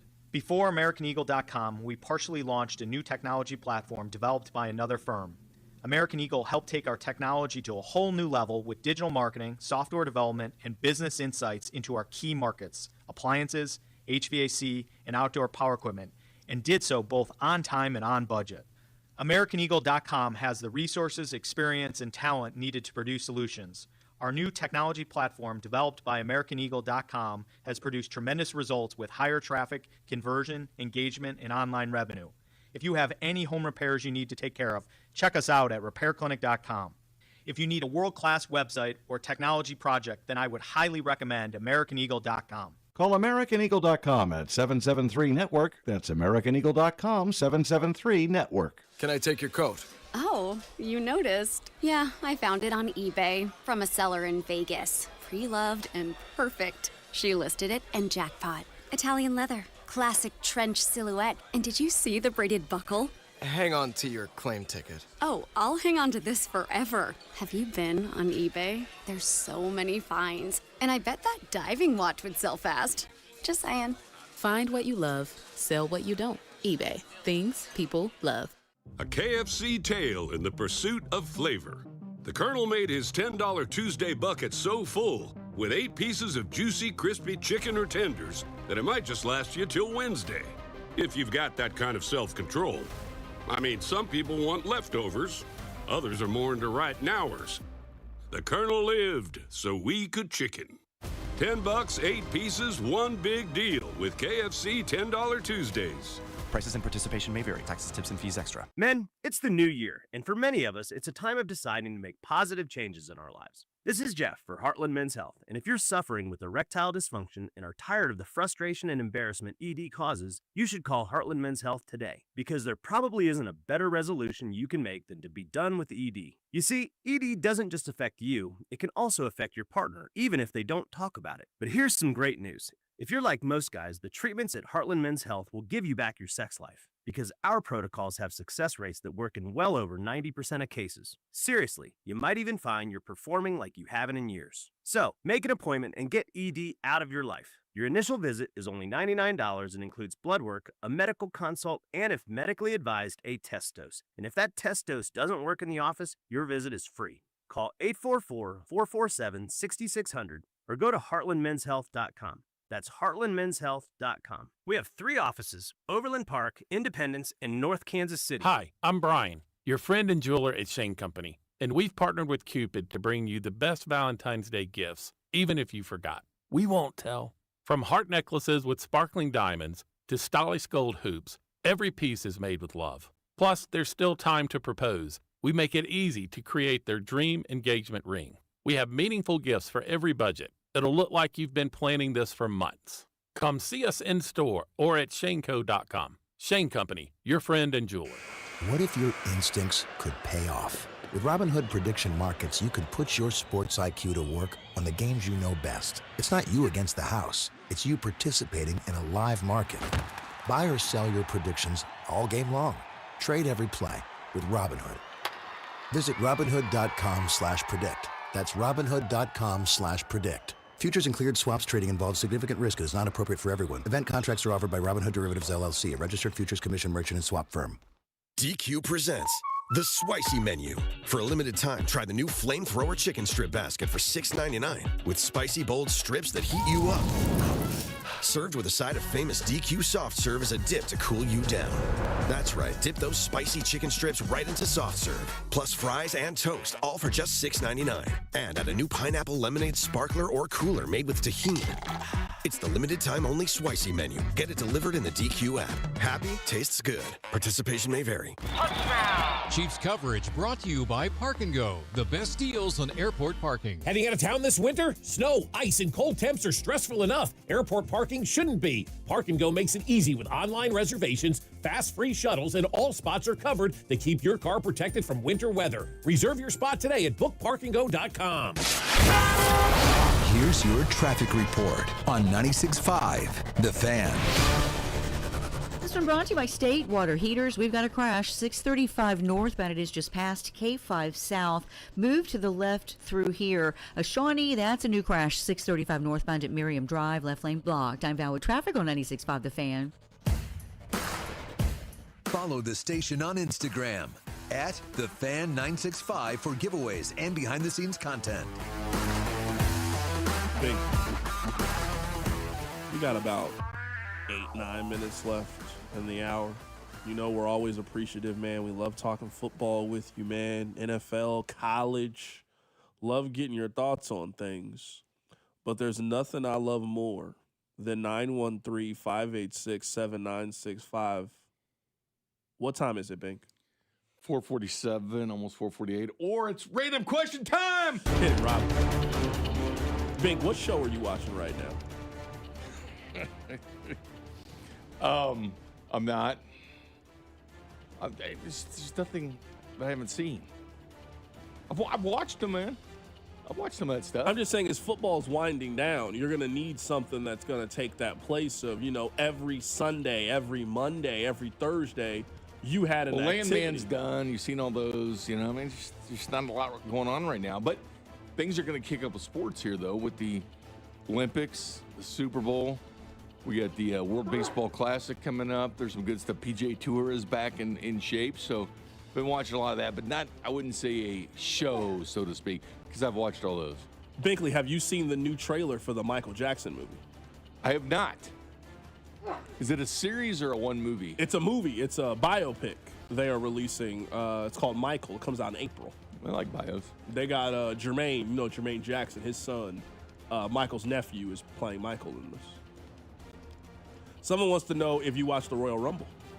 Did not see that. Wish I would have, but haven't gotten into wrestling as much. Are you watching hockey? Are you watching hockey right now? I watch UFC. I'm just trying to figure out what's going on in Binkley's world right now. That's what we're trying to figure out. To be honest with you, I've watched a lot of Big 12 basketball, to be honest with you. I know it's weird, but yeah, I've watched some college basketball or some. I do watch some NHL. I do like the NHL. I did watch that series on the 80 Olympic team. That's out? I haven't even It's seen on it. Netflix, yeah. I watched that skyscraper thing. I did watch that guy that. climbed that skyscraper. $500,000. Like, he needs another agent. Or he needs an agent. $500,000 to do that? Come on, man. This is actually a really good question. What are your preferred burger toppings? Let's say you go to Five Guys, for example. Let's say you're rich for the day. Like, you found $20 on the ground. What are you putting on your burger at Five Guys? Pepper jack, jalapenos, a little bit of onions, some pickles, and some ketchup. For that $20, you don't even have enough to get fries if you go to Five Guys. No, I wouldn't get any fries, I guess. I like fries, but for $20, no. Binkley, what are your 3 favorite Little Debbie treats?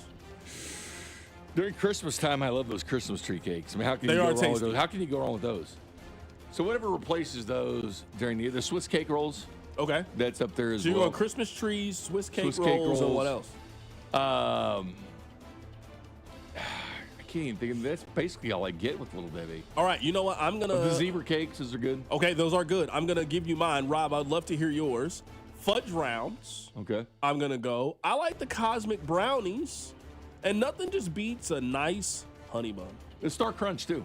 The honey buns are great. I just love a regular honey bun. Yeah. Sean Barber's wife used to make those Star Crunches or whatever. She'd make her own. I didn't even know that. Awesome. I didn't know. Awesome. Bakery shop. Rob, what's yours? You're about to get a text, so you know. Baker shop. But those are delicious. You know they make ice cream for all the Little Debbie treats. I have heard this, but I have they not turn had ice it. cream. Yeah, it's at good. Walmart. I've seen it. Even Hy-Vee's and all that, you can get the Swiss cake roll ice cream if you want. I know it's not Little Debbie, but you know what I really like? Zingers. The little raspberry zingers with the, I don't know, something with the coconut. I was a big fan. I say cosmic brownies, Swiss roll. I'm not very zebra cakes. I'm not very adventurous with my Little Debbie. I like to stay with the. I play the hits when it comes to Little Debbie. You know what? Nutty Buddies, Nutter Bars. Yeah, I forgot about they're those. tasty. Those are awesome. Yeah, reliable. Well, the oatmeal cream pies are good, but the Nutty Bars for sure. Someone on the text line says, if you are at a party and only Coors Light or Miller Lite is available, which one are you grabbing? Coors Light, probably. Not probably. You know, I will I'm a grab Miller Coors Lite guy. I know you are. You like some Miller Lite. I do. Nothing wrong with that. It's good beer. I like Coors Light, though. I do like a Miller Lite. Someone said, Bink, if you are in the mood for a sandwich, what restaurant are you going to get the sandwich? Like Good Sense type, like a yeah, deli like sandwich? one of those. Like, yeah, you're going to like Jimmy John's, a Subway, I've Jersey always Mike's. kind of been partial to Jimmy John's. I've always like going through I like there Jimmy John's a lot too. He's just so fast. I like their and chips. freaky fast, and you just go through there. You get it quickly. You order what you want, and boom, it's there. You get it. But Jimmy John's kind of been the go-to. What's your sandwich that you order? The roast beef for the Italian nightclub. I didn't know you and I were the exact same person. Really, you like that too? I love it. Yeah, I like Jimmy Get a nice John's. Italian nightclub. I haven't had Jimmy John's in a while, but now you're making me think about it on the Get way a little home. pickle on the side. Go Where- with chips. Is there one even close by? I feel like we used to. I think there's one over here on Mission. I know we got a Good Sense right down the street. I think there's. Isn't there a Jimmy John's over here? I know there's not one far from me. Where would you say you eat the most? Like I go to Chipotle a couple times a week. I like Jimmy John's. Okay. To be honest with you, probably Jimmy John's. If it was like a place you go to the most. Who are you cheering for tonight? You cheering for Texas Tech or Kansas? The text line wants to know. Just kind of watching this one, like I did the Patriots-Broncos game where you don't have like a really rooting in. I would say you want both of them to lose. I can live with that. I mean, it's fine. I mean, seeing all my KU friends happy is fun to watch. But I don't know, Texas Tech's fun. I want Patrick Mahomes to be happy. That's why I'm cheering for Texas Tech. Yeah. You know what I mean? He's already been through so much. I mean, why would I root for him to be unhappy? Yeah. It's hard to root for Kansas. So I'd go for Tech. No, that's very, very fair. Text line 913-586-7965. Random question time with Jay Binkley. Bing, what was the first concert you went to? I don't think I've been to one. You don't think you've ever been to a concert before? No, this sounds bad. And it's probably, it's ever in your entire well, life? I have been to two, but it's not what you think.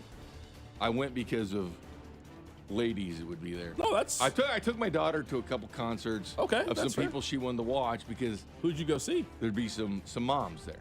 I mean, yeah, that makes sense. Back in the day, Jonas Brothers, I think, was one of them. You went to the Jonas Brothers. I didn't want to go, but she wanted to go. But then I went there and I was like, all his moms. I was like, whoa, man, this is cool. I got you. Yeah. What are you doing for Valentine's Day? You have any plans? Are you going to Waffle House? You know the Waffle House, they are... Went to Waffle House last week, as a matter of fact. What do you order? I get the omelet. Breakfast sandwich or the biscuits and gravy. But the breakfast sandwich, typically there. I do like a good old-fashioned waffle, too. But, yeah, they are taking reservations for Valentine's Day. But, no, next year the Super Bowl's on Valentine's Day. Imagine that. I did see that. Yeah, Valentine's Day is a scam. When's the NBA All-Star Game going to be? The NBA All-Star Game is going to be in March now. Yeah. I don't know. I just never liked Valentine's Day. Can we get rid of Groundhog's Day? Like right now, just collectively as a society, can we just say this is stupid? We don't need I'd this rather anymore. have Groundhog's Day than Valentine's Day. Let Phil see a shadow, man. Someone said if you have 4 hours of time, would you rather watch golf or NASCAR? Both of them are good. I'd much rather watch golf. It depends who's in golf, though. I mean, golf is kind of Scheffler making a run, and Scheffler and Justin Rose going at it. Golf is kind of like red zone, like for like the big tournaments, like for the Masters. The final 20 laps. It's kind of like red zone. They're just going around. This guy's on the leader. Let's see his shot. Then when his shot's over, just go around. There's no commercials. The Masters or like big time events, it's kind of like NFL red zone. I enjoyed the American Express. Enjoyed the Farmers. Daytona 500 is coming right up too. That's here in another week or so. I will not be participating in that activity. The 15th or something like that. Will not be. That's an NBA. I will not participate in Valentine's Day. I can't wait to scream at the NBA players for not trying during the All-Star game. That's become a Valentine's Day tradition for me. Or who is this guy in the dunk contest? One of my favorite games. Try to guess who it is. Remember back in the day when Dominic Wilkins and Spud Webb, and it was fun. Well, now they have Jackson Hayes is the star for the dunk contest. That is our guy, Jay Binkley, joining us in studio. Binkley, man, we appreciate you joining us in studio. Enjoyed it, my friend. Coming up at the top of the hour, we'll talk about Darren Peterson. Is he going to play? Is he not going to play? Your guess is just as good as mine. Keep it right here. It's The Drive. The Drive with Carrington Harrison on your home for K-State Athletics. 96.5, The Fan. Here's your traffic report on 96.5, The Fan. This one brought to you by Buckner's Heating. Everybody knows Buckner's is better downtown. That's a crash. 670 westbound. As you pass 71, it is the right lane block. That explains the backup in that area. Raytown, that's a crash. 350 eastbound past 63rd with the right lane closed. I'm Val with traffic on 96.5, The Fan. Hold on tight. Things are spinning into action. At Harris, Kansas City on Saturday, February 28th, it's the $50,000 Spincredible event. Take your turn at the giant prize wheel and spin your way up to $5,000 in free play. And the excitement keeps turning because at 10 p.m., one lucky winner will walk away with $50,000 in cash. Keep those entries rolling with 5 times entries on Sundays, February 15th, 22nd, and Friday, February 27th. Spin big, win big. Only at Harris's Kansas City. 21 or older to gamble. Know when to stop before you start. Gambling problem? Call 1-800-GAMBLER. Shopping with your parents can be embarrassing. Why would they sell jeans with holes in them? I'm going to speak to the manager. Mom! That hoodie is giving. You should get it. YOLO. Thanks to the Chase mobile app, your kid can shop independently while you keep an eye on their spending. So you can go from... We can be twinsies. ...to...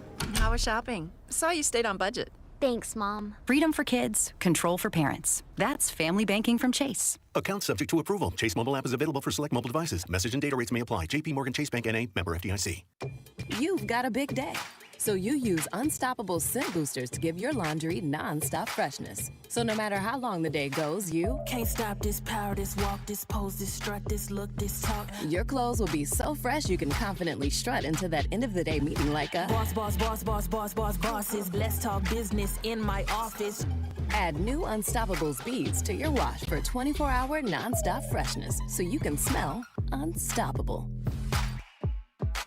Listen up, folks. It's Carrington Harrison from The Drive here telling you about the good folks over at Daisy Dips. Daisy Dips makes the delicious Daisy French onion dip and the Daisy Ranch dip. Daisy Dip starts with America's favorite sour cream and is made with the real ingredients that you can find in your kitchen. I'm talking real herbs, real spices, with no preservatives or any artificial ingredients. Plus, they go great with everything from chips to wings to veggies. So look out for Daisy French onion dip at a grocery store near you. What's up, everybody? Nick Costos here with the Sports Betting Minute, brought to you by BetMGM. Make it legendary. Please gamble responsibly. Coming up tonight in pro basketball, Houston visits Indiana. Houston, a 5.5-point road favorite. Total in the game, 218.5. And Houston will not have the services of its star forward, its best point-scoring player in this game. And I actually think that provides an opportunity to like Houston in this spot. Houston is way better than Indiana. Houston's starting center just got snubbed for the All-Star team. And I think Houston will come out with a big effort tonight without its best player. So coming up tonight in pro basketball, I want to lay 5.5. 5.5 has to be the number. Houston minus 5.5 in Indiana. That's it for this Sports Betting Minute, brought to you by BetMGM. Download the BetMGM app today, and please gamble responsibly. BetMGM and GameSense remind you to play responsibly. See BetMGM.com for terms. 21 plus only. Kansas only. Please gamble responsibly. Gambling problem? Call 1-800-GAMBLER. In partnership with Kansas Crossing Casino and Hotel. I'm worth more. I'm worth a little more. I'm worth a lot more. I completely agree. You are worth more, and your car's worth more, and we want to pay more at GiveMeTheVin.com for good cars, because they are worth more, and so are you. And remember, if I don't beat the price on a CarMax or a Carvana deal, I'll pay you $100. For top price, trust, and ease of transaction, GiveMeTheVin.com, America's best car buyer. Sell us your car. GiveMeTheVin.com. So easy you can do it in your underwear. Wouldn't you like to take a vacation from your bills?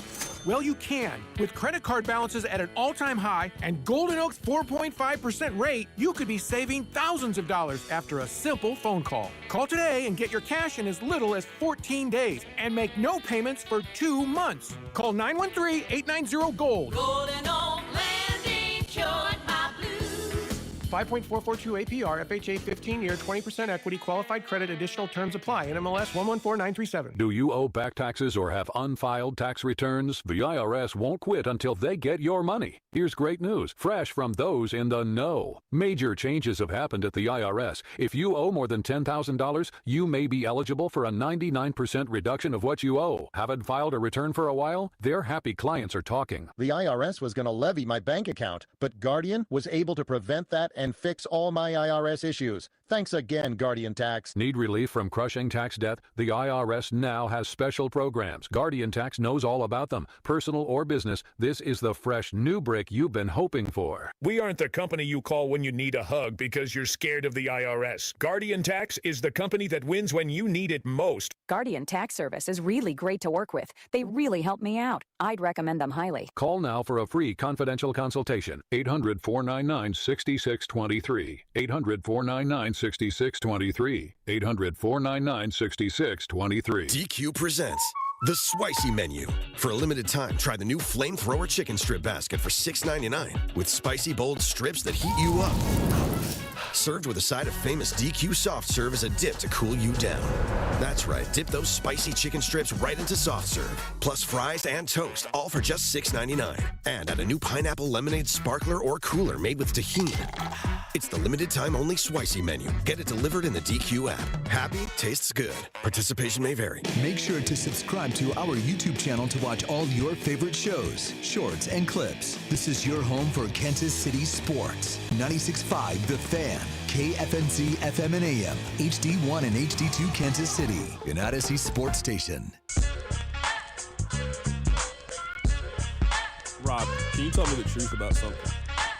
You're around me more than any person, so I just want you to tell me the truth. Have I turned into the person that's sick all the time? All the time? No, but it is consistently this time of year. It got so bad today. I was on WebMD. I was ready to talk to like an ear, nose, and throat doctor. How does this happen to me all the time? I feel like I'm always in a cycle of some kind of sinus, runny nose issue. Like, I feel fine. Like, I don't have a temperature. I'm not cold. I don't think I have the flu. I just will have a runny nose and the sniffles. And then 2 days of tea, little soup, little Dayquil, I'll be back as good as new. I just want, am I sick all the time? Is that who I've become? I mean, am I the sickly kid? Again, I know all the time. With the bad immune system, I got to start taking emergency. I got a worse immune system than a second grader. I feel like every year right around the Super Bowl, you battle something. And I always get sick in November, too. Every single time. I was going to say, it's right after Halloween. It's like early November. You're like, I'm like, in a bad way. I'm like, of course you are. Every 6 months, you just hit a slowdown. Yeah, I don't know what it is, man. I feel perfectly fine. But the last segment, I just couldn't stop sneezing for a while. I'm like, what's going on with me now? My body, I'm having problems. You know what? I should start doing half the show like Darren Peterson. That's what should start happening. I should just like really load up the first hour with like big time guests and big time takes and opinions and then just leave work. Like, I can't finish it. This is the thing. Like, part of me, all right, I'm going to give you my basketball opinion and then my Missouri fan opinion. My Missouri fan opinion. This is not that as bad as you guys make it seem like with Darren Peterson. It is not that bad. He scored 18 points on 8 shots in the first 20 minutes of the game. It ain't like you can't see why Kansas is dealing with this. You know? It would be like right now if your boy was like, bro, she's put me through hell. You're like, bro, why don't you just get rid of her? Why don't you just dump her? And then when she shows up at the function, your boy is in a relationship with Kate Upton. You know what? I kind of understand why you've been putting up with it. It makes a lot of sense to me why you're willing to look the other way for some of the things that she does. Like, you guys can't see why Kansas puts up with this? Think about all the players that have come through there. You would never let Xavier Henry act this way.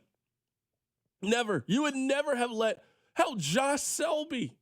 You would never let this. Darren Peterson, when he's healthy, I think is proven that he's the best player in college basketball. Now, when he's healthy, you don't know how long it's going to be.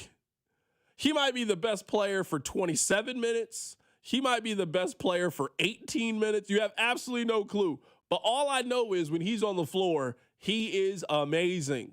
He clearly doesn't like AJ DeBansta. I don't know if they have any personal beef or anything, but I think if you go back through their high school back and forth and what I saw him do to him on national television, it is every time you put me up against this guy, I'm going to show you why I'm better than him.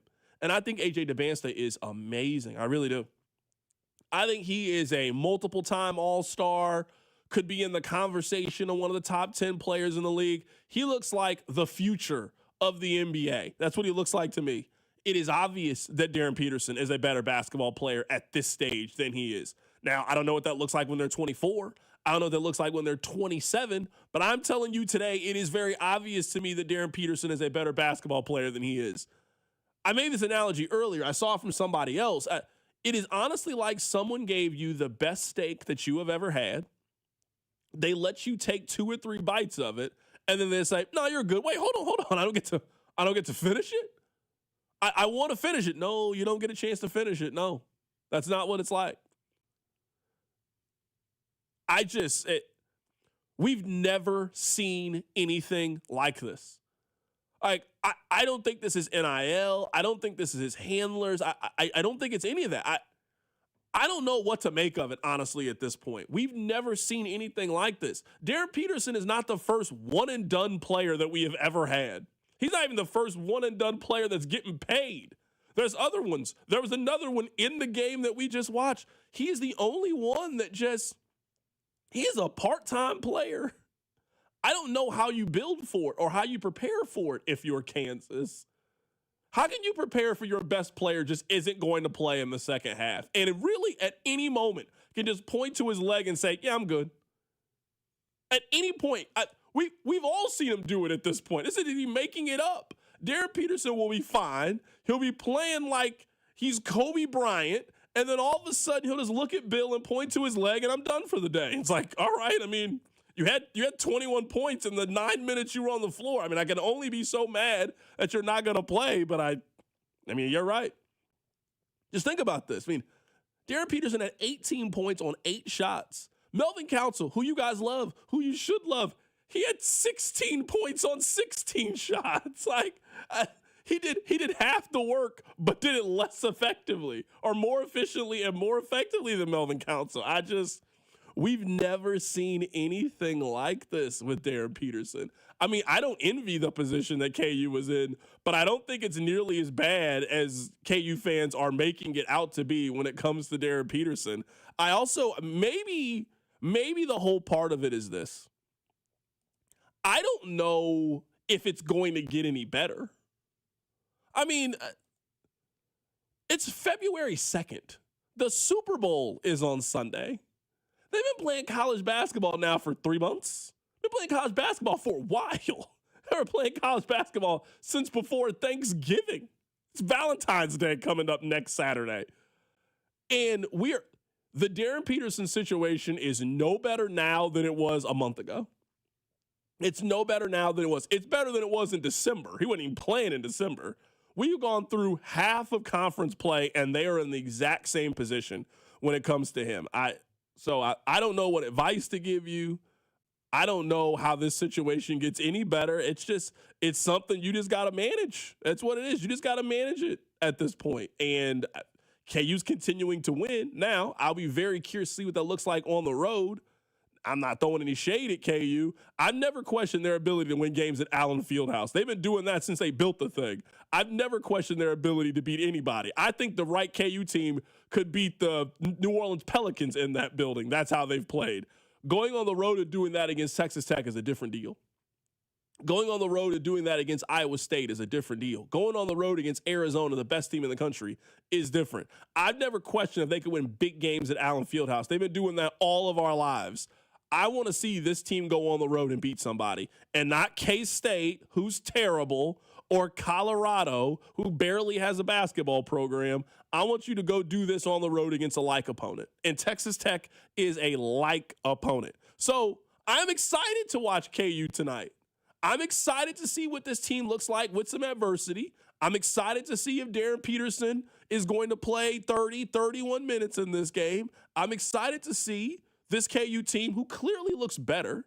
I'm excited to see if that can translate on the road against a good team they got coming up tonight against Texas Tech. I mean, in theory, Darren will play, right? He's not on the injury report. He's not listed as questionable. He's not listed as doubtful. You're right. KU fans, and I'm part of the problem, act like this is so much worse than it is. But it's infuriating that you get a little taste. It's like, have you ever gone to, for another food analogy, you ever gone to like the ice cream store and they give you like the little baby spoon, you can taste something?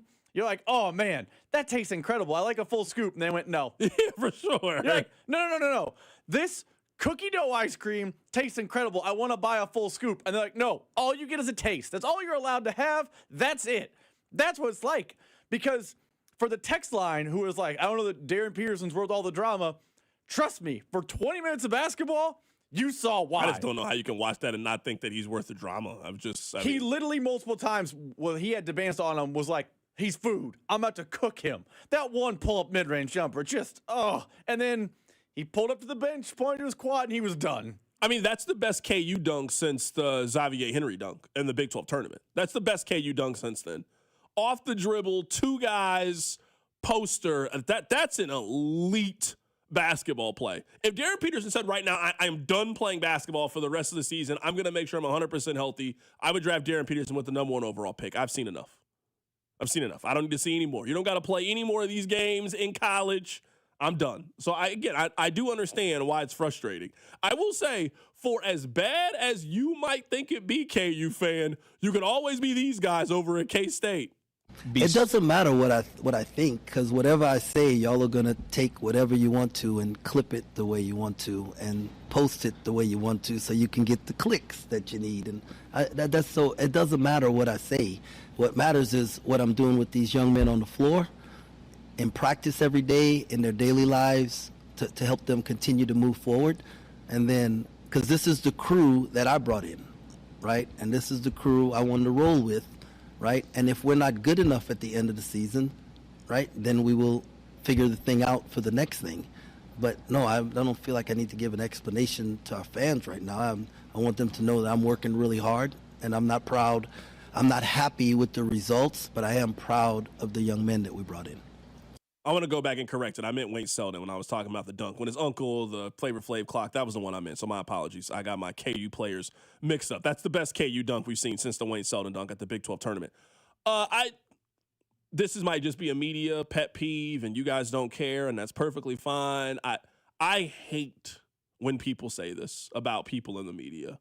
Oh, well, it doesn't matter. You guys are just going to do whatever to get the clicks. If that's how you got to get it, if how you got to get it is manipulating the players or coaches' words, I just don't think you can have a long, successful career doing that. I really don't. Like, this is the thing. I don't think that the public gives themselves enough credit. Jay-Z has this line like, you can't sell the public BS. They know the prices. Like, there are so many different options for you in 2026. And the fans, we've seen, they can get you out of here quick. We've seen it before. You can have the #1 talk show in the city. You say one thing wrong, you're out of here. We've seen this before. I don't think that you can build your career off manipulating what these guys have to say and just doing it for attention. I don't think you can have the level of success that I think people think you can have. And number two, there are very few people that are important enough that you would need to do this to, and I'm telling you, it's not Jerome Tang. It is not the coach of a 10-12, 1-8 basketball team. I do not need to take what you say to get clicks. Number one, people ain't really clicking on K-State basketball. That ain't really what's hot in the streets right now. There's not a surplus of people that are like, man, you know what? We need more Kansas State basketball coverage. You guys ain't good. Every time I see you guys play, it's BTA on site. Iowa State came in there and put you in timeout. KU came in there, and they did a and one mixtape against y'all. They were dancing on the floor and dunks and just celebrating all against you guys. Bro, ain't nobody. You guys aren't that important. Please humble yourself. You are not that important. K-State fan, I promise. I promise to leave you guys alone. I'm really disappointed you guys are going out like this. The K-State fan that I came up with when I started doing this job, K-State used to be feisty. You guys remember when you remember the K-State fan that basically made Bruce Weber quit? Remember Bruce Weber's last press conference? Bruce Weber was so mad at K-State fans because you guys were so mean at him and called you guys out. Does that K-State fan exist anymore? You guys have gotten soft. Your basketball team is terrible. You are at a Kim Anderson, Missouri basketball level of play right now. And I don't know if you guys care. I don't see the anger. I don't see the venom. And then I'm listening to people that know K-State basketball, and you guys are telling me you guys can't come up with the cash? You guys can't come up with the funds to get a failing basketball coach out of there? You guys have gotten soft, man. You really have. KU came in there, took your lunch money. Everybody's beating you, whipping you up and down. You're not competitive. This is disappointing. This wouldn't happen at Mizzou. I'm sorry. This wouldn't happen at Mizzou. This wouldn't happen in Kansas. They wouldn't allow this. This wouldn't happen in Arkansas. This wouldn't happen in Oklahoma. The fact that you guys are letting this happen, you should be ashamed of yourself. I'm serious. You should be ashamed of yourself for how you let your basketball program talk, and you have let them sell you that they can't be better at basketball because of your football program. Like you guys turned into Alabama all of a sudden. Like you guys are Ohio State, and that's why you're bad at basketball, because your football team is so great. It's nonsense. I cannot believe you guys have accepted this. $18 million. Rob, they're treating $18 million like it's 105. $18 million? I mean this seriously. Jerome Tang is as whiny and annoying as Bruce Weber was. And every time he spoke, social media, text line, message boards, every K-State pathway where people talked about the Cats was irate at Bruce Weber. Jerome Tang's doing all the same stuff. There's no difference. And yeah, it's just like, well, we can't do anything about it, so at least we got Colin Klein. Hey, Colin Klein's in town. That's pretty cool. I don't know what happened to K. They're acting like they're broke. They're acting like they have no money over there. Maybe they're broke. Somebody said K-State. I've not talked to a single K-State fan that accepts this. People are pissed. If you guys were mad about it, you would fire Jerome Tang. And we wouldn't be having the conversation where it's like, oh, I don't know if we can afford it. So I don't know. I don't know how mad K-State fan is. Maybe we got to give K-State fan a little bit of time. You guys got 7 weeks to show us how mad you are at this. Because I'm telling you, if Jerome Tang is back, I would not give Kansas State basketball $1 next season. I wouldn't go to a game. I wouldn't buy popcorn. I wouldn't buy a program. You have missed the tournament the last 3 years. You're the worst team in the Big 12. You did what you were supposed to do. They asked for NIL money to go get Coleman Hawkins. You gave them $2 million. They asked for money to go get PJ Haggerty. You gave them the money, and you guys stink. It's unacceptable. It's honestly unacceptable. How is there more buzz around UMKC basketball right now than there is about the Wildcats? Listen to this. Listen to Mark Turgeon. He's turning the ruse around. It is important. I think there's a lot of pride in that area about basketball. We have our Chiefs and our Royals, but basketball is pretty important in the Midwest. So, we want to keep these kids home. We want a following. We want people to want to come watch local kids. It doesn't mean we're going to have all local kids. We're going to get the best players we can get. But if a local kid wants to come home and he's good enough, we got to make sure that happens. And that's what we're going to try to do. I'm going to try to hire staff that's connected to the area. Obviously, I know a lot of people. You're not joking. I looked at my wife last night about midnight, and I said, "What the hell was I thinking?" Over 500 or 600 texts and phone calls, and I'm a little bit overwhelmed right now. But I'll get it under control. I've been able to get on the phone this morning and start to get some answers and get some things. And, of course, the hype will slow down here in the next 48 hours. And then I can really get to work. Last thing on K-State. CDOT. Fans don't make the decision. Just a couple questions. What do you think boosters are? Who do you think boosters are? They're fans, right? Who do you think's paying the NIL at these schools? You think the money's coming out of the television contract that they're giving them? You think it's coming out of the tuition? Or do you think it's money that you invest in the program? Where do you think this stuff comes from? You absolutely make the decision with your pockets. 100%. If K-State fans wanted Jerome Tang out of there, he'd be out of there. You want to know what happened? It happened at LSU. You know what they did one day? They made a phone call, and they decided we don't want Brian Kelly to be our coach anymore. And then they came up with the money to get him out of here. That's what happened. And then those same people turned around and said, we want Lane Kiffin to be our coach. Tell us how much it is, and we'll pay for it. So, yeah, if you guys don't think that you are making the decisions here, okay, perfectly fine. Perfectly fine. I'm telling you, you are. I'm telling you, you have way more control over what is happening on these teams than you think that you do. You are the one paying their salary. You're the one paying for it. If you say, I will stop paying for it, trust me, they will listen. This is a business, a major business. You make the determination with your tickets and your donations to theirs. So, yes, you absolutely have the power to get Jerome Tang out of there if you want to, 100%. I also... Or, on the other side, if the right amount of fans want Jerome Tang back, he will just be back because that's where the money is pushing in a certain direction. But yeah, you absolutely have the power. And in that same vein, we're getting a couple of texts. I'm a K-State fan. I'm, mad as all get out. I want Tang fired. I don't want it to come off like K-State fans don't want Tang fired.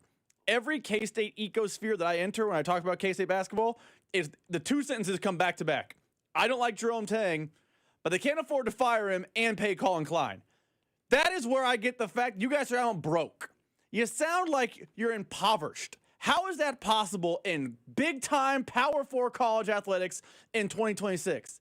Kansas can afford to rebuild a football stadium with no program history, no program tradition, and can pay Darren Peterson, who I'm sure is not cheap. He might not even be the most expensive player on the roster. It might be Flory. They might have to pay him in installments. They might have to think about that second installment. I'm sure when Talon Stokes was on campus last weekend, they never had a discussion about money. That probably never came up.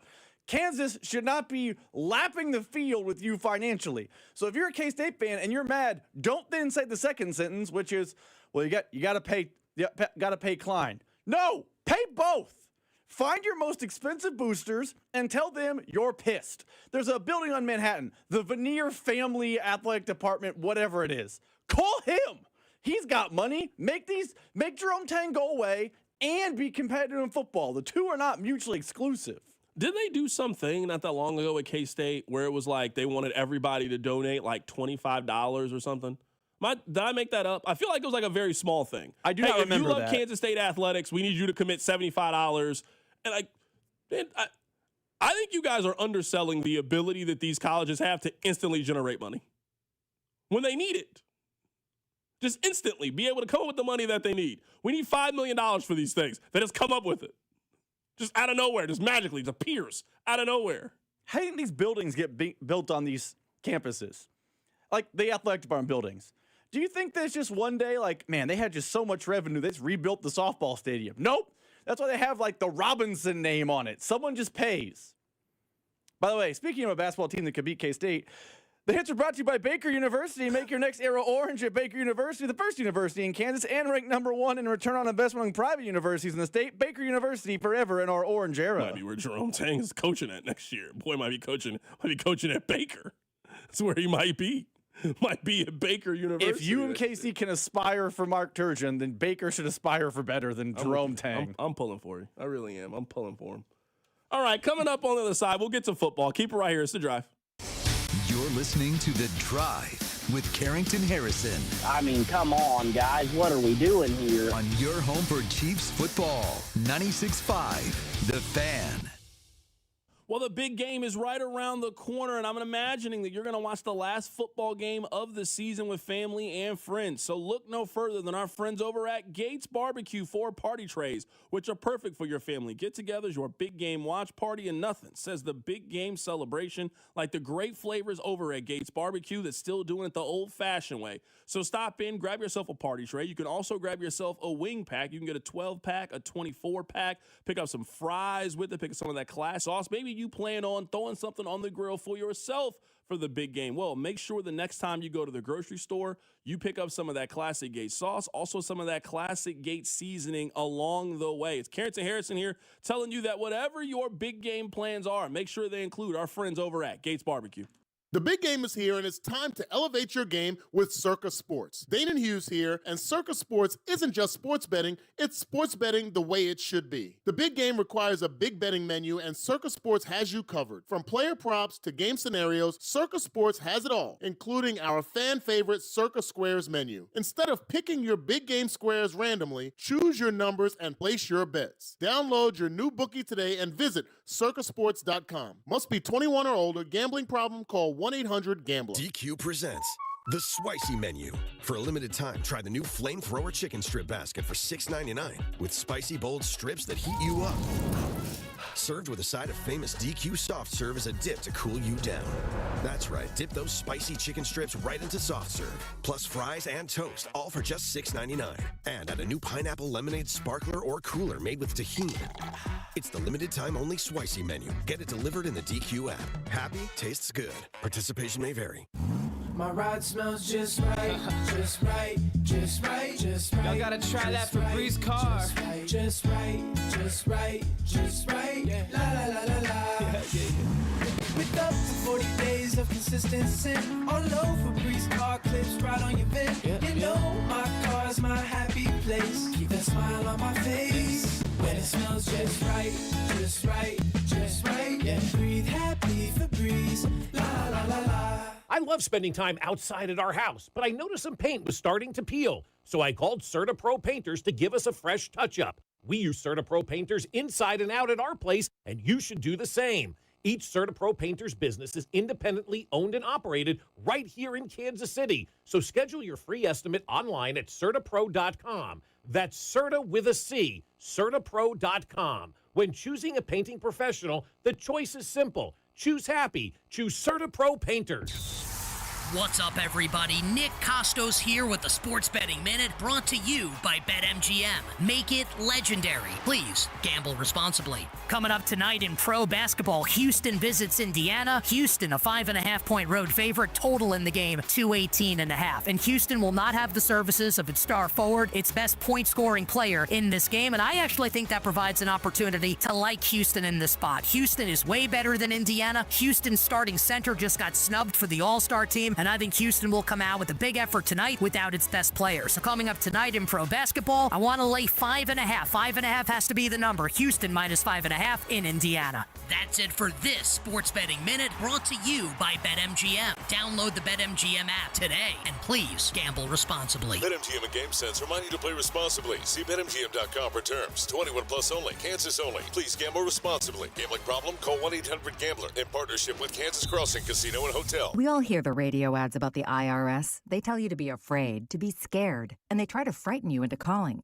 I'm not here to do that. Tax Relief Advocates is different. TRA is here to tell you that if you owe money to the IRS, whether it's $5,000, $50,000, or $500,000, we have a solution. It doesn't matter if you're sitting in your car, at work, or with your kids. No matter where you are, call now. 800-575-9834. Don't lose hope. TRA can eliminate or reduce what you owe to the IRS. Generous programs are now available that can give you a fresh start. Our passion is taxes and helping individuals fix their IRS problems. We have over 1,000 5-star reviews on Google and an A+ with the Better Business Bureau. You don't need to be afraid of the IRS any longer. End your tax nightmare today by visiting us online at TRA.com or call 800-575-9834. That's 800-575-9834. Tax Relief Advocates. Real solutions for real people. Hold on tight. Things are spinning into action. At Harris, Kansas City on Saturday, February 28th, it's the $50,000 Spin Credible event. Take your turn at the giant prize wheel and spin your way up to $5,000 in free play. And the excitement keeps turning because at 10 p.m., one lucky winner will walk away with $50,000 in cash. Keep those entries rolling with 5 times entries on Sundays, February 15th, 22nd, and Friday, February 27th. Spin big, win big. Only at Harris's Kansas City. 21 or older to gamble. Know when to stop before you start. Gambling problem? Call 1-800-GAMBLER. Anthony Plumbing, Heating, Cooling, and Electric. Visit AnthonyPHC.com today. For 75 years, Kansas City families have trusted Anthony for comfort, safety, and dependable service. Thank you for trusting us with your house keys. Anthony, in your home for 75 years. Here's your traffic report on 96.5 The Fan. Good news, the crash 435 at State Line has cleared, but still very heavy in the area. You do have a stall 435 eastbound at 35 that's off to the right. In the triangle, 435 southbound past Gregory, right lane is blocked. Also coming out of downtown 70 eastbound just before 670. You're going to tap your brakes. It is the right lane blocked. There, I'm Val with traffic on 96.5 The Fan. Hey, it's George Karlaftis from the Kansas City Chiefs. Welcome to The Drive with CDOT on your home for Chiefs football. 96.5 The Fan. All right, we're talking about the new Royals television deal here coming up in just a bit. I actually think it's a pretty fair deal for everybody. You know, let's just do it right now. Starting this season, you can watch the Royals. So Major League Baseball now owns the television rights for the Kansas City Royals. You can watch them. It is now called Royals.tv. You can watch that on cable, satellite, or in the MLB app. Now, they haven't officially announced this part, but I don't really know why it would change. However you watched the Royals last year, you will have the ability to watch them the exact same way. But what I think is very important, they are offering a streaming package that is available in basically every state that Missouri touches, including Missouri. So all of these states, you will have the ability to sign up for the Royals game. So Missouri, Kansas, Nebraska, Iowa, Oklahoma, Arkansas. You can sign up for $100. You get access to all the Royals games via stream. I know that it's another subscription service to sign up for. I understand all of that. We're not going back to a world in which streaming is not a significant part of your ability to watch your favorite team if your favorite team doesn't play football. Football's different. Everybody watches football. It gets massive ratings on television. The television networks bend over backwards to accommodate football. They're not bending over backwards to accommodate basketball, baseball, or really any other sport. $100 to be able to watch every Royals game this year that's available on the app? I don't really think that's that bad of a deal. I mean, out of 162 games, I know all of them will not be on there. Some will be on ESPN, some will be on ABC and Peacock and all those other things. Let's say you get 140 games. Let's say you get 140 games on the app. I mean, that comes out to what, Rob? Probably 70-something cents a game, 80 cents a game? Just off the top of my head, doing the math. I don't know how you can be mad at that, honestly, if you're a Royals fan. Sure, it'd be great if it was included in your YouTube TV package. That is not the future of baseball on television in this country. I think this is the model. I think this is the future. I think what you are going to see is that a major talking point during the next CBA negotiation in Major League Baseball is MLB is going to continue to try to get more of these television rights and do all of this and put pressure on the teams that don't want to sign up in order to do it, and they will get all the other teams to vote against them. I think the plan is to get everybody's television rights and basically do what football does, to do what college football does, where the SEC just sold their television rights to a company. It's not like Alabama has their own rights and Georgia has theirs. No, we are a collective. We are a conference. We have sold our television rights. That's what we plan on doing. I think that's what baseball is clearly trying to do. They own those rights for 6 teams. So they're what, a fifth of the way there in 1 year? You have to think this number will continue to go up. I mean, I hate to be on the side of big business. I really do. This is a fair deal to me. I don't want to hear people during the year complaining they can't watch the Royals. It's $100 for 6 months of Royals baseball, 5 months of Royals baseball. That's a fair price to me for the app.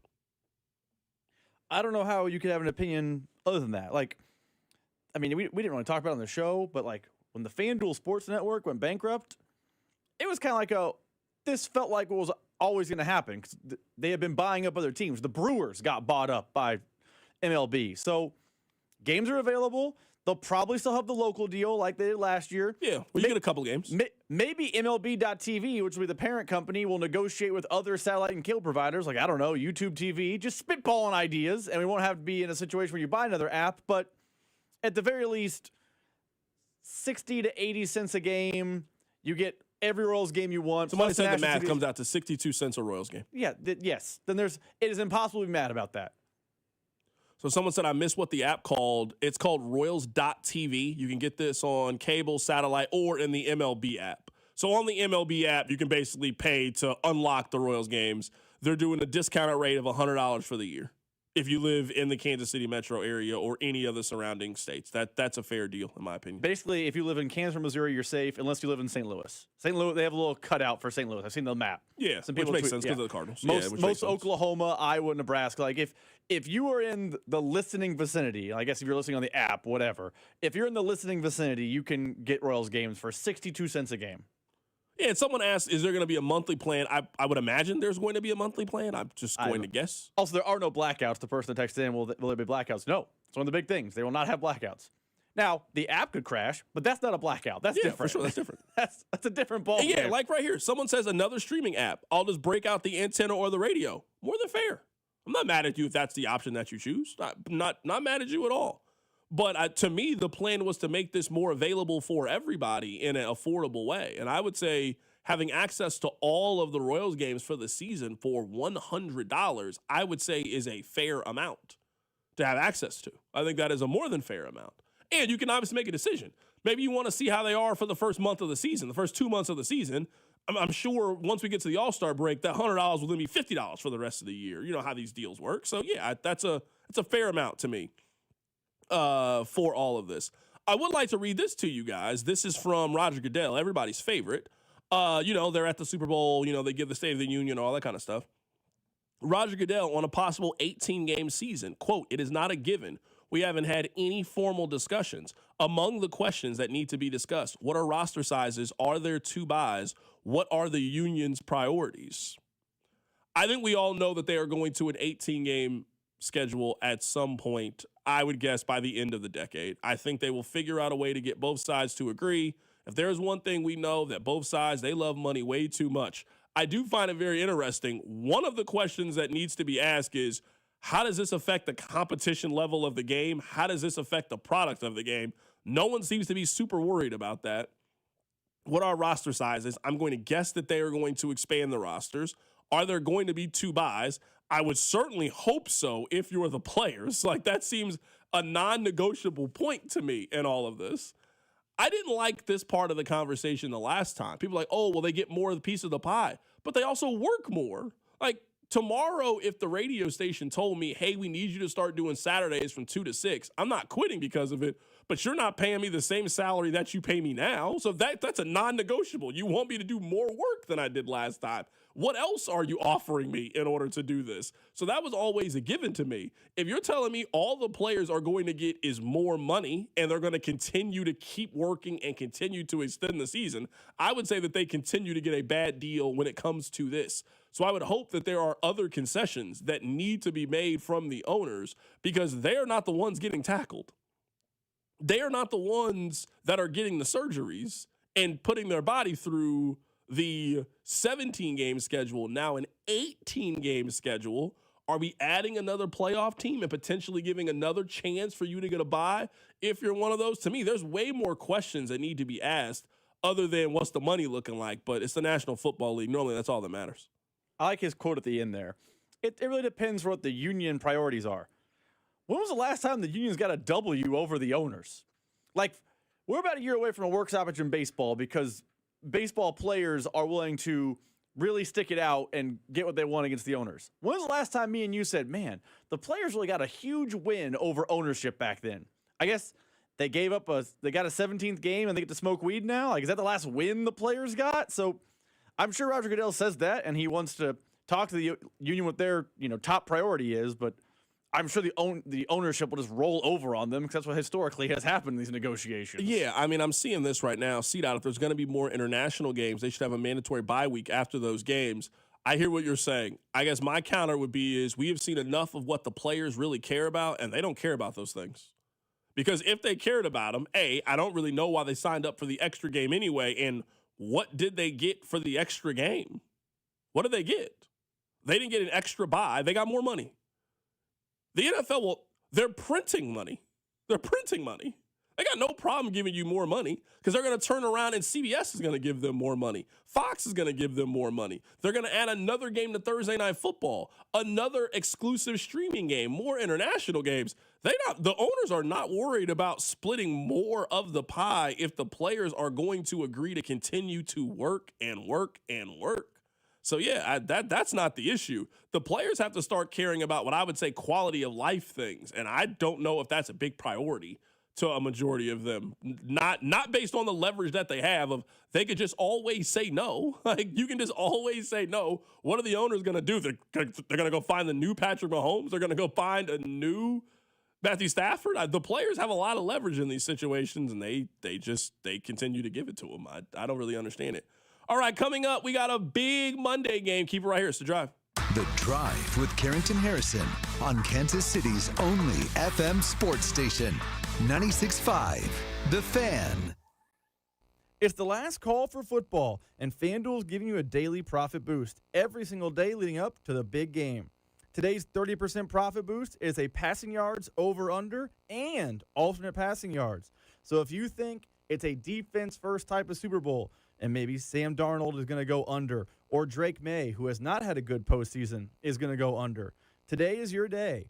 All you have to do is opt in each day and place an eligible bet to use on that day's profit boost. So whether you're locking in early lines, riding your favorite props, or taking one last big swing before the final whistle, FanDuel is giving everyone something to cheer for during football's final week. Play your game with FanDuel, the official sportsbook of Super Bowl 60 and 96.5 The Fan. 21 and present in Missouri. Opt-in required. Bonus issued as non-withdrawable profit boost tokens. Restrictions apply, including any token expiration and max wager amount. See terms at sportsbook.fanduel.com. Gambling problem? Call 1-800-GAMBLER. This is the story of the one. As the purchasing manager at a manufacturing plant, she knows the only thing more important than having the right safety gear is having it there when you need it. That's why she partners with Grainger for auto reordering, so her team members can count on her to have cut-resistant gloves on hand, and each shift can run safely and efficiently. Call 1-800-GRAINGER, click Grainger.com, or just stop by. Grainger, for the ones who get it done. You're still grooving, still connecting, still loving, still turning up, still thriving. You still got it, but your immune system, it weakens as you age. That's where vaccines come in. They help train and strengthen your immune response to fight off respiratory illnesses like flu, pneumococcal pneumonia, RSV, or COVID-19. Ask your doctor or pharmacist which vaccines you need. Book in minutes at vaxassist.com. Sponsored by Pfizer. Hi, I'm Tom Shane. Since 1929, Shane Company has helped millions of customers find their dream engagement ring. I still hand-select every ruby and sapphire center stone, choosing each one for its unique color and life. We're proud to offer the widest selection of beautiful colored gemstones for your engagement ring and fine jewelry, because a friend wants you to have nothing but the best. Shane Company, your friend and jewelry. Jeff Montgomery here from Miva Medical. The new year is all about turning the page and feeling your best. Men, if better sleep and fewer bathroom trips are on your list, an enlarged prostate could be the reason. I decided not to carry that problem into another year and contacted Dr. Brown at Miva Medical. Their non-surgical treatment was fast, simple, and came with minimal recovery time. And it's covered by insurance. Start the year more comfortable and well-rested. Schedule a visit with Dr. Brown and the team at Miva Medical in Kansas City. Miva Medical, MIVA-medical.com. If the high cost of living is weighing you down, lighten your load at Hy-Vee. Save big at the pump with red-hot fuel-saver deals this week. Stock up on groceries and stack up the savings when you scan your Hy-Vee Perks card at checkout. The more you spend, the more you'll save. Your next fill-up might even be free. Don't have a Perks card yet? Just download the app or go to Hy-Vee.com/perks and start saving today. Don't miss the red-hot fuel-saver deals this week only at Hy-Vee. The big game's here, and you're going to have a watch party. It may not be super for all of us Chiefs fans here in Kansas City, but still, Hy-Vee can help you make it super. Hy-Vee's your one-stop shop for all of your big game watch party needs. You can get fresh dips. They've got all the chips, the take-and-bake pizzas, a great selection of wings, and my favorite is the bakery. I love their football-themed cookies, and they've got great sheet cakes and cupcakes as well. Mix and match in the wine and spirits department and save 10% when you mix or match 6 or more bottles. Only at Hy-Vee. This is the story of the one. As the purchasing manager at a manufacturing plant, she knows the only thing more important than having the right safety gear is having it there when you need it. That's why she partners with Grainger for auto reordering, so her team members can count on her to have cut-resistant gloves on hand, and each shift can run safely and efficiently. Call 1-800-GRAINGER, click Grainger.com, or just stop by. Grainger, for the ones who get it done. Presented by Robinhood. He crosses, spins, pulls up. With Robinhood Prediction Markets, buy or sell your predictions all game long. No house odds, just you versus the market. Put your sports IQ to work. Trade every shot, block, steal, run, and moment that shifts the game. With Robinhood Prediction Markets, trade every play. Visit Robinhood.com/predict to start trading. Futures and cleared swaps trading involves significant risk and is not appropriate for everyone. Event contracts are offered by Robinhood Derivatives LLC, a registered futures commission merchant and swap firm. You're listening to 96.5 The Fan from the DM Injury Law Studios. Mike's got this. Car, truck, or motorcycle wreck? Remember, Mike's got this. 816-888-7500. Mike's got this. Here's Here's your traffic report on 96.5 The Fan. Headed into downtown 70 eastbound just before 670. You're going to want to scoot to the left. It is the right lane blocked. Let's see, Raytown, that stall's still working. Right lane blocked there. 435 southbound just past Gregory. Again, scoot to the left. I'm Val with traffic on 96.5 The Fan. This is 96.5 The Fan, your home for Chiefs football. Someone on the text line said owners aren't worried about money that they won't pay for their stadiums. I mean, they figured out a way to get you to pay for it. And it works. It works like a charm. I mean, nobody likes paying for things if somebody else insists they'll pay for them. I mean, American cities have just, they insist we'll pay for them. What do you tell us what you need? You want land? You don't want to pay taxes? Here, we'll give you whatever you need. Please don't leave us. So yeah, no, they got a great system. If being an NFL owner, you got a great system going on. It's phenomenal. Rob, couple things here before we sign off for the day. The Pit has me. You got the drawn Pit has in? me. How many episodes? I guess you don't want 5. Okay. I'm 5 in. I'm 5 in. It has me. Is it an 8-episode season or is it 10? I don't even know. I can't answer your question. Doesn't matter. You're just all in. Yeah, I mean, I enjoy the show. I enjoy the show where at the end of every episode, I am excited to see how the story continues and progresses. I like the characters. I like the storylines that are developing in the show. I would say The Pit has me. I'm excited to keep watching the show and excited to finish. I have 1 episode left of His and Hers. That's probably going to happen in the next 2 hours before KU plays Tech. That's probably the my last plan. eposode's like 30 minutes. Please just watch it today. So It's only 30 minutes? It's quick. The last episode's quick. Please just watch it so Why tomorrow is it we so can talk quick? about it. No, that doesn't matter. Okay, we can talk about it tomorrow. Okay. I will make a point to finish today before Texas Tech. Yeah, game. and the KU doesn't play till 8. You know the game's not going to be on TV till 8:15. Oh, yeah, there's going to be some stupid ACC game. For sure. And you know the KU game's going to take 2 hours and 30 minutes. We already know that. But if you're not watching at 8, you might not be able to see Darren at all. No, you got to be watching immediately. I might not be able to see him play. Why do you think they don't have him come off the bench and just be Manu Ginobili? I honestly just to try to hope that he could finish the game. I honestly, I mean, I can't answer your question. If they are worried about his minutes, though, I don't care if he starts or doesn't start.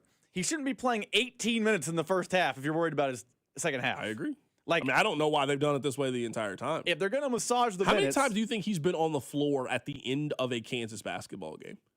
Handful. I'm sure we could look that up. A handful. I'm guessing it's less than 5. We have to look up how many times when the buzzer sounds, he's on the Darren floor. Peterson is on the floor of a KU game. I don't think that number's high at all. I think it might be under 2.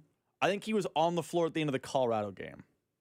No, but he had the ankle thing. Oh, he was still on the floor? He did have the ankle thing. I can't remember if he finished on the floor. It's always something. I mean, come on. He didn't finish the TCU game on the floor. Iowa State, he could have, but they didn't need him on the floor. That's what I'm saying. I don't think it's a very high number of Darren Peterson is on the floor when the game ends for Kansas. I don't think that's a high number at all. I mean, seriously, I'm just trying to do the math in my head. Is it any? Has he done it once? NC State, he leaves. Mizzou, he leaves. Duke, he didn't play. Let's look it up. He didn't finish against tomorrow. North Carolina. We can look it up tomorrow. I'll look it up. I'll be very intrigued to see if he's on the floor at the end of the game. I don't think he's done it. I guess the answer is no. I don't think he's done it once this season. Did you see, we'll end the show with this. Did you see that boxing highlight of that boxer that the guy who got his toupee knocked off? Can you imagine somebody hit you so hard they knocked off the adhesive that was holding your hair together? I mean, they were sitting there and they were showing him, and the guy hits him with the uppercut, and they zoom in, you see the slow motion. I mean, you see the convertible top come off. He knocked his edges off. And then at the end, I mean, people are passing around his hair and wearing it. They're passing it around. I mean, that's a low point in your career. It really has to be. And the funny thing is, he won the fight. The guy that got his toupee knocked off, you would never guess. If I told you 2 people were in a boxing match and one person got their toupee knocked off, you would never guess that is the person that also won the fight. He won the fight. No, listen, I don't wear a toupee, so I don't know the answer to this question. It feels like that's a sport where you wouldn't want to wear a toupee because that could happen. If you get punched in the face for a living, there's a chance your toupee pops off, right? Like, not even like you got punched hard. You watch boxing way more than I do. They you get tied up in the ropes or whatever. Someone just grabs you. They got to, do a break. Like, it feels like that's a sport where maybe you don't have to wear the toupee. Like, I don't even understand why he would think it's an idea. At that point, brother, you just got to go bald. You just got to accept that the Lord's calling you home. That's what you got to accept. You got to accept that the game ain't in you no more. None of it. That's what you got to accept. He knocked the adhesive off of you. Your hair flew up in the air. It's like a cartoon. It was flapping in the wind. It was flapping. Just pummeled. It really was. Just got pummeled. All right, Rob. You taking KU today on the money line? Taking them to win? I don't know about money line. They're plus 4.5. I'll take the points. I'll take the points for sure. Might as well bet them to win. You got KU losing by 2 tonight? I think it's going to be a close game. Okay. I think it will. It's like the NC State game, but I think that could go either way. Okay. All right. I look forward to breaking it down with you tomorrow on tomorrow's show. It's going to be a fun time. I'm excited. I miss we could talk about the Super Bowl this week. Stupid Chiefs. You are excited about the Super Bowl? I said I miss when we could talk about the Super Bowl this week. We will once it gets closer. We would have done it this time last year, but no. I mean, that's all we would have done. For 2 weeks, all we would have been talking about. Matt Nagy stole that from us. He definitely stole it from us. We'll catch you guys tomorrow. Take care of yourself. It's The Drive.